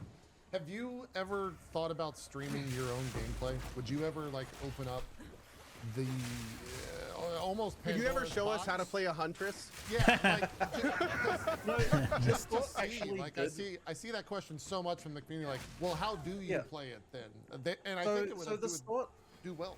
This thought crossed my mind, actually, in the last week, I must admit. Yeah. And I kind of realized, I think what I'll do next time when we play, like, between the week where we announce, you know, like, do our live stream and announce the class, and the time when we actually, you know, like, have the release, I think I actually might do some development streams and just, like, sort of show people my gameplay. It's interesting because, awesome. yeah, I mean, like, I guess there's no real What reason the I shouldn't fuck do is that. it? Like, probably. I mean, you're going to probably get fine, criticized, of course, but, like, course. you're going to do that regardless of if you stream or not. Well, I was right? going to say, you're already halfway there. I mean, your outreach to the community and doing these interviews with all the people that you have, I mean, you're essentially doing that already. Yeah. So just doing it while playing is the next step. But yeah, that'd be instrumental. Like, I gotta say, it would have been very interesting to see the Huntress release after having seen somebody who knows the ins and outs of it utilize it effectively. Because I can tell you, the first hour, I was just like, okay, wait, am I supposed to do this, or can I just do my one button combo, or am I supposed to, like? So like, it's so different and fun, but it was alien. It was not my. It was not like, I'm not used to this, so I didn't know if I was doing it right. So it could be really cool. The thing is, I mean, I'm like, that feeling of this is alien is actually something that I want when we release a new class. Because if we're not doing that, then we're not actually making new classes, really. If you know what I mean. Sure. Like, it's kind of supposed to be that each class has a different feel entirely. I mean, like that. Yeah, I mean, that's cool, I guess. To this degree. But yeah, certainly as far as action RPGs are concerned, I don't really know if there's something quite like this in another sort of, like, you know, in what you would in the action RPG system. When I refer to action RPGs here, I'm talking about top-down Diablo style games, right? That's what I'm talking about here. Yeah. Like, there's not a lot else, you know, like this type of combat around. So you know, then that is what we want to do. And I guess the thing that's interesting as well is that I sort of also suspect that if the Huntress had been in just the set of characters that we had launched at the start of Early Access, it it would have also been quite a different feeling then as well, because then it would have just been like, okay, here's one of the options for the people who like this kind of like parry and really fast motion type of play style. But you know, it's... like we love this sort of bounding around and doing, Okay, you know, like I dexterous have melee. I have to say this. The Huntress does not feel fast at all until you get copious amounts of attack speed. These fast motions or whatever, the only thing you have is you have the dash in and you have the leap out. That's the fast motion. Everything else is painfully fucking slow. And that would have been, because I mean, they're like, people who love that. But then obviously there are people who are like, you know, I find parrying because I awkward, like that don't shit. Like, you know, this or that or the other thing. Then for Why did I those pick these people, up? you know, like obviously other classes might be better. So if it had been launched in that same pack, I think we might have got quite a different reaction from that class in particular. Of course, there's like many other things that people are unhappy about as well, which we're kind of working on. Sure. But, you know, like that, in terms of that particular like class reaction, I think that would have changed things quite a lot. Yeah, yeah. You mentioned parrying, and as someone who has about 60-ish hours on the Huntress, currently tier 15 maps, I haven't parried since I was like level 10. Is that a good thing or a bad thing for you to hear that a player just completely disregarded maybe the core element of a core element of the class for you? I mean, it's not necessarily a bad thing, I suppose, but it is something that I think that it was a blind spot for me, because when I was playing, like all the way through, I was using parry all the time, because that sort of parry disengage into using a spear combo is something that I was using right from the beginning till the end. Right.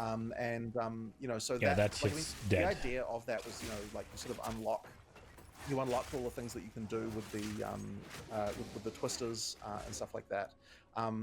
And so I think that because we added that extra skill like right after launch, that means that no longer is that combo. Like I don't know if you're using that either, that Cull the Weak skill, but you might just be using frenzy charges from other source, because that's the other thing as well, is the frenzy charges then become sort of easier using other sources as you go through the game. So I'm curious if are you using frenzy charges at all is the first question. No.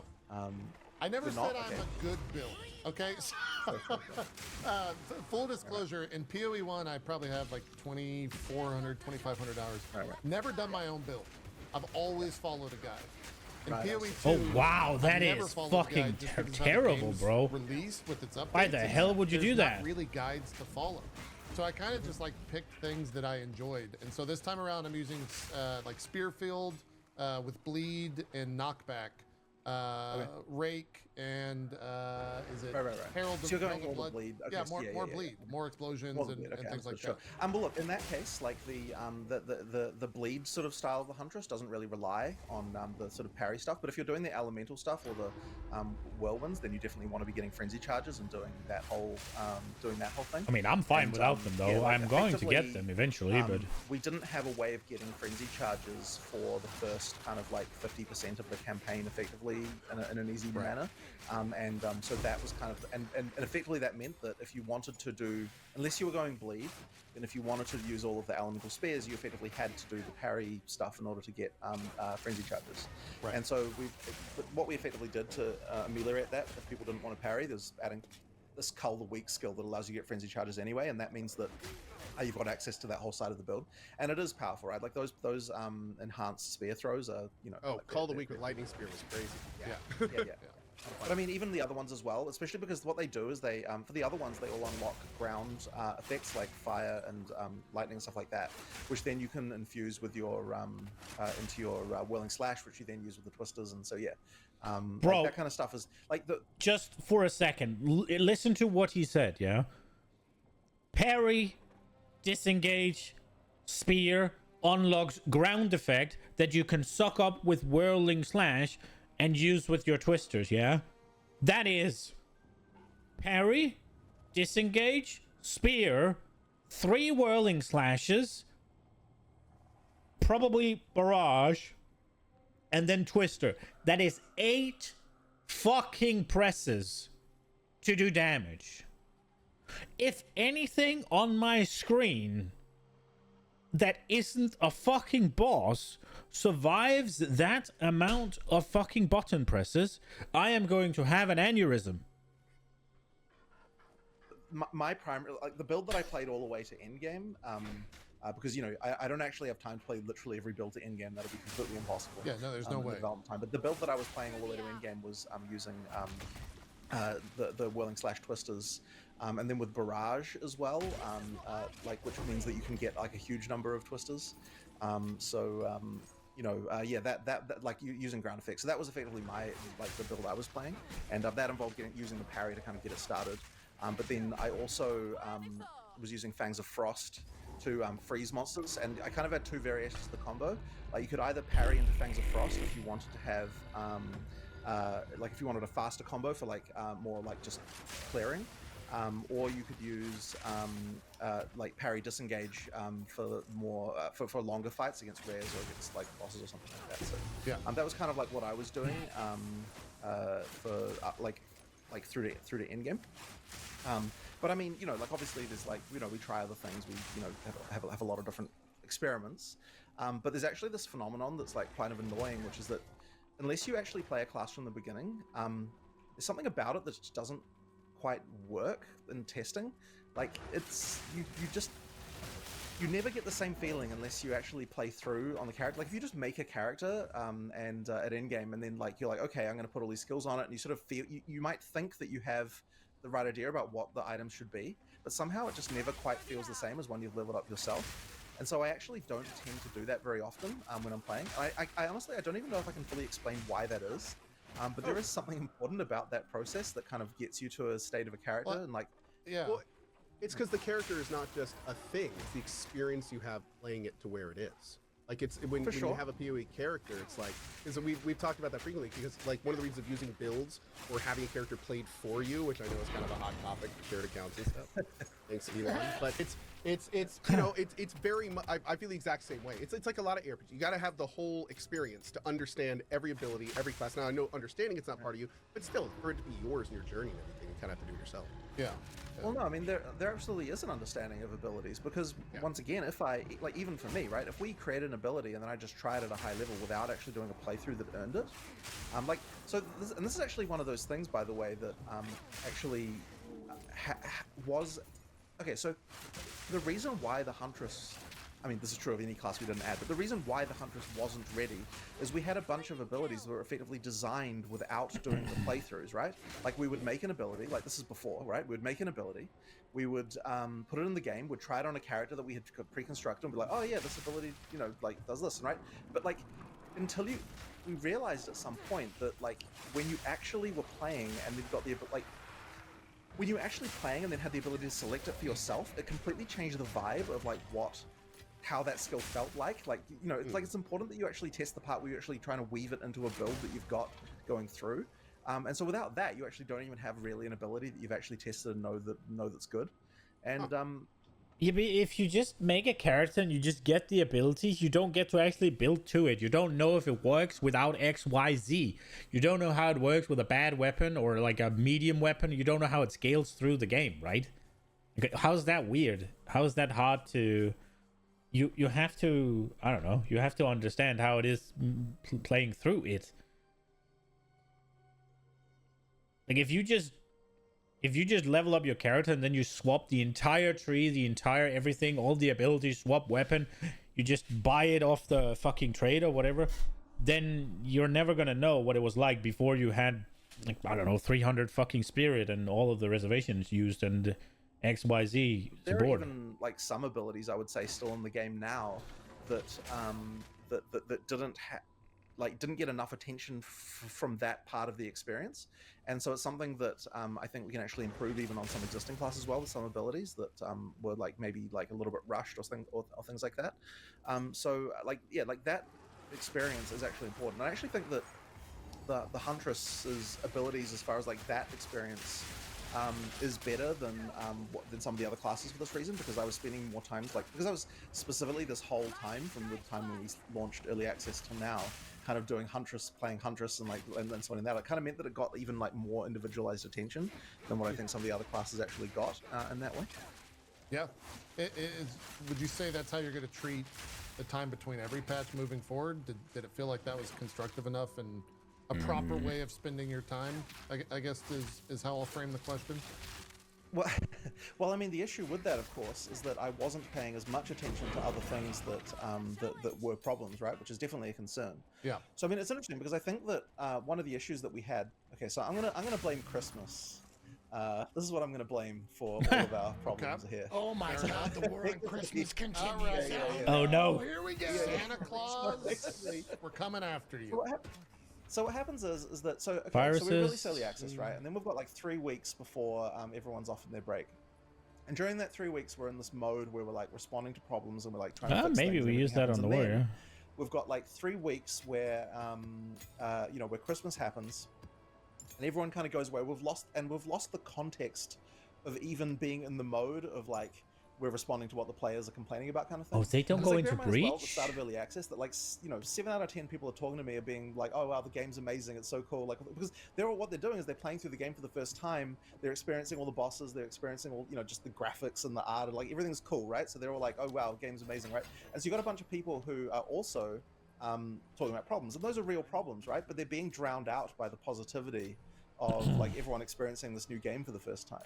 Sure. And so like nothing that the players are complaining about today is something that people weren't complaining about back then. It's just that they weren't the loudest voices in the room at the time, and now they are.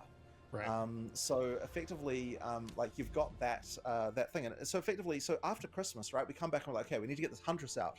I'm going to focus all my efforts on getting this class out that we're doing, and by then it's like. We kind of had our eye off the ball, as it were, about like what are the issues that are sort of happening in the community as much, because we're like, okay, we're focusing on this next expansion. Like that disconnect, I think, was a real problem between like those two times. It also seems like they nerfed a lot of the available screen clear, like the Herald stuff, the Herald tag with like just, which was just an easy way for every single melee ability to actually become a screen clear. And then you took out a lot of the spell scaling with Archmage and nerfed down Spark, which is also a really good screen clear tool. And then you nerfed some of the other ones that I don't even think were used that much. That could have been good screen clear tools, like the Solar Orb Explode, whatever, the Channel Explosion, go boom. And then we were left looking for stuff, and the Huntress was like, yeah, let me press 6 buttons in a row and I don't even clear the screen. Time periods, and so this time I'm actually, and it seems obvious, but it's like I'm actually taking time in the scope doc for the next patch. So I mean, we've obviously got a document which is like the scope for 030, right? Like we've got a document for that. We sort of know what we're planning on doing for that. We've got in that scope document at the very top, like, make sure the players aren't going to be unhappy about this. Make sure the players aren't going to be happy about this. And like, just like, here's like 6 things that we just want to make sure like we're actually doing something about this. As we're considering, like how 030 is going to come together, so that we don't kind of make that mistake of like kind of forgetting about all of the things that are sort of outstanding issues, as it were. And so I think that shouldn't be a problem again next time. But like I guess that's kind of like the main thing, right? It's just making sure that we don't like forget about the fact that as we're making content, that we also need to be like addressing those kind of like underlying issues as well. So that's kind of what we're doing there. Yeah. Speaking of like getting negative comments, Dude, his voice is rough, huh? Generally, when you're making a new addition, a patch, whatever you want to call it, to the game, like, do you have like a meeting with your crew that's like, okay, this is going to make some people mad, so we're going to batten down the hatches and we're going to weather this storm, but we'll come out the other side of it because in the long run, we all believe that it's a good change. Like, is there a lot of that shit happening? I wouldn't say that it is like that exactly, except for so Royal Tower. So here's a discussion that we did have. So I need to figure out which there's a shield that I kind of want. Early access, we had a whole bunch of things that were out of control as far as like balance is concerned. Like there were just some things that were just trivializing shit in a way that was bad. And so what we started doing right at the start was we started nerfing those things, right? We kind of was like, okay, this is early access. We're gonna nerf a bunch of things, and immediately we got like huge pushback from that. And understandable, right? Like for me, it is understandable because if you're playing like actively and then someone nerfs what you're doing, you're gonna be unhappy about that, and rightfully so, right? Like I was playing and now my character is ruined, right?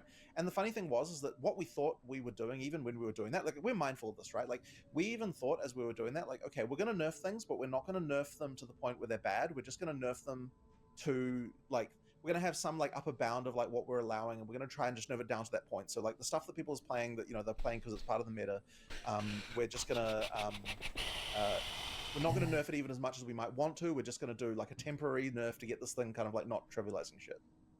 So that's what we thought we were doing. So we started doing that. And we did that for like, I don't know how long it was. It might have been like a week, honestly. Then immediately it's like we just got huge amounts of pushback from people. So we're like, okay, we can't do this. So like, how are we going to be able to do all these changes that we know we need to make in order to kind of get things more in line? And the reason why it's important to get things in line is because we need to, as I said before, we need to make sure there's build diversity. Like you're not only playing like one of like a few, just a few things. And so for that one, we definitely knew, look, whenever we've done nerfs in the past, it's been, Is it royal? You know, it's caused anger. And so then we're like, okay, but in order to offset I don't that, we think need it to make is. sure that we've got things like, you know, a new class, that we've got like new in-game content, that we've got like enough new stuff that people aren't going to unique dwell shields, on there the we go. nerfs as much, or at least that was the theory. Now, in reality, there was a kind of an effect that I don't think I had appreciated before, that kind of now I think is kind of also Rampart another tower source shields of a lot is what of I issues, wanna which look is that for. like I knew we it was made a bunch Rampart. of people. It just didn't make sense to who me. thought, Oh shit. and maybe this is going to come out slightly wrong, but like they thought they knew how to play the game, feel like they they suck now, and that is a bad feeling. Well, they learned right? one That's a thing really and bad then you feeling to give changed the someone, thing, right? right? Yeah. Right. So effectively, it's like there were a lot of things that I would say were like, you know, like, well, okay, effectively any change can do this, right? It's like if you've got a thing and you know how you're playing a thing, and then we make a change where now the thing you were doing before sucks and is bad. Now your immediate feeling is like, you know, like, well, you know, that, like I know how to play the game, and yet this is sucking, so therefore the game is bad. And like they're not necessarily wrong to feel that way either, right? Like making people feel like they suck is a feeling that nobody is ever going to enjoy, right? Like it's a feeling that is bad. So effectively, like that is the thing that we effectively did to a bunch of people who were relying on the various things that you know that were happening. Now the good news is that now that we've gotten things into a much more sort of normalized place, as far as like, you know, think like the outliers are not too crazy, like everything's kind of in a more normal place. That means that we can actually start looking at things from the perspective of like, okay, now we can buff things to make them more fun. We can do all these things, like we can improve stuff. But we did have to get to a point of like somewhat normalization on the balance. Like they did have to happen. I don't agree with what he's saying here. You can absolutely buff things before you like have a, what's it called, a normalized state, right? Because it's just a matter of you having a target and then you see where they fall and then you try to hit that target, right? Maybe it's harder, maybe it isn't. Like I don't understand how you're gonna have, you have a normalized state, right? So now you can kind of buff things up to make more fun and all that, but you're going to introduce so many new fucking uniques that it's going to be out of whack anyways. It's like, dude, you might as well have buffed things now. You could have nerfed the outliers and buffed the outliers, right? Like the buffed the low outliers and nerfed the high outliers, but instead you just nerfed everything down. I honestly don't know if there was a way we could have done that would have been fun for people to experience. You know, like. But I mean, he knows more than I do, like, I guess. But everything players are doing, it's not going to be a fun time. Like, it's just not going to be. So wait, based on what you said, hey Reddit, nerfs are done. No more nerfs. Oh, we're good. Yeah. Sorry. Yeah. We've been notified. We're good. Speaking of things that make me feel like I'm shit at the game, the ascendancies, specifically the third and fourth. Mm-hmm. How do you feel about those right now in the current stage of Path of Exile 2? Because for me personally, the third one is brutal. Like I abhor doing it. I abhor everything about the process. I think that is mostly around monster work. So Ascendancy monsters are quite hard. Well, okay. specifically Sanctum, the monsters have got a like you effectively have to design every monster in Sanctum like a boss in terms of calligraphing and all that sort of stuff, and it takes quite a lot of work. Like it's harder than a normal monster to make, and there's more we can do there. Because that was also one of the last areas that got the monster work done before early access. I think it probably got some of the roughest monster work as well. Okay. So there's quite a lot that we have to do there, like to just improve it. And, like we're sort of slowly doing some of that work, but I don't think we did enough of that in the last launch. Speaking of having to hit things a lot of times, and, that's all those like just devil in the details type of work where we just need to just improve empowered periodic invulnerability. We'll get that over time, and it'll be done. You know, effectively, yeah, we just need to keep on doing more. That being said, like it is supposed to be the case that Ascension is supposed to be like a point in your character where you feel like, you know, it is supposed to be harder than the content that surrounds it. It's supposed to be like a moment of, you know, feeling, you know, like you earned something here. Like if Ascension was just a pushover, then it's like, well, yeah, you don't get that feeling of earning it, right? But at the same time, you know, like yeah, there's definitely monster problems that we have in those both of the Ascension classes, Ascension trials. Yeah. It was for me specifically, it was the Sanctum, and I didn't like Sanctum in PoE 1, so there's, you know, that's a problem to begin with for me, like a personal problem. And I know a lot of that can be fixed with like the get good mentality, and for what it's worth, no, I ended up getting good. JP, if you were playing Huntress, right? I mean, yeah, I ended up getting good, and I ascended, and you know, I got the power that I wanted from that. The process was to just experience that. It wasn't to like go in there on the first try and get the ascendancy point like it was in PoE 1 with labs.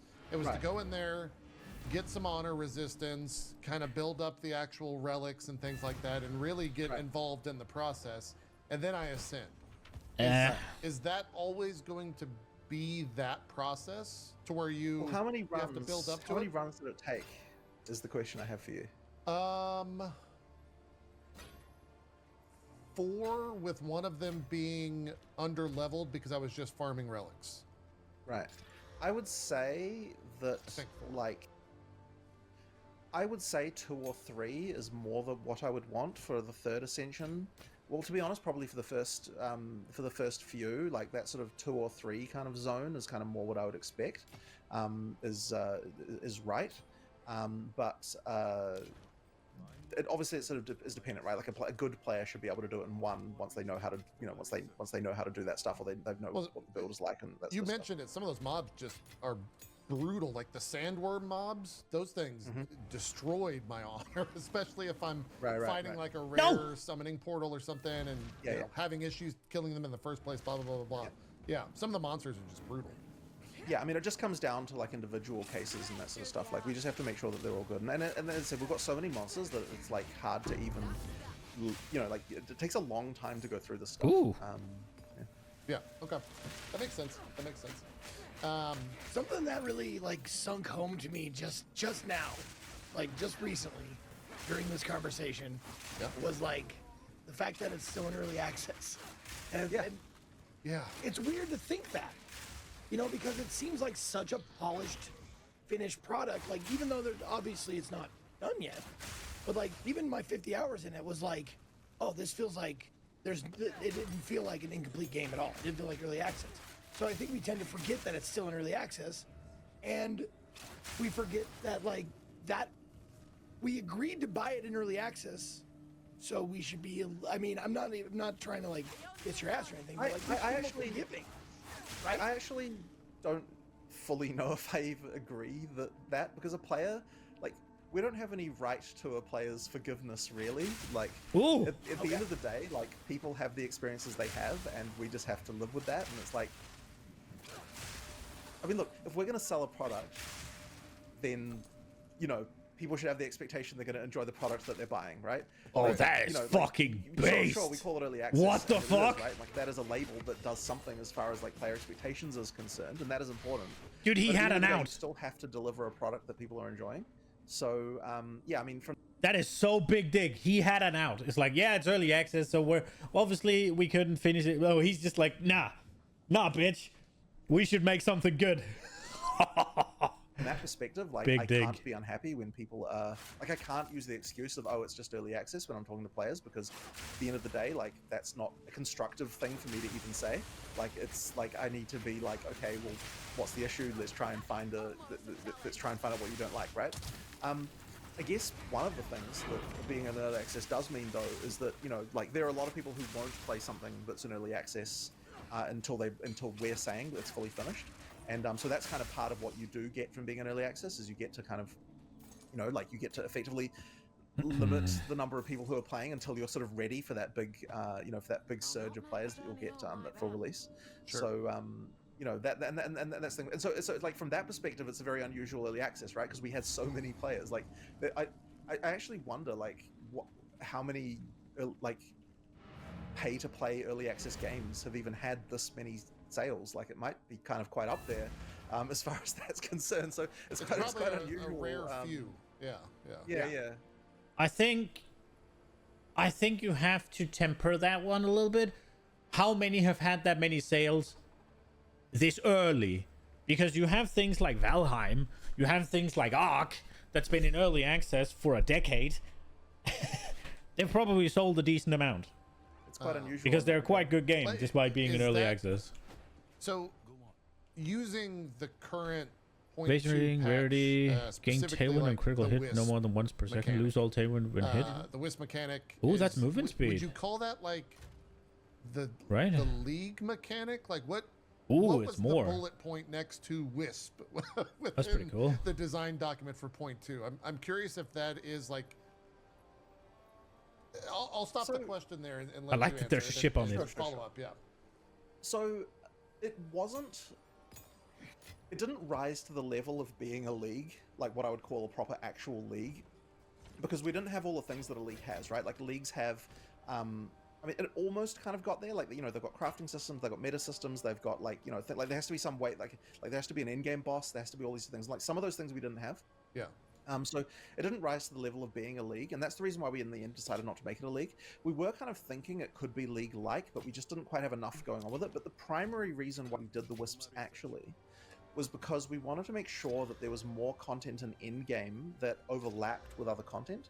So one of the big things that was lacking in PoE 2's endgame was not enough like overlapping axes of randomness, is the thing we call this, where effectively you've got like different mechanics that overlap, so that like you can get more situations that you've never seen before, where it's like, oh, what if the Wisp happened to you know, happened to inhabit this boss, and then that's a different thing, or it happened to be near the strongbox, or you know, like this, like effectively like multiple things that can overlap together to cause a new combat situation. And so yeah, as I said, the reason we picked the Wisps was because we wanted something that could work like that and have more content that worked like that, and that ultimately will lead to an improvement in the end game. And I think a lot that sort of, for as far as the content outside of the Huntress, Wait, was this a breach? That sort of stuff that we were trying to get there. Ooh, and delirium. In order to improve, you know, like just effectively how the end game feels. So we'll probably be doing more of that over time, like when we're concentrating on that kind of more league-like mechanic. Tier 4, 2 additional projectiles. Oh, that's not good. So is it? Do you find that to be a hurdle? Given the history of your PoE 1 updates, the leagues, the expansions, all of that being brought into PoE 2 while the game is still in early access, to where there's like these two, you know, progress paths of like, we got to make point 3, we got to introduce another class, we have to set, you know, PoE 2 is not a finished game, but also we've set expectations because of people being brought over from PoE 1 with these like expansions and these leagues. Is that is that a hurdle? Like, do you kick yourself? It's in that hard for, to like, see fuck, shit here. we set this up, and now we've delivered on it before. We got to do it again, however many times until the game's out of early access, until those things align. It is a concern, but I think that it's actually important, even regardless of whether or not we were in early access, because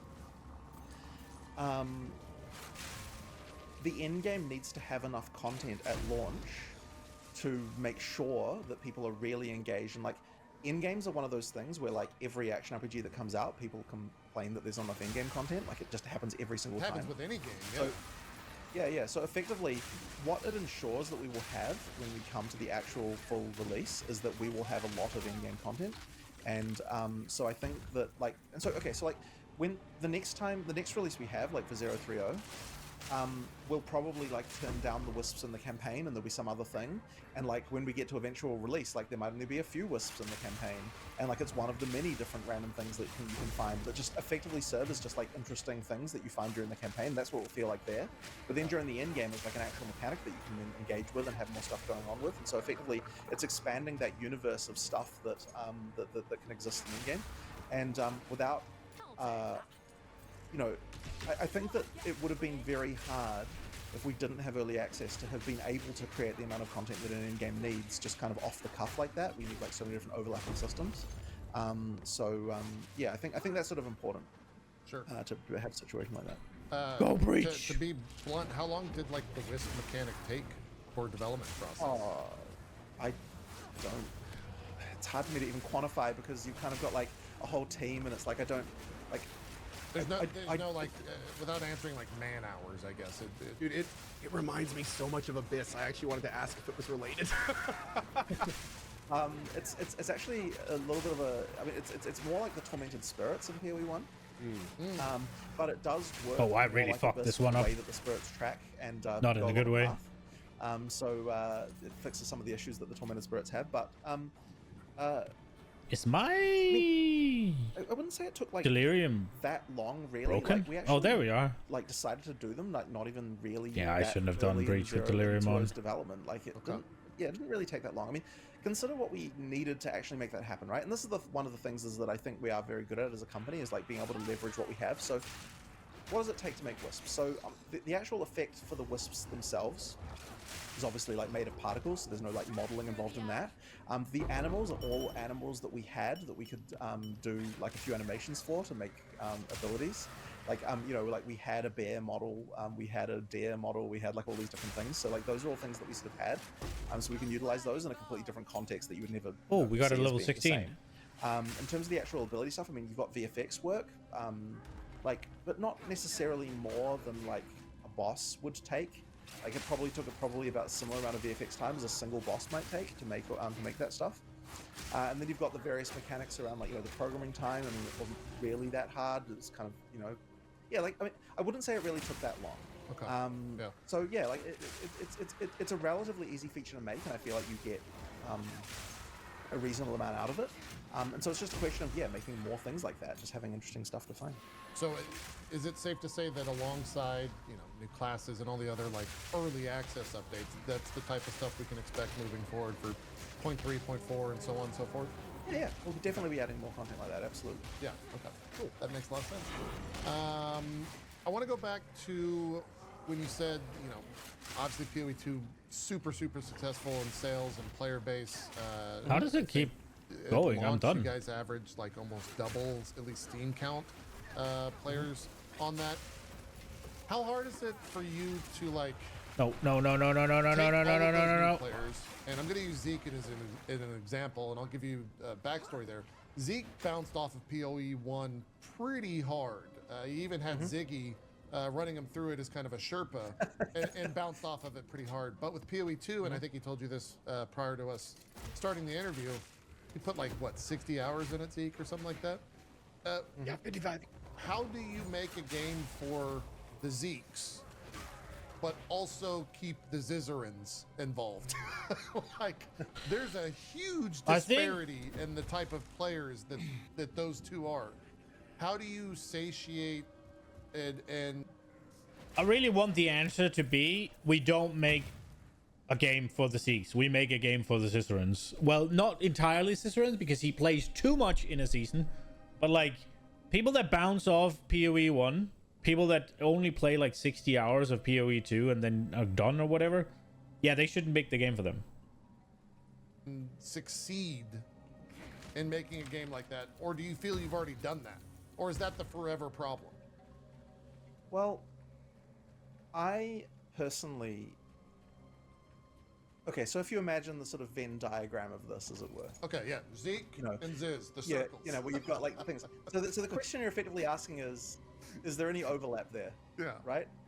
Like, is there a place where the game can be that both of those players are happy with it? And I am a believer that yes, there is.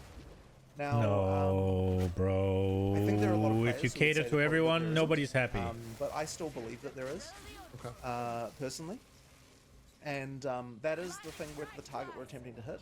Now, the difficulty of that is that we're attempting to hit a smaller target, right? Because like if we have to nail the dart right into the intersection of those 2 points, then that is a smaller target to hit, which means our job is more difficult. And I would say that balancing PoE 2 is actually much harder than balancing PoE 1 has been. But So I'm gonna fucking bring out paint here, because I definitely disagree with this. Look, what he's suggesting.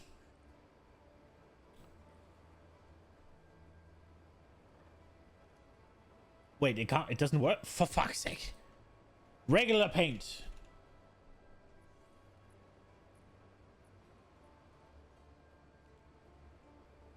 MS Paint. Bubble post? What?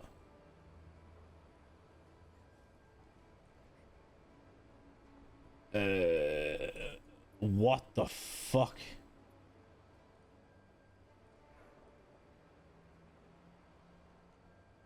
How does paint not work?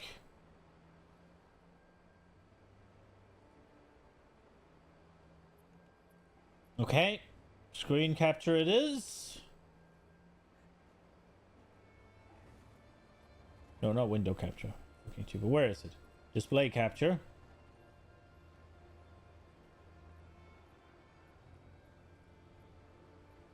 That one.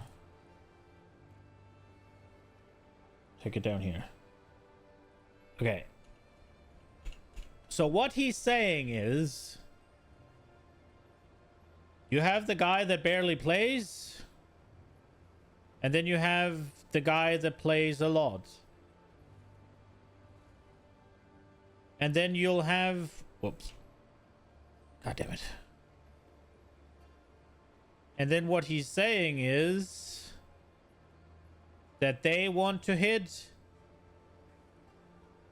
right here, and both are happy. You can't see that. They want to then hit this and then claim both are happy. But I don't think that's the case. I think you're going to have this guy. Yeah, he has all of these interests.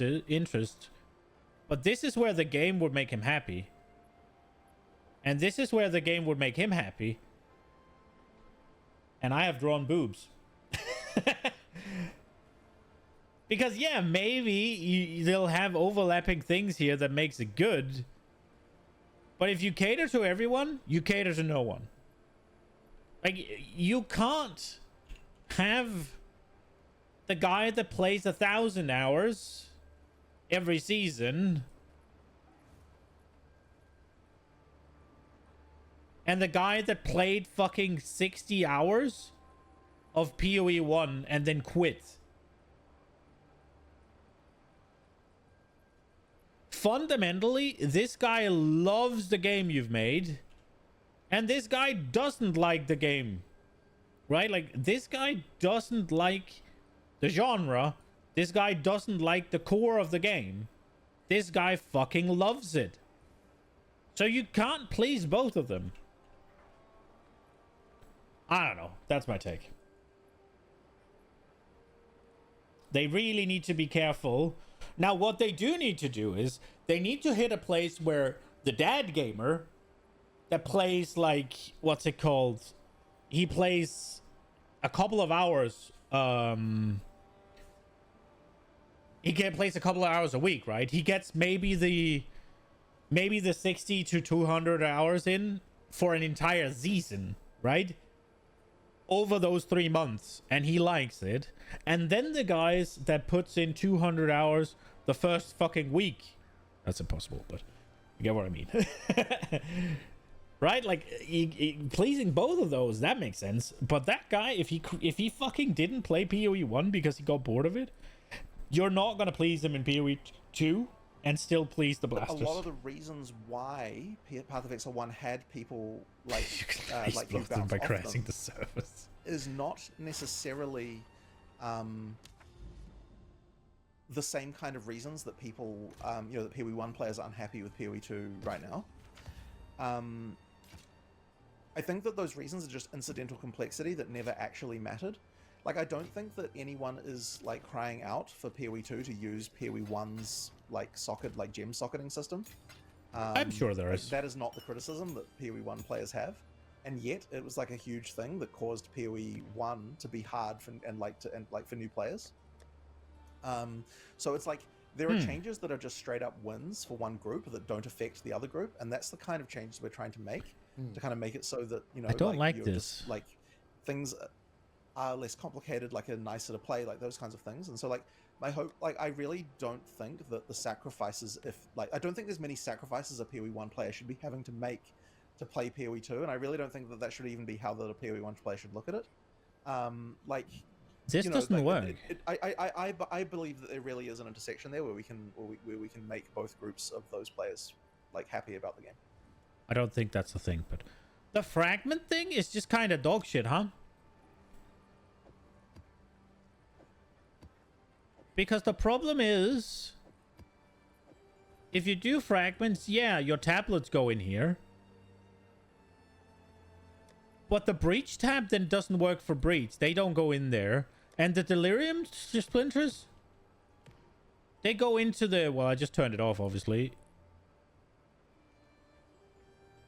If you turn the fragments on here, then I have this for breach and I have this one for delirium. But they don't go here. They're supposed to be here. But they go in here.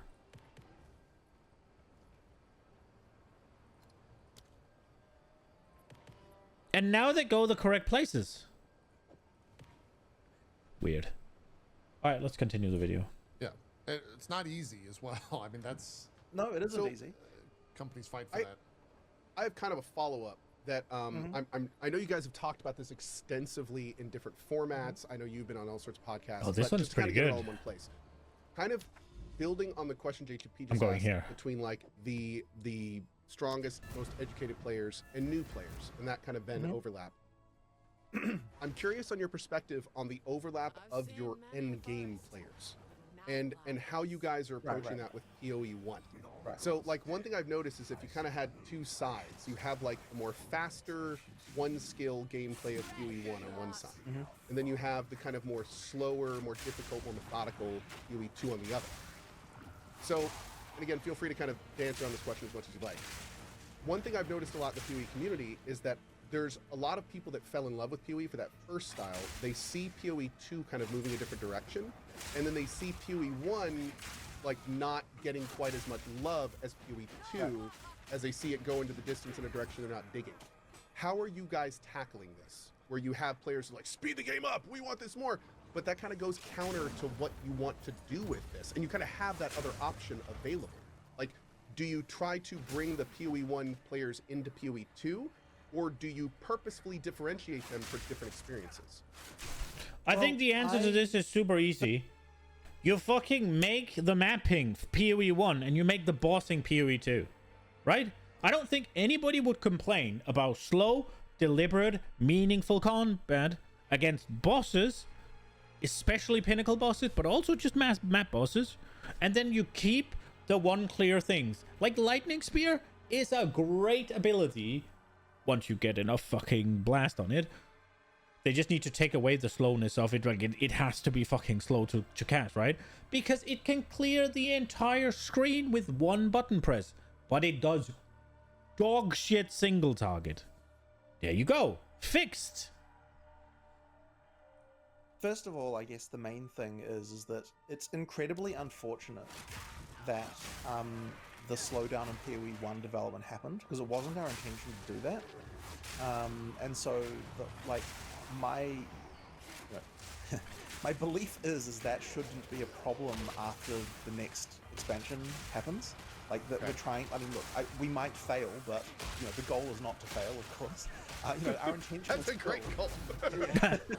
The goal is not to fail. Why does this fucking charm not work? There were certainly sacrifices that happened that affected, you know, the PoE 1 audience as far as that development is concerned, and that's definitely bad. And like it's bad that happened. Like it wasn't our intention to do that, and we did. You know, so like if you're a person who likes PoE 1 and you're not interested in PoE 2, we still want to have PoE 1 there and getting support like it always had. You know, like for that, like that is the thing we want to do. But that said, I still don't want to give up on the idea that a PoE 1 player can enjoy PoE 2 as well. Like I really do believe that can be the case. Like I really do. Like I like both games. Like I do. Like I like PoE 2 better, but I still like PoE 1. And I think that should be something. I think that can be something that can be true for a lot of players. So oh, I'm sorry. Yeah, that's pretty good. Yeah, no, you go. Oh, I was gonna say, so is there? Do you guys have any type of specific specialization you'd like to do between the two products? Like make it so like if you don't like this, you might like this. Like from a design philosophy standpoint, are they going to go in different directions to cater to different audiences, or are we always going to see them kind of move in parallel as you explore different I guess between the both? It just isn't really the way that I think about it, I suppose, because like I tend to think that like I look at individual things on an individual level, right? Like, and I think this is the thing that has frustrated a lot of people in the community when I talk about this stuff, is that like, because I tend to be like, okay, it's not that I've got some design philosophy where like this is the amount of speed that the game has to have and this many, you know, kilometers an hour or anything like that, right? It's entirely like, they get hung up on that. I mean, I do it. Yeah, like right? is this fun or isn't it fun? And like, do you feel the power up is progressing or do I not feel like that, and so on? And it's like, I guess the only thing I can point to that's like completely certain to me Hello, Danning. is that it shouldn't be that when you watch a stream of a player as someone who's never played the game before, that it looks like something that is completely incomprehensible ridiculousness. Like, you have that thing where it's like I don't want it to be, like, if a person looks at someone playing the game, even a high level, it should look like, oh wow, that character is ridiculous, but it shouldn't be like, I can't even visually understand what is entering my eyeballs here. You know, like, that's really the only that was my first time ever anytime watching.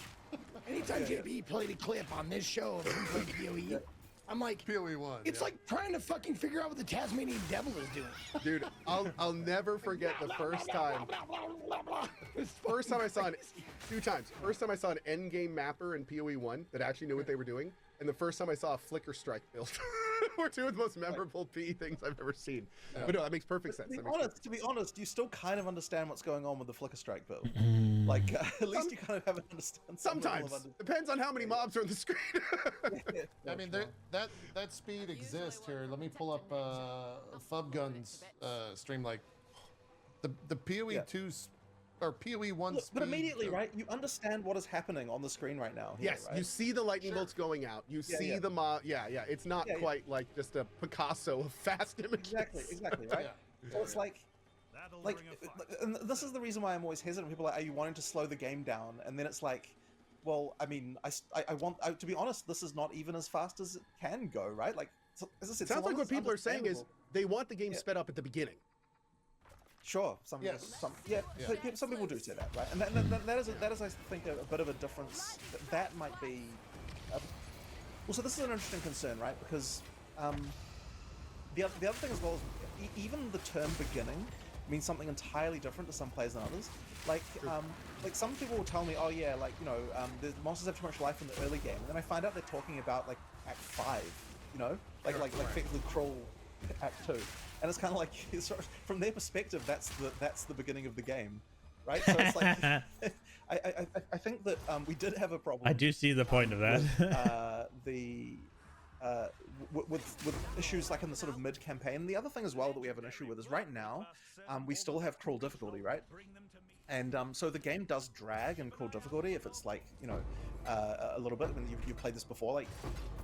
You know, we had this back in PoE 1 in the early days, but you know, the game does start to drag in the second time you're playing through the campaign. What did I find? Right. Just not having that problem will be a massive boost as well. You know, once we get all the acts and everything like that. So, I've got to. I'll tell you this, like as a first time player, first time going through, I played all of my 55 hours with the same character and stuff like that. I was like, I was totally like, I don't think the beginning acts need to be sped up at all. However, if I Yeah, wanted his to go through voice it again, is which rough. kind of the game's designed to do that, go through it again with different characters or different builds in mind, whatever. Then it would feel slow because I've done this, and like that's like for a brand new player like me, the speed was fine at the beginning. Right. But like I could totally see myself going through the same act again with a different character and going, wow, this feels like I'm trudging through a swamp. Right. I think, yeah, that's like a PoE 1 issue as well. That's been, I mean, have you guys thought about changing that at all from PoE 1? Like, what's the thinking with that? Changing Well, what exactly? well, the biggest For instance, comment that we all get is like, do I still have to do the campaign? Like, just Right, to completely cut, like, do I still got to do the campaign? Like, is there going to ever be shortcuts, skips, alternate routes? Like, one big thing is respecting time. Like, that's like a lot of people feel that in PoE 2, it doesn't respect necessarily the time, especially compared to PoE 1, because of how much slower it is. So are we going to have like a cumulative effect of not only having this much larger, much girthier, slower campaign, but then also having to repeat that multiple. Well, okay, so I guess the part that I sort of would say about that is that at the end of the day, and this is kind of the way that I tend to think about things, it's like, Oh, if I you're had that saying, already, I think. that you're not I enjoying had the that campaign, yesterday. then that just means the campaign needs to be better, right? Like, it's just like even if it's like the 20th time they played it. Well, I understand, but on an intellectual level, it's easy to say, okay, I'm not going to enjoy playing through this again. I think the whole like making it faster is a good point for the campaign, but it's more so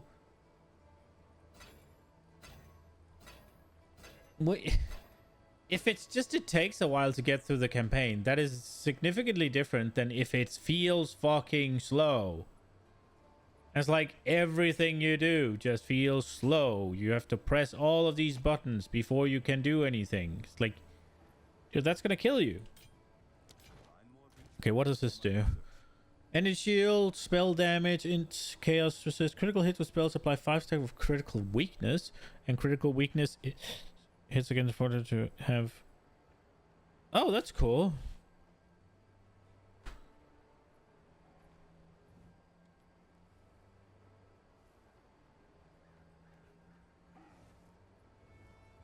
Cool.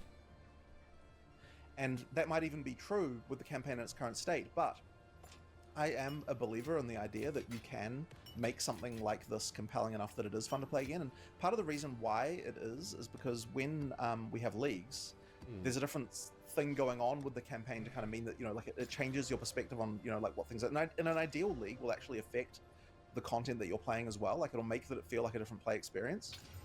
And then there's also the fact that you're playing a different character class. It has a different feel. Like there are bosses where like they feel completely different. Like there are a lot of the time situations where like, okay,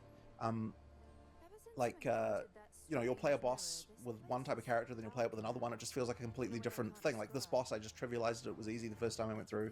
This time I'm having, it's like just due to the way that my character is, it feels very different. So I guess what I'm saying is that like, it's certainly not helped by the fact that we've got 2 copies of the campaign in the game right now, because it meant that you played through it twice, like the first time you played through it. Like I believe that it is possible to get the campaign to the point where you will be fine playing through it, and it's like ideally the experience you're having is just fun. And I mean, like I do think they've managed that somewhat.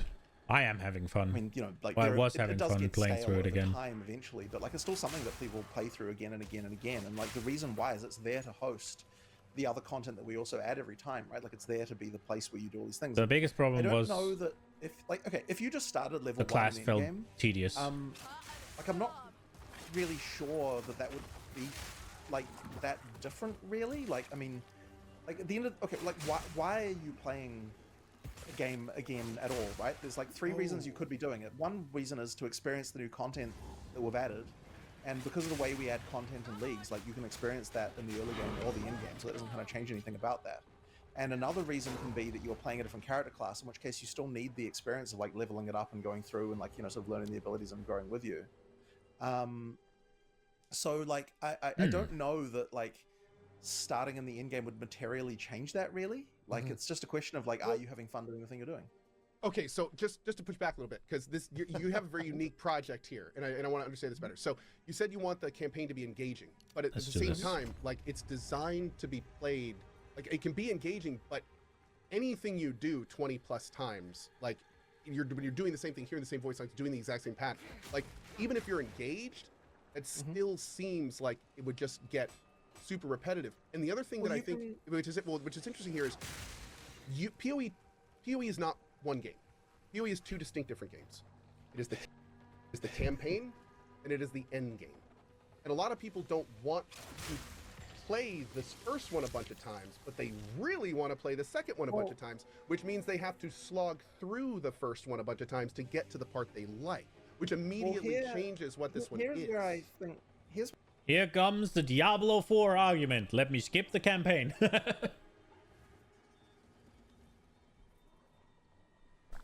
where I think that I disagree about that is that I don't see those as two separate things in the same way that I think that that you necessarily are saying there, because ultimately, like you said, anything that you play through 20 times can get boring, and I don't disagree with that. But then at the same time, in the end game, you're playing through the same map 20 times. But you're coming back to the season for like the new mechanics, the new changes. So you come back for the new stuff. But you only get to that stuff also available in the campaign as well. So if you're going to make that's a cop out. You know, like what I'm saying is like the only difference between the campaign and the end game is the order in which you play through areas is fixed in the campaign and isn't in the end game. Nah, you get much more loot and it's much faster really in the end game. But the other difference being that you've got more of a mix of mechanics where you've got different, there's more overlapping mechanics that are happening at the same time. And everything matters in the end game. Context where you were, if you imagine playing the end game from level 1, I don't think you could just introduce every single thing right at the very beginning of that either, right? Like you have to have on some level. I mean, like we were talking about earlier, you'd have to have that character growth, right? Yeah. But I mean, it seems like there would be some kind of middle ground for like you do the campaign once per patch or league, and then your second campaign is like shorter, or maybe you have all the exits already marked on your map before you get within there. a league, effectively. Yeah, so within a league. So like every time you do a new character, like the campaign vicariously gets like shorter and shorter and shorter, not necessarily in due to content, but the player's ability to get through it. But like one thing, for instance, is like, you know, players have contests and how fast they can get through the campaign to get to where they get. It's like that World of Warcraft episode in South Park where they spend 40 weeks leveling up to get to the real game, which is the end game. So it just seems like for players that are in that perspective, it seems like there should be an option. I don't know if that makes sense.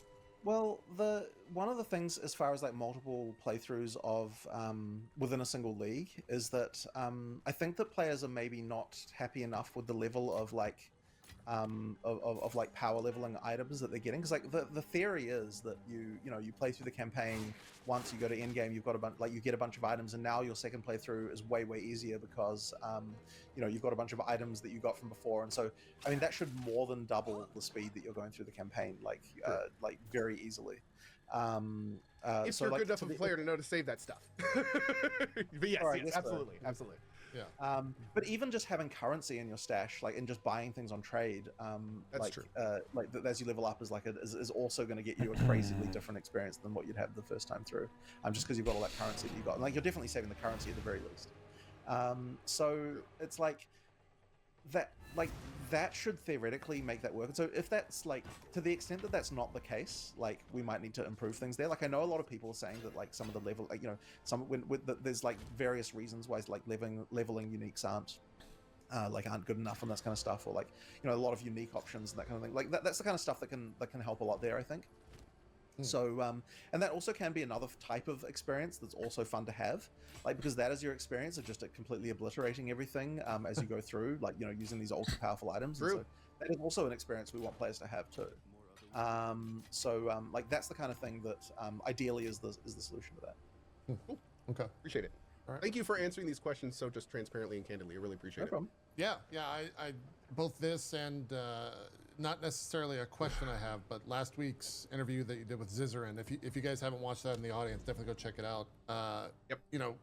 It was a bit heated at times, and I think you made and I feel bad about that, but I still think it was a fantastic conversation, and the changes that came from that, whether they were directly responsible, whether the podcast was directly responsible for that, for the patch. I'm glad that this whole conversation happened. That was great.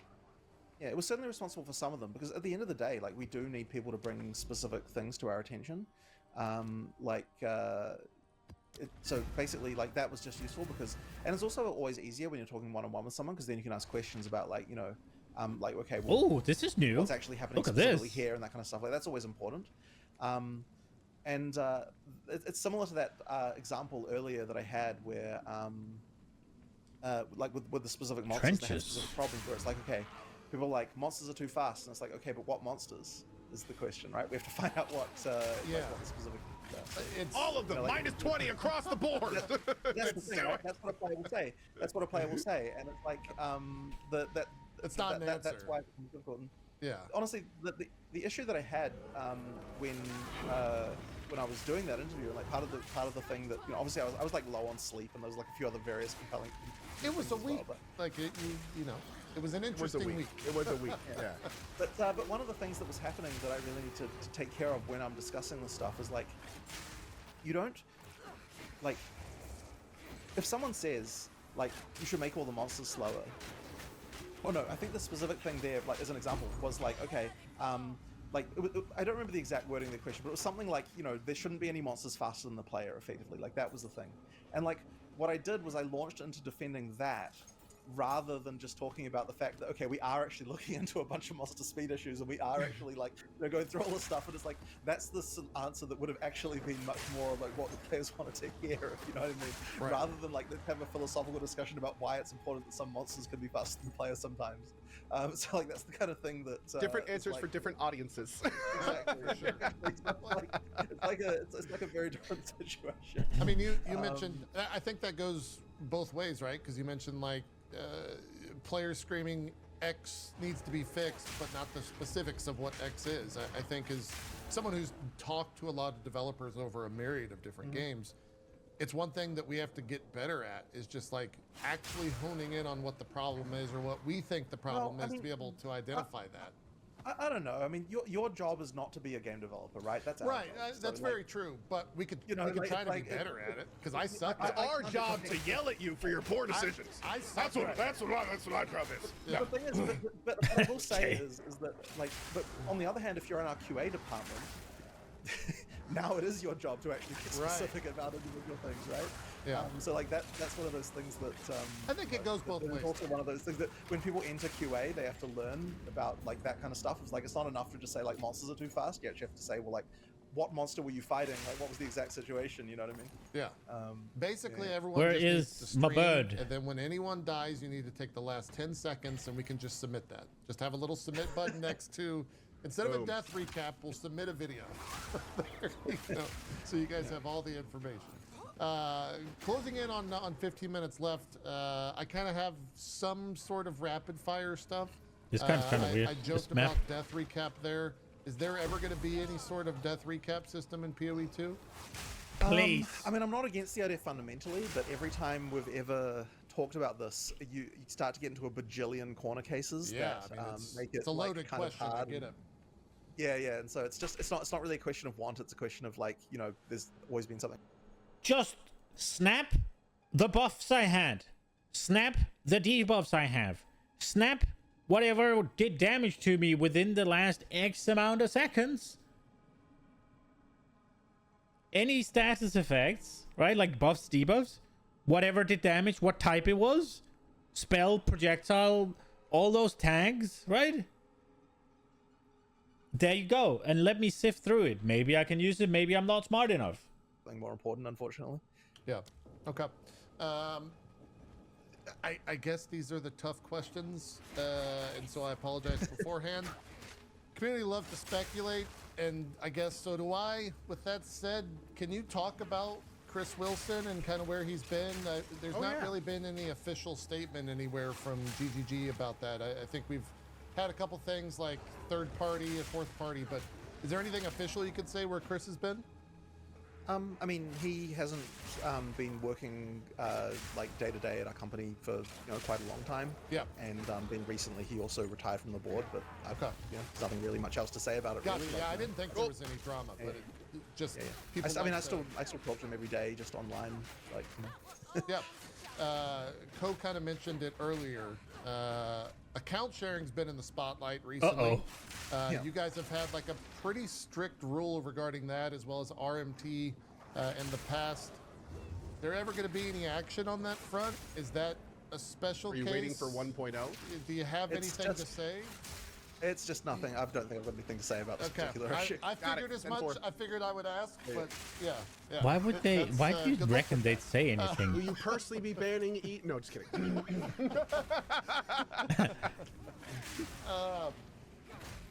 In an age where people like to pit companies against each other, do you consider yourself competitors to Blizzard, Diablo 4, Last Epoch? Like, how do you view these other companies? Are you trying to beat them in player count, or are you just existing and hoping that the game speaks for itself? How do you look at that? I mean, I guess I don't really.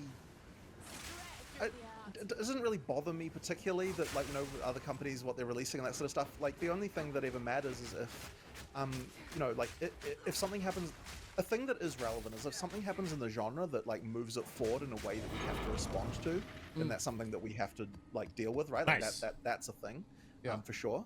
But other than that, like, it's fine. Like, I mean, the nice thing about the genre is that it's not like World of Warcraft where, like, you know, you've got subscribers and you're competing for that, right? That's an actual, like, real competition scenario where people aren't going to be really subscribed to more than one MMO. But in the seasonal model that we have with in action RPGs, it's kind of fine. Like, you know, you play the game, you know, for however long you play it for, you go, you play another one, and that's fine. Obviously, there was, like, the tension that happened with Last Epoch recently, right? Which was very unfortunate, and I honestly wish it didn't have to be that way. Yeah, if you could just coordinate with them in the future and space it out, that'd be great. I mean, yeah. Are there back channels? Like, are there back channels between companies? So with they messaged us about. Okay, so they asked me, like, okay, like, we're thinking of coming around this time. When are you thinking of coming out? And I'm kind of like, that actually might conflict with something, and that was kind of the last of it. There really wasn't anything else that was said there. The alarm went off. You know, so, like, but the thing is, I think that what happened is that, like, so we had a date, and look, I don't know how they're thinking internally, but I think that their plan was to come out a little bit after that date. We didn't give them what the exact date was, but we kind of had said, like, in the community, like, you know, sort of, like, people had sort of vaguely known when we were planning on coming out, and then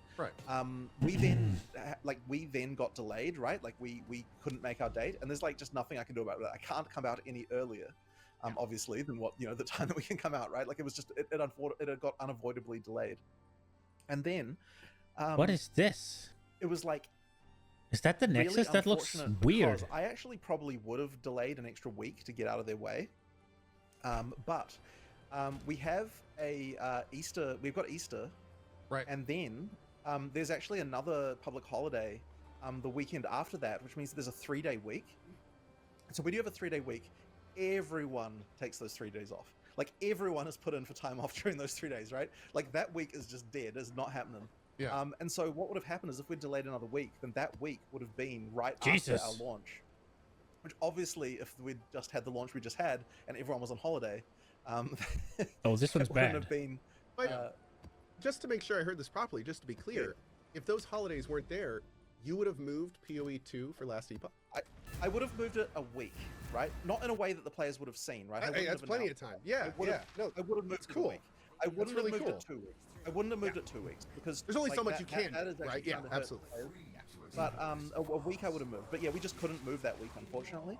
And so then, and I felt real bad about it as well, because I was like, I don't want to do that to them, right? Like, I just don't want to do, like, it's not something I want to do. But at the same time, if we were delaying 2 weeks and then the players, like, knew that, like, that would just be awful, right? Like, our players would have crucified us for that, and rightly so, right? That would have been terrible. So effectively, like, it just ended up that way. And, like, I don't know whether or not it was a good idea for them to then move in response to that. Like, I honestly can't say whether or not that was right or wrong. Probably wasn't a good idea given how bad this season 2 was received. Like, I don't want to ruin their plans in any regard. Yeah, to be blunt though, it's very cool you're even thinking of that. I mean, we live in a day of kind of faceless corporations for a lot of games this size, so that's cool to know. Not only that you guys are talking, but even considering doing stuff. I think I speak for many of us when I say, just like you were saying earlier, we love Last Epoch and PoE.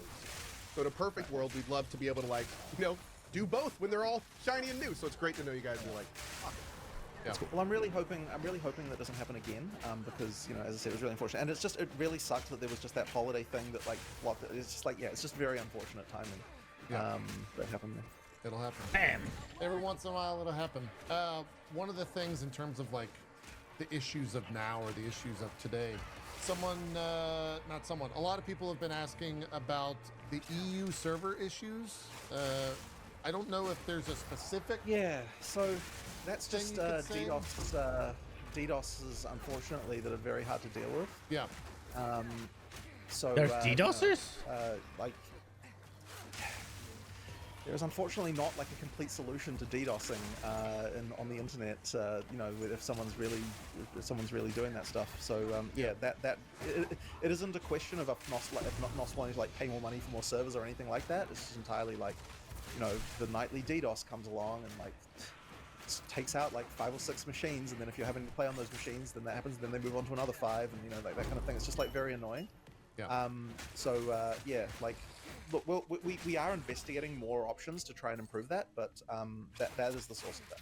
Okay, gotcha. I think even saying that is beneficial for a lot of people. Right. So, agreed. Yeah. What else is there? I'm kind of looking through there, see if there's anything. I guess another question I have for you in terms of like analytics, right? PoE is such a game based around numbers and whatnot. For you as a dev and as the game director of PoE 2, do you have like a data point that you're constantly looking at? And if that number goes bad or that number goes positive, it affects not only your mood, but like the direction? Average player time to death. Yeah, like what is that number? If there, the number for me is just concurrent users, just number of people online right now. Okay. Because that really, look, if people aren't enjoying the game, they're not going to play it. And this is actually something that. Oh no! Like, I actually yesterday, like I was talking to Mark, about all of the, all of the stuff, and the thing that he said to me is like he sort of had to remind me of that fact. Like he's like, look, the retention of this PoE 2 launch, like in terms of concurrent users on the like weekend to weekend, is higher than any PoE 1 launch we ever had before. Right. So it can't be that bad. I mean, it's a. Yeah. I mean, I totally understand you have to put things in perspective, right? Like when the internet's shouting at you to fix a myriad of issues, if there's a data point you can look at, they're still playing. Right. Yeah. So they might be mad, but they're still there. Yeah. I mean, look, we still obviously have this. I mean, so don't disagree with, if people are playing, it can't be that bad. But you gotta remember that most of the streamers that usually play a league or a season for like a couple of weeks, 2, 3, 4, 5, maybe upwards of 2 months, right? A lot of them are quitting and not liking the game, right? Even a lot of the kind of one-trick-esque streamers are quitting and not playing because it feels bad. You have people deliberately choosing to make less money, essentially, because they're not enjoying it. Now, streamers are not everything, right? But they do drive more people to play the game. So if you have the community, the content creators leading the community, right? Yeah, a lot of people will play now, but you're going to have less eyes on, and people are going to move on to new and shiny things, I think. Like, as much as I don't want it, there is some semblance of an idea catering at least towards the larger ones, like Scissorin and Quinn and Mathil and Steel Mage and the ones, right? Like Gassy, Ziggy, right? Like, if they are not enjoying it and they are quitting early, so to speak, you're probably not gonna, if that is the case, league by league by league, you're probably not gonna maintain this high retention rate. still tons of things to fix. It's like I don't want to discount that in any Totally. regard, Yeah. you know, like on some level, like it's okay. Like because the thing is, when a million people start to say, you know, the game is bad, the game is terrible, it's hard to even remember yourself. You know, that there's actually a game there that is good, even though there may be problems. You know, so seeing that and reminding myself of the fact that there are actually a lot of people playing the game is, you know, I think it was certainly important for me to kind of. But you also know, the be like, yeah, Steam you know what, reviews, like, right? Sure. The benefit we're getting from all the people yelling is that we know that we need to fix stuff, but we still have a game that people are enjoying, and that is a and that is a good thing. Sure. So, yeah, I mean, we're still doing well, and like, I mean, this launch was still larger than any PoE, like in terms of absolute numbers as well, right? Like, this launch in terms of people online was larger than any PoE 1 launch we ever did. It is approximately what I expected as far as like relative to the other launch. So generally speaking, like what we've always observed is the first launch is you get a number, and then the this is in any market we've entered, and any subsequent launch is 50% of what the first launch was. Oh Jesus! Then the way you know that you're doing well is that you start growing from there. So you have a number, you go half, and then you're going up like hopefully 5%, something like that. You know, each time after that, and that's how you know an action RPG is doing well. So it's really seeing like. Oh, it's weird hearing come back action next RPG. Time, you know, like how well do we do there? That'll be the question. Sure. Yep. We could do a round of final questions and then call it an interview. For me, it's 8 a.m. there. What time is it on Monday? The start of the work. Right now, it's it's 8 o'clock. You can see the sun rising in the background there, which is blowing out all the What's the first thing that's going to be on your desk when you get into the office? What do you do? So we are going to look into item drops because a lot of people are saying that the wisps are not rewarding enough, and they should mathematically be. Like those things give like 300% better, like more. Well, okay, it's not more items; it's more like more the number that we use for like rarity that increases the drops, how good they are, right? Right. And it also gives two extra drop slots. So effectively, like there's no reason why they should feel unrewarding, but they do. So therefore, I need to understand what's going on with that, and I spent like quite a lot of time yesterday looking through like the simulations and like seeing what's going on, and like I've definitely identified that there's something going wrong in the item drop system that I'm not quite happy with, and hopefully if we fix that, it'll make this the wisps feel better. Cool. So yeah, that's kind of the thing that I'm going to be probably spending a few hours on this morning to see if we can come up with some kind of improvement there. Cool. Fantastic. I like the first thing I read in chat. 300% of zero is still zero. Of course, that's how he feels. I will also say chat erupted mostly in jubilation when he said that you're going to be taking a look at loot. So yeah, I if took it the matters, temperature of all three chats. W take. Yeah, W take. Great. Oh, but is it, what's the quotient on based? Oh. Based is good and trending. Base values are trending. Great. Excellent. Fantastic. Great. Zeke, any final questions? I got one. I had one from my audience. That might be an easy one. Yeah, I'll go last. Zeke, I don't know if John, this is from my audience. Tell me if it matters, because I don't know. Ask him about difficulty scaling with multiple people, and if it's been adjusted. At launch, me and 2 others had to stop because it was so difficult. That's just the game, baby. I'm sorry. There wasn't any change. There wasn't any change from early access's launch, so yeah, it shouldn't be. But I mean, like, it can be that various nerfs like got hit. But I wonder, like, as well, whether that feedback it took out was rest and made it useless. The change to Monster Life we did that was a few days in. Because we did a pretty substantial change to Monster Life in the sort of mid-game. So it's possible that they might have a better time now if they were playing before that point. So it'll just be a question of that. Okay. Jonathan's like, are they both huntresses? And wait, I didn't get any. Yeah, well, I mean, I didn't get a tier 4 Waystone. Hard for you to say without knowing more specifics about exactly what Oh no! stuff, right? The sustain is not enough. So I gotta this is just a quick yes or no, but it's a big question close to my heart, especially one that I think would be great for newer players. Any plans to ever have it so I can open up my passive tree and see like import builds or overlay classes over it? So as a newer player, I would have like a really good idea of where to go on this gigantic ass tree. So this is a thing, and I'm trying to remember. Okay, so we made this feature a while ago, and I can't even remember whether or not we enabled it. That one's nasty. Even I don't even know if it's live. We actually did make a feature where you could get a build file.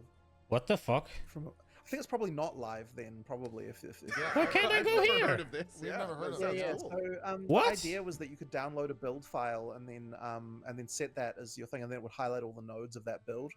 That's exactly what I'm talking about. Yeah, that'd be amazing. And then you could make like some pre-default ones for new players that are just like So I can super go basic, here? but they Well, can do it here's the and, thing. That's the part that I don't want to do, because I don't want to. So the reason why I'm fine with the build thing where you where you go to a build guide and then you just download the file is that you're not telling the player how to play. Yeah, exactly, right? So effectively, like at that point, they've already decided they want to follow someone's guide. So like, therefore, it's fine, right? But at the point where, but if you're just like into the game and then the game's immediately like, why don't you pick one of these build guides? Like, I'm kind of like, I'm not a fan of that, you know? Like, I don't want to, like, I feel like if you want to follow a build guide, that's great, but you have to seek it out, you know? Yeah.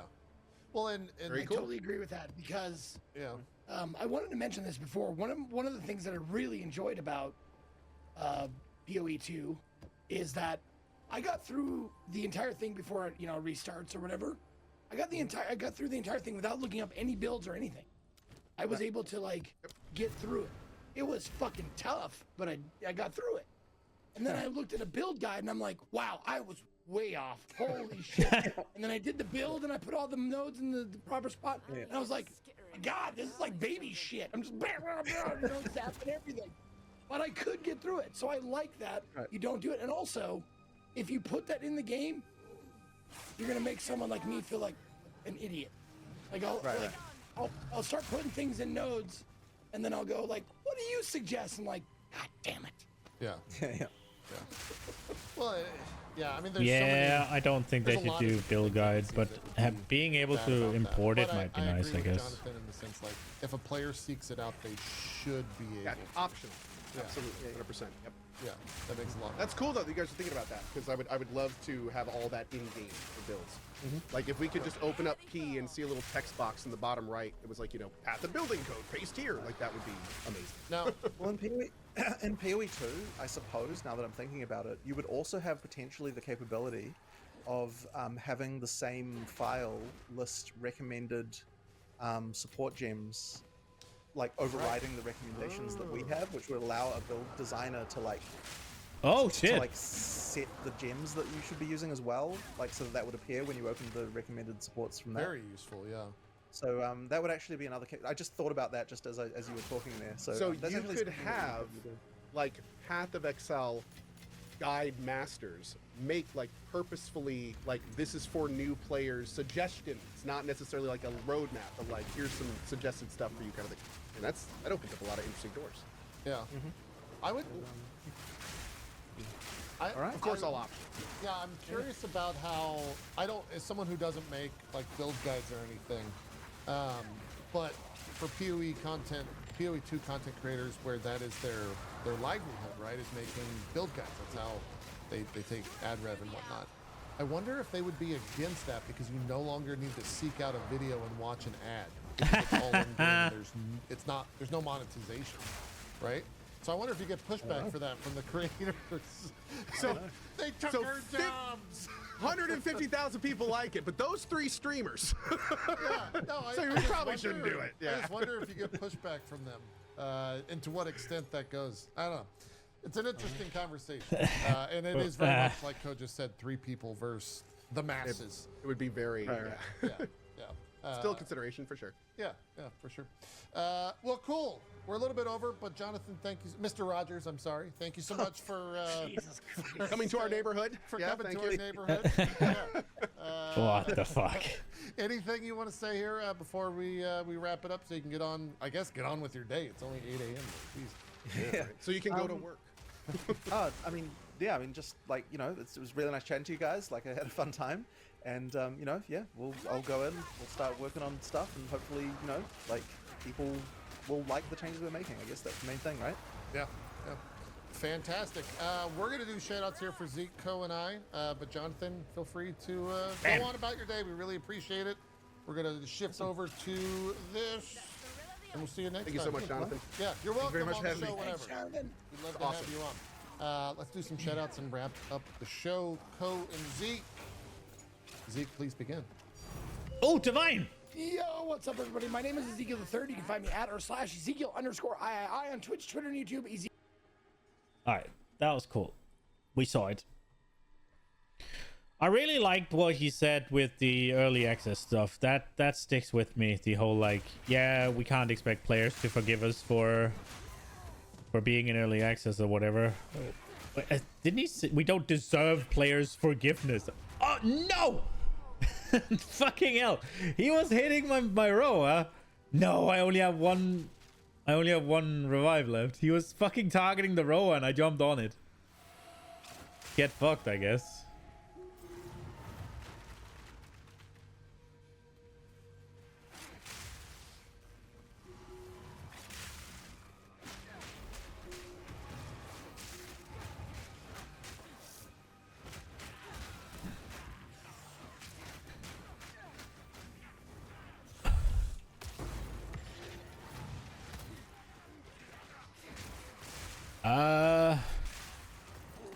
There's a lot of things happening.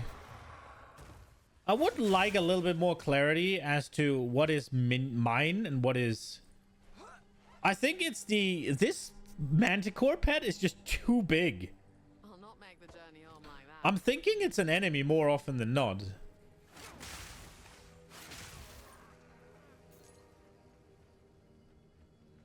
I should have plenty of portals.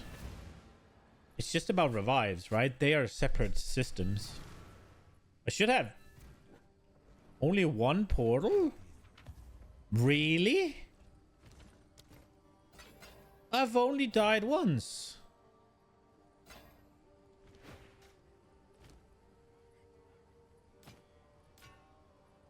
If it is actually limiting the amount of loot you can carry out of a map, I do not like it. 12 dexed.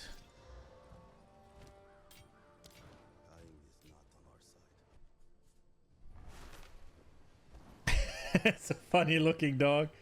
Yeah, I mean it has distracted me more like plenty of times, and I know it is.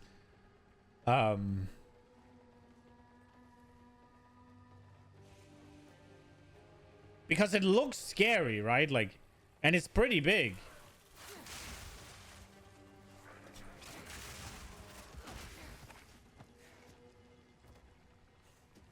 Like, especially when it's in something, like, you can't really see it. You just see the tail wiggling aggressively, like the centipede thing. I don't think I'm gonna complete this one.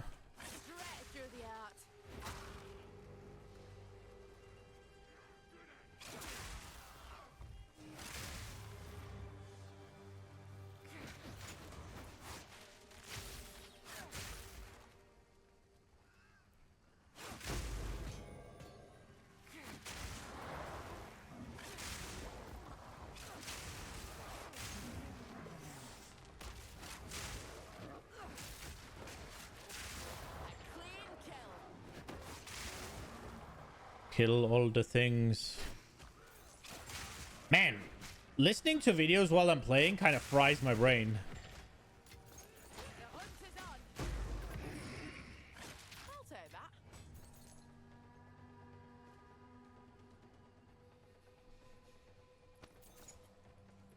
that. Not with that attitude, you won't. Oh no.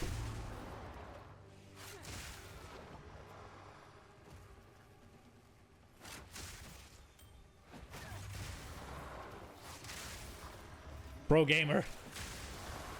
Take a page out of Quinn's book. Call myself a god gamer. Here to destroy PoE 2, reinventing the meta, playing the meta build apparently.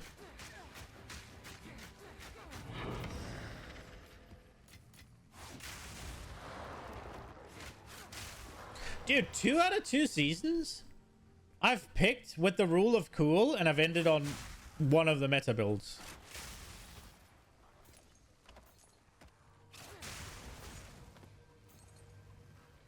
I will say, the fact that I can sort of figure it out myself, not to downplay my own genius or anything, but that does make me feel like there's a little bit too few build options in the game. Because I'm not close in PoE 1. Like, I'm not even in the ballpark in PoE 1 as to doing things correctly. But in PoE 2, I quite consistently... Well, consistently, there's been 2 seasons, right? I have, for 2 out of 2, gotten pretty close to what you're supposed to be doing. I think, at least. Like, the Herald tech, I wouldn't have figured that out. That is for sure. I stole that. But the Invoker, which Ascendancy to pick, roughly where to go on the tree, which skills to be using, and also support gems and all that. I think I got fairly close. And in PoE 1, no shot.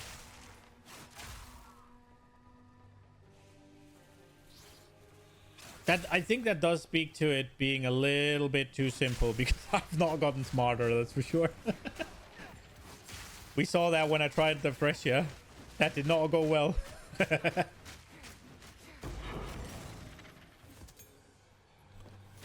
I didn't get a map? Oh, I did get 2. Okay, cool. We're fine.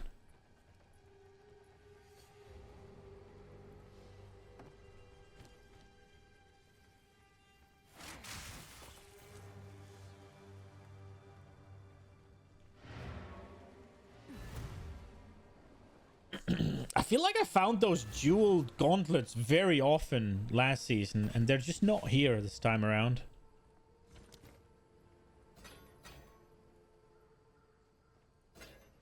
I wonder if they are like a lower base chance, a lower drop, a lower base type or whatever. How expensive is that one? Oh, what were they called? Kitoko's Current or something? I think. Great Path of Exile. Is there a one for PoE 2 here? PoE 2 trade?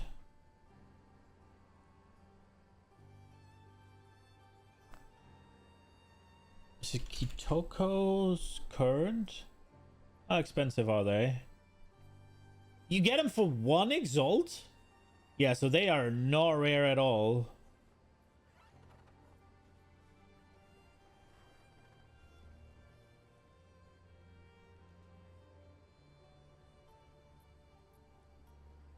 Okay.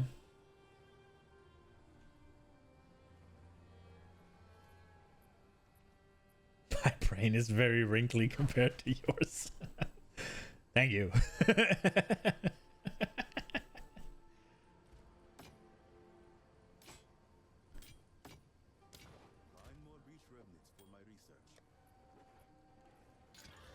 Oh, that's a lot of accuracy. Is it worth it? See, 1 ring has 2 dead ones. Fire and cold damage is dead. Then it has evasion rating. So I basically just have that because it leeches shit. And honestly, it doesn't even leech that much. So I probably don't need that anymore, I guess. Well, I haven't had any mana, but I'm also not spending it a lot. Oh, we should see if this one gets into something, right? We've saved it for the same purpose. What do we get? We got mana regen and light. That's dead. You got int on it. Cold resist. Evasion rating. Cold damage. So I'll lose 20% rarity or I'll lose some damage. 20 dex. 20 int.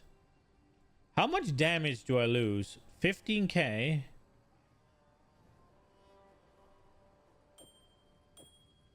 A 1,000.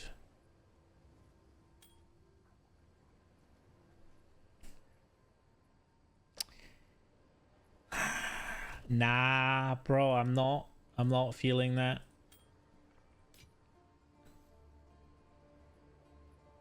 I guess this could be a warrior ring.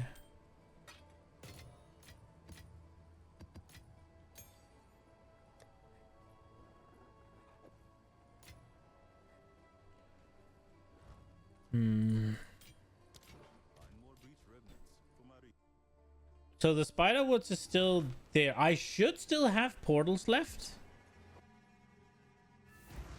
I do. I don't like the change they made here. It is not apparent how many portals I have left anymore because of the whole like resting and thing. I think what they did was dog shit. Like, just fucking make it so you have 6 portals, be it death or be it out or in. I don't get it. But definitely this is weird. I don't know how many times I can go in and out for loot now.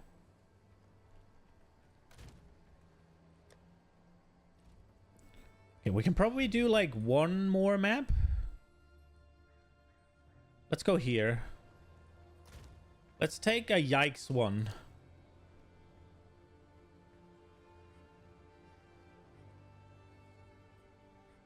This one, they have crit and increased attacks and movement speed. This one's probably gonna destroy my ass. 2 revives. C notes.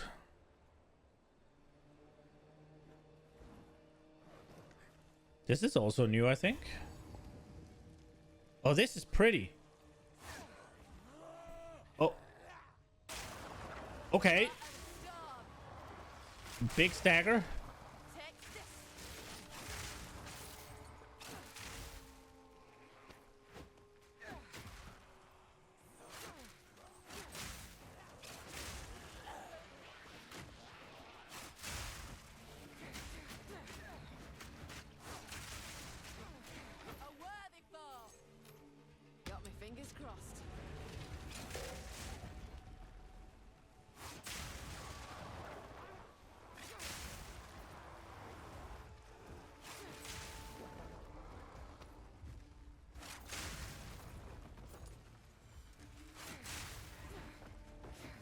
Wait, what? I think I have a level 16 gem that I didn't use, actually.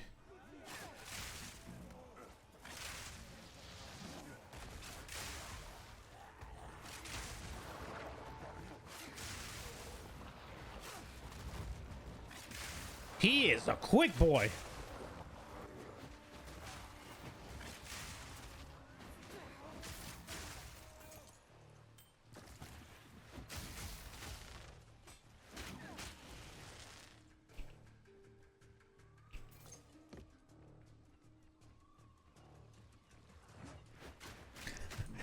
Clip, what did I say? What dumb thing came out of my mouth?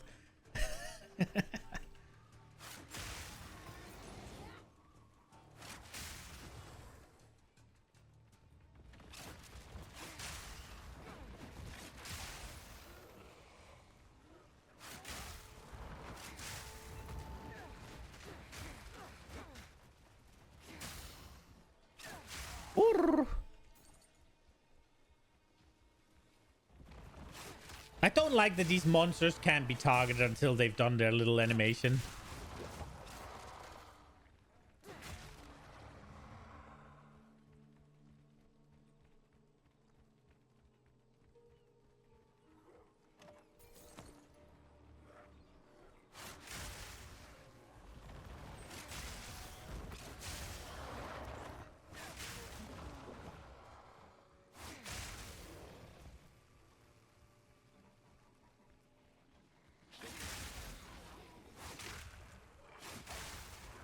I wonder if the lightning thing I have here, if that's gonna be obsolete whenever I pick the infusions. I should have done my ascendancy, but then again, there's not much point to it right now because I don't have electrocution. That's what I'm going for. I'm going for a better I'm going for a 5-link, I guess, or the gloves. I guess I'll try and look for where these gloves drop. So I have one chance orb. I guess we could try and do some rituals, see if we can get the omen that guarantees the unique. That's probably the best way to get them.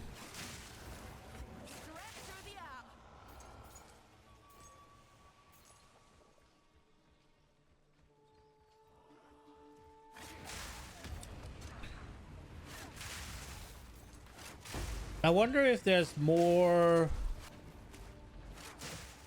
like easier upgrades to get, if I should just be focusing on something else.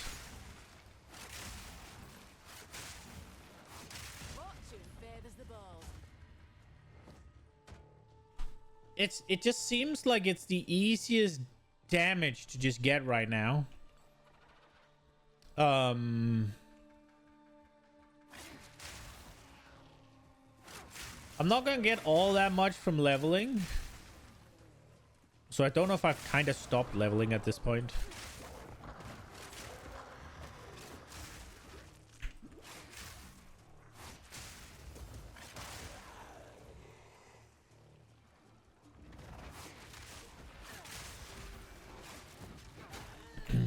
I have dropped a little over a... Oh, crap. Oh, crap. No. Oh, fuck's sake. That's a funny looking horse. Yeah, true. I have dropped about 1,000 DP or sheet damage today. I need to... They really need to let you have the stagger bar up here, man. I don't look down here. It's... I need... Well, my fucking camera has been over it all day. Oh, fuck. That's wrong. God damn it, I'm stupid. I've only streamed PoE so much, right? Like wait, this is wrong. I see problem. Is that better?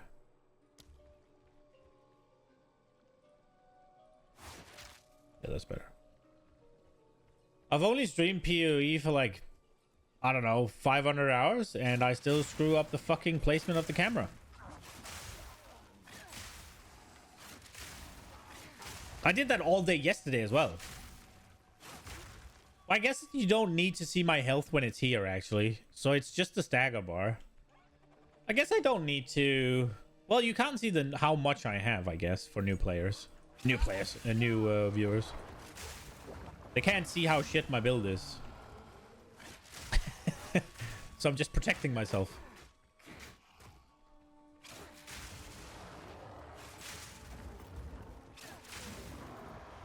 I have lost about 1,000 sheet damage today. But I gained a lot of tankiness. I'm just kind of curious as to how it makes the most sense to actually get some more damage, because obviously I need to be tankier and I need to get more damage.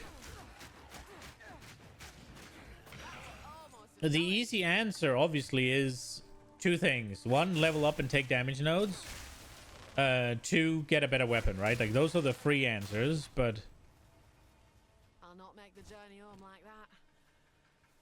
I don't think I want to rely on having to level. Now, a big thing would be to get electrocute and then ascend. That is a ton more damage, I think. Which is kind of why I'm going for it, rather than like any sort of specific gear, like any sort of like just generic gear thing. Because if I get what's it called? Well, for one, I need to get either the gloves or a 5-link, and then I can put in back in combat frenzy. So I'd need to spec out of this node, and use a scepter right now, I think. And then we pick this.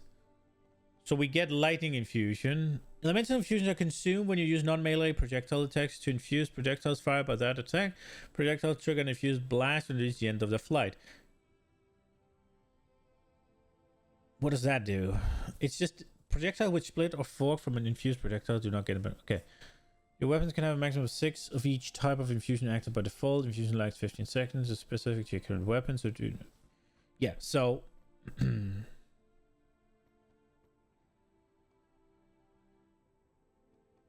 this should be damage, right?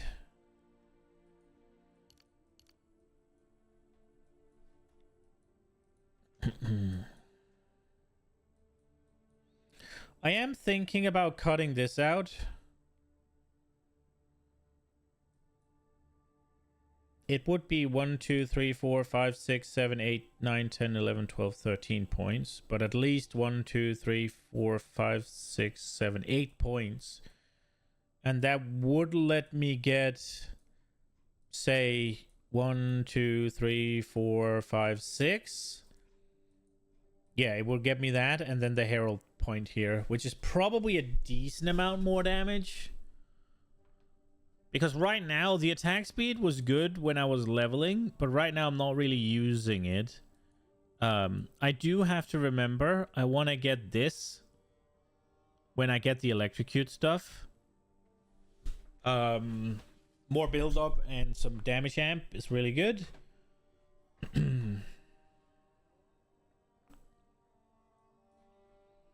There is this one, 15% reduced global defenses. Not overly fond of that one, but I guess it would work. I am thinking about getting this because I have this. So it would give me like 400 something energy or evasion rating, which is pretty good, right?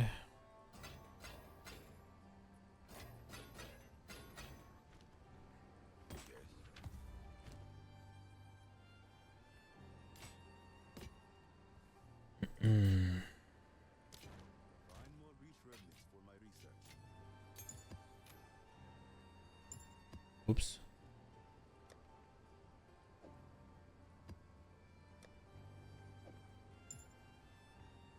But yeah. Right.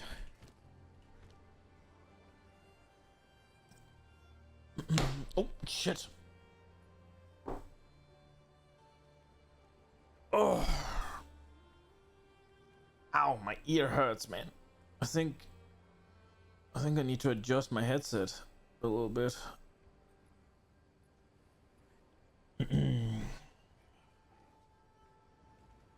Oh wow, definitely do. What the fuck? Unless I just did it when it sort of slammed into something. Alright. Let's see. Where are we at? So we're right in front of this Nexus, which will give us some more points. Should we do it? Yeah, let's fucking do it. I was thinking about ending because it's 4 now and I'm tired and my ear hurts, but no, I want to do this one so we get some points. I think I had one saved. Yeah, this one's good. There is a boss in here, so hopefully it'll be worth it. We do a 4, even though I could just do a 3, but I would assume I only... Oh, if I die, I die. I don't have any revives because there's 6 on this. I would assume the boss is still here if I fail, though. Every breath's a battle.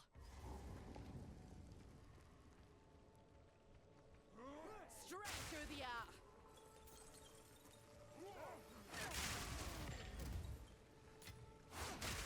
Monsters are armored, doesn't do anything really because most of my damage is elemental, lightning specifically. Surprise.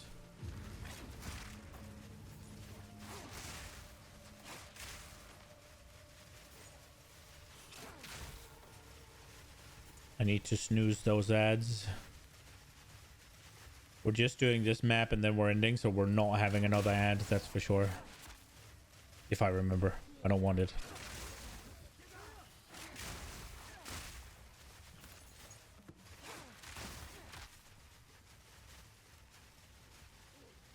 Damn, I had a good roll on Gamble Sprint, but then I got hit by some random little shitter.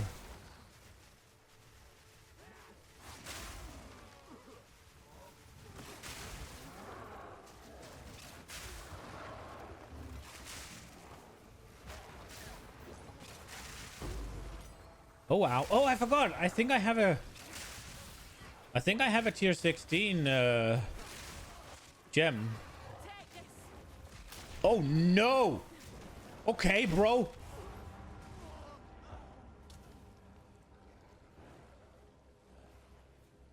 I fucked up. Well, that was easy. We get to see you then, I guess. Holy shit. It should remain, right?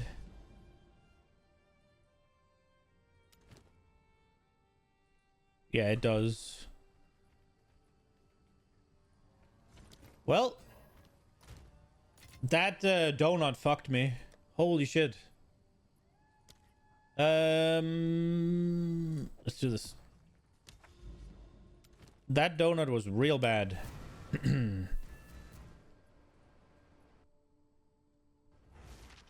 I did not expect to have 2 rares fighting with donuts, denying me that much space. And then I just... Oh my god, temporal fucking chains, bro. Oh my god, just kill me now.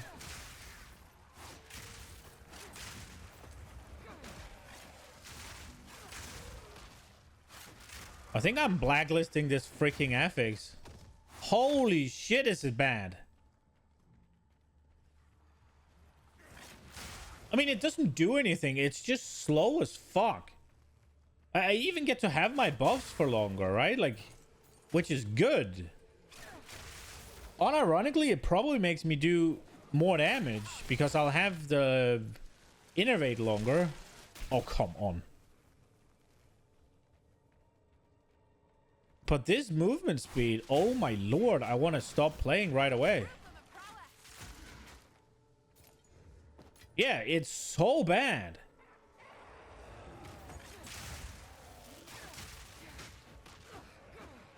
And now he has Hinder Aura, but I guess they don't stack.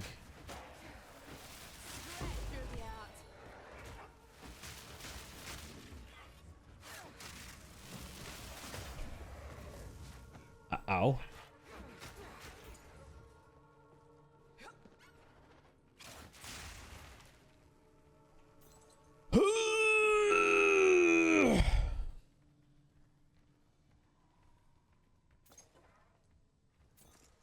It's a bug with temp chains. Wrong calculation. Are you slower than you're supposed to be?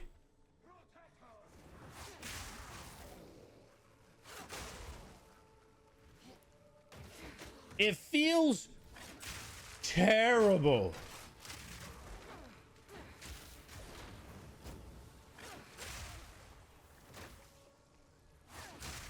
If I die, it removes the temp. Oh, really?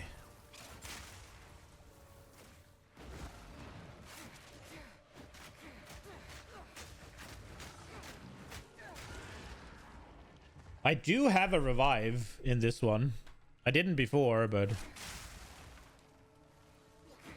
I think with how quickly I got molested last time, I don't think I'm up for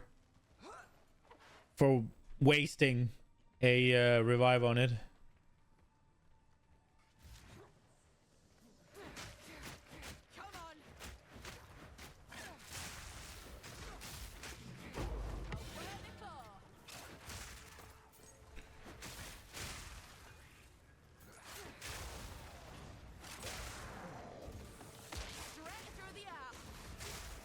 Dude, I almost want to swap out of the regular spear throw just out of principle. Because the fact that it's costs 0 mana and it still does that much damage kind of rubs me the wrong way. This'll do nicely.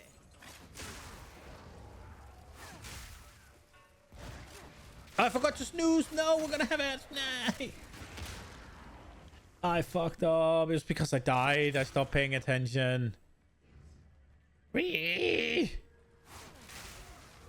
wasn't I close to leveling before? No, I wasn't. No. No, I was, because I was wondering if I was even getting experience anymore.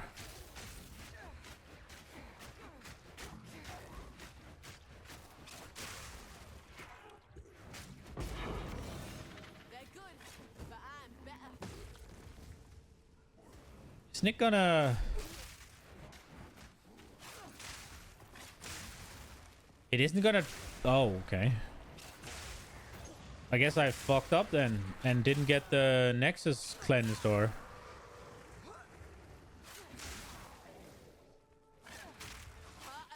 Okay. Rip, I guess. So it says it's still here, but it isn't.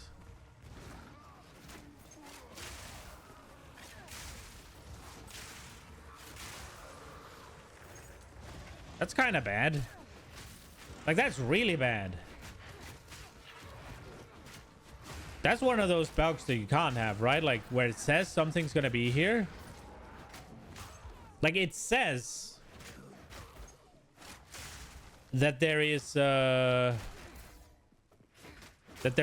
corrupted boss in here, but there isn't, because I failed it.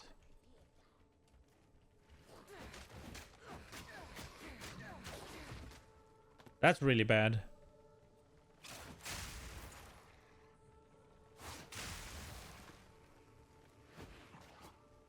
I did lie about that. I didn't try to. I got distracted.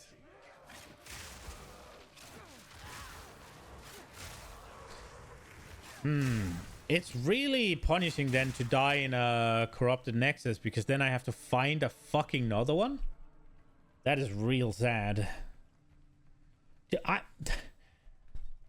The more I play this game, the more I just fucking hate the whole death bullshit that they put in.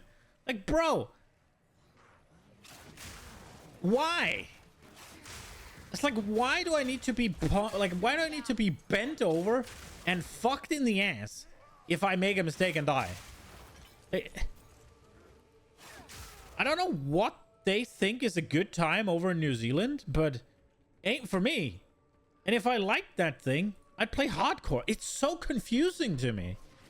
Now I'm just sat here like, okay, so basically, I just wasted the last 2 hours of gameplay moving towards this Nexus. Jonathan likes it. Well, okay. Can't he play hardcore? I don't get it. They have hardcore. It's so confusing to me. I lose experience. I lose the Waystone. I lose the fucking... What's it called? I lose everything that was on that node. And thereby, depending on the value of that node, all the things I did moving up to that, all of the time I spent moving there is essentially lost as well. Assuming that the point of me traveling was the node, right? Like...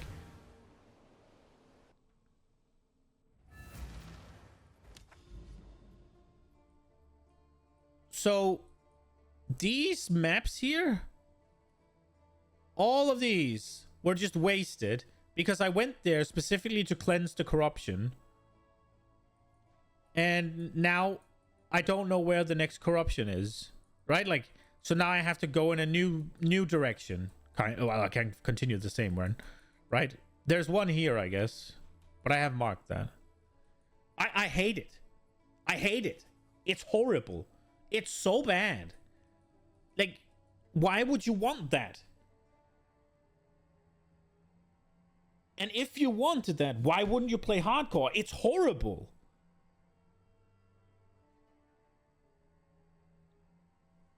And especially because the reason I died is because the fucking stun indicator is down here. Who the fuck looks down here? Why isn't it here? Like, have they not, like, the UI is like, okay, so you have your debuff, you have your fucking buffs here, and your debuffs mixed in there with them. Completely impossible to do. Now, I don't have that many, so it's easy, right? But when you get to a real character, you'll have multiple auras, you'll have multiple buffs, you'll have all of the things going on up here with debuffs. It's like, basically, there's no point in showing you because sifting through it is not feasible if you have any sort of speed in the gameplay. And then you have the fucking stun bar down here for no fucking reason. Also, it doesn't deplete when you're on the fucking mount. for some fucking reason. And because of that, I just fucking lost 2 hours of gameplay. Like, how is that fun? Like, what part of that is fun? It's like, I just got clapped. It's not like I was in an interesting fight and I was getting edged out by the mob and I made a couple of mistakes, so that's why I died. It's like, no, I just got clapped because I didn't look down in the bottom left corner and jump off the mount a couple of times. It wasn't some interesting, like, hard encounter or anything. It was just, oh, I guess I happened to get hit by the 5th projectile before I jumped off the mount.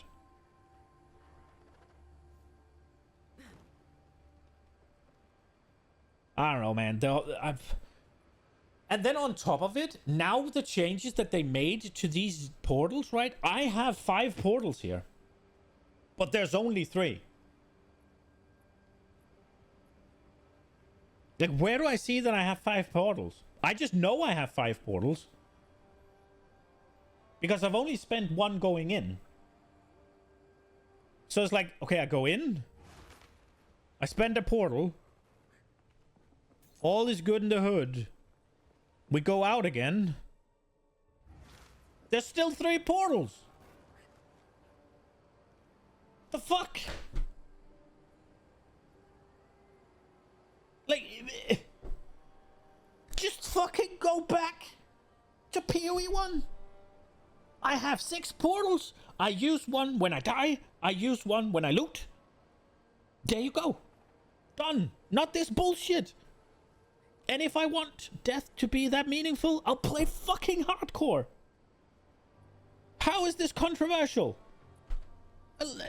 I'm still 3 portals. Let me go in and out again. Still 3 portals. Bro. But now I actually have 3 portals left. So now 1 should disappear. No. What?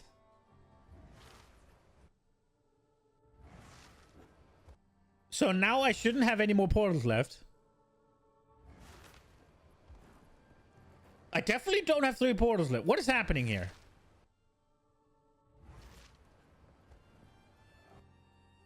I don't have only 6 portals anymore. I can go in and out as much as I want. Do I have to make a new portal? Is that a thing?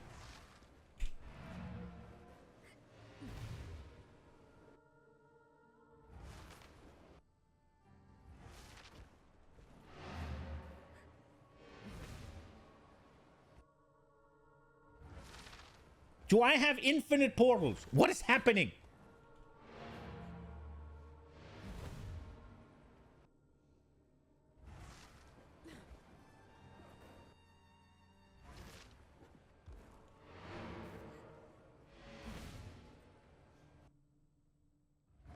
So I have infinite portals now.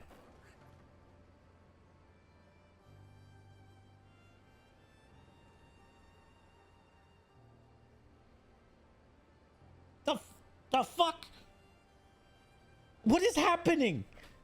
Shouldn't I only have 6? Even if the map is finished, shouldn't I only have 6? Like...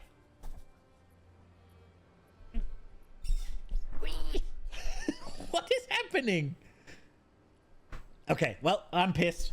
I hope you enjoyed it. I hope I'll see you tomorrow. We'll try some more of this mapping bullshit situation. I guess we'll be going here. It is what it is.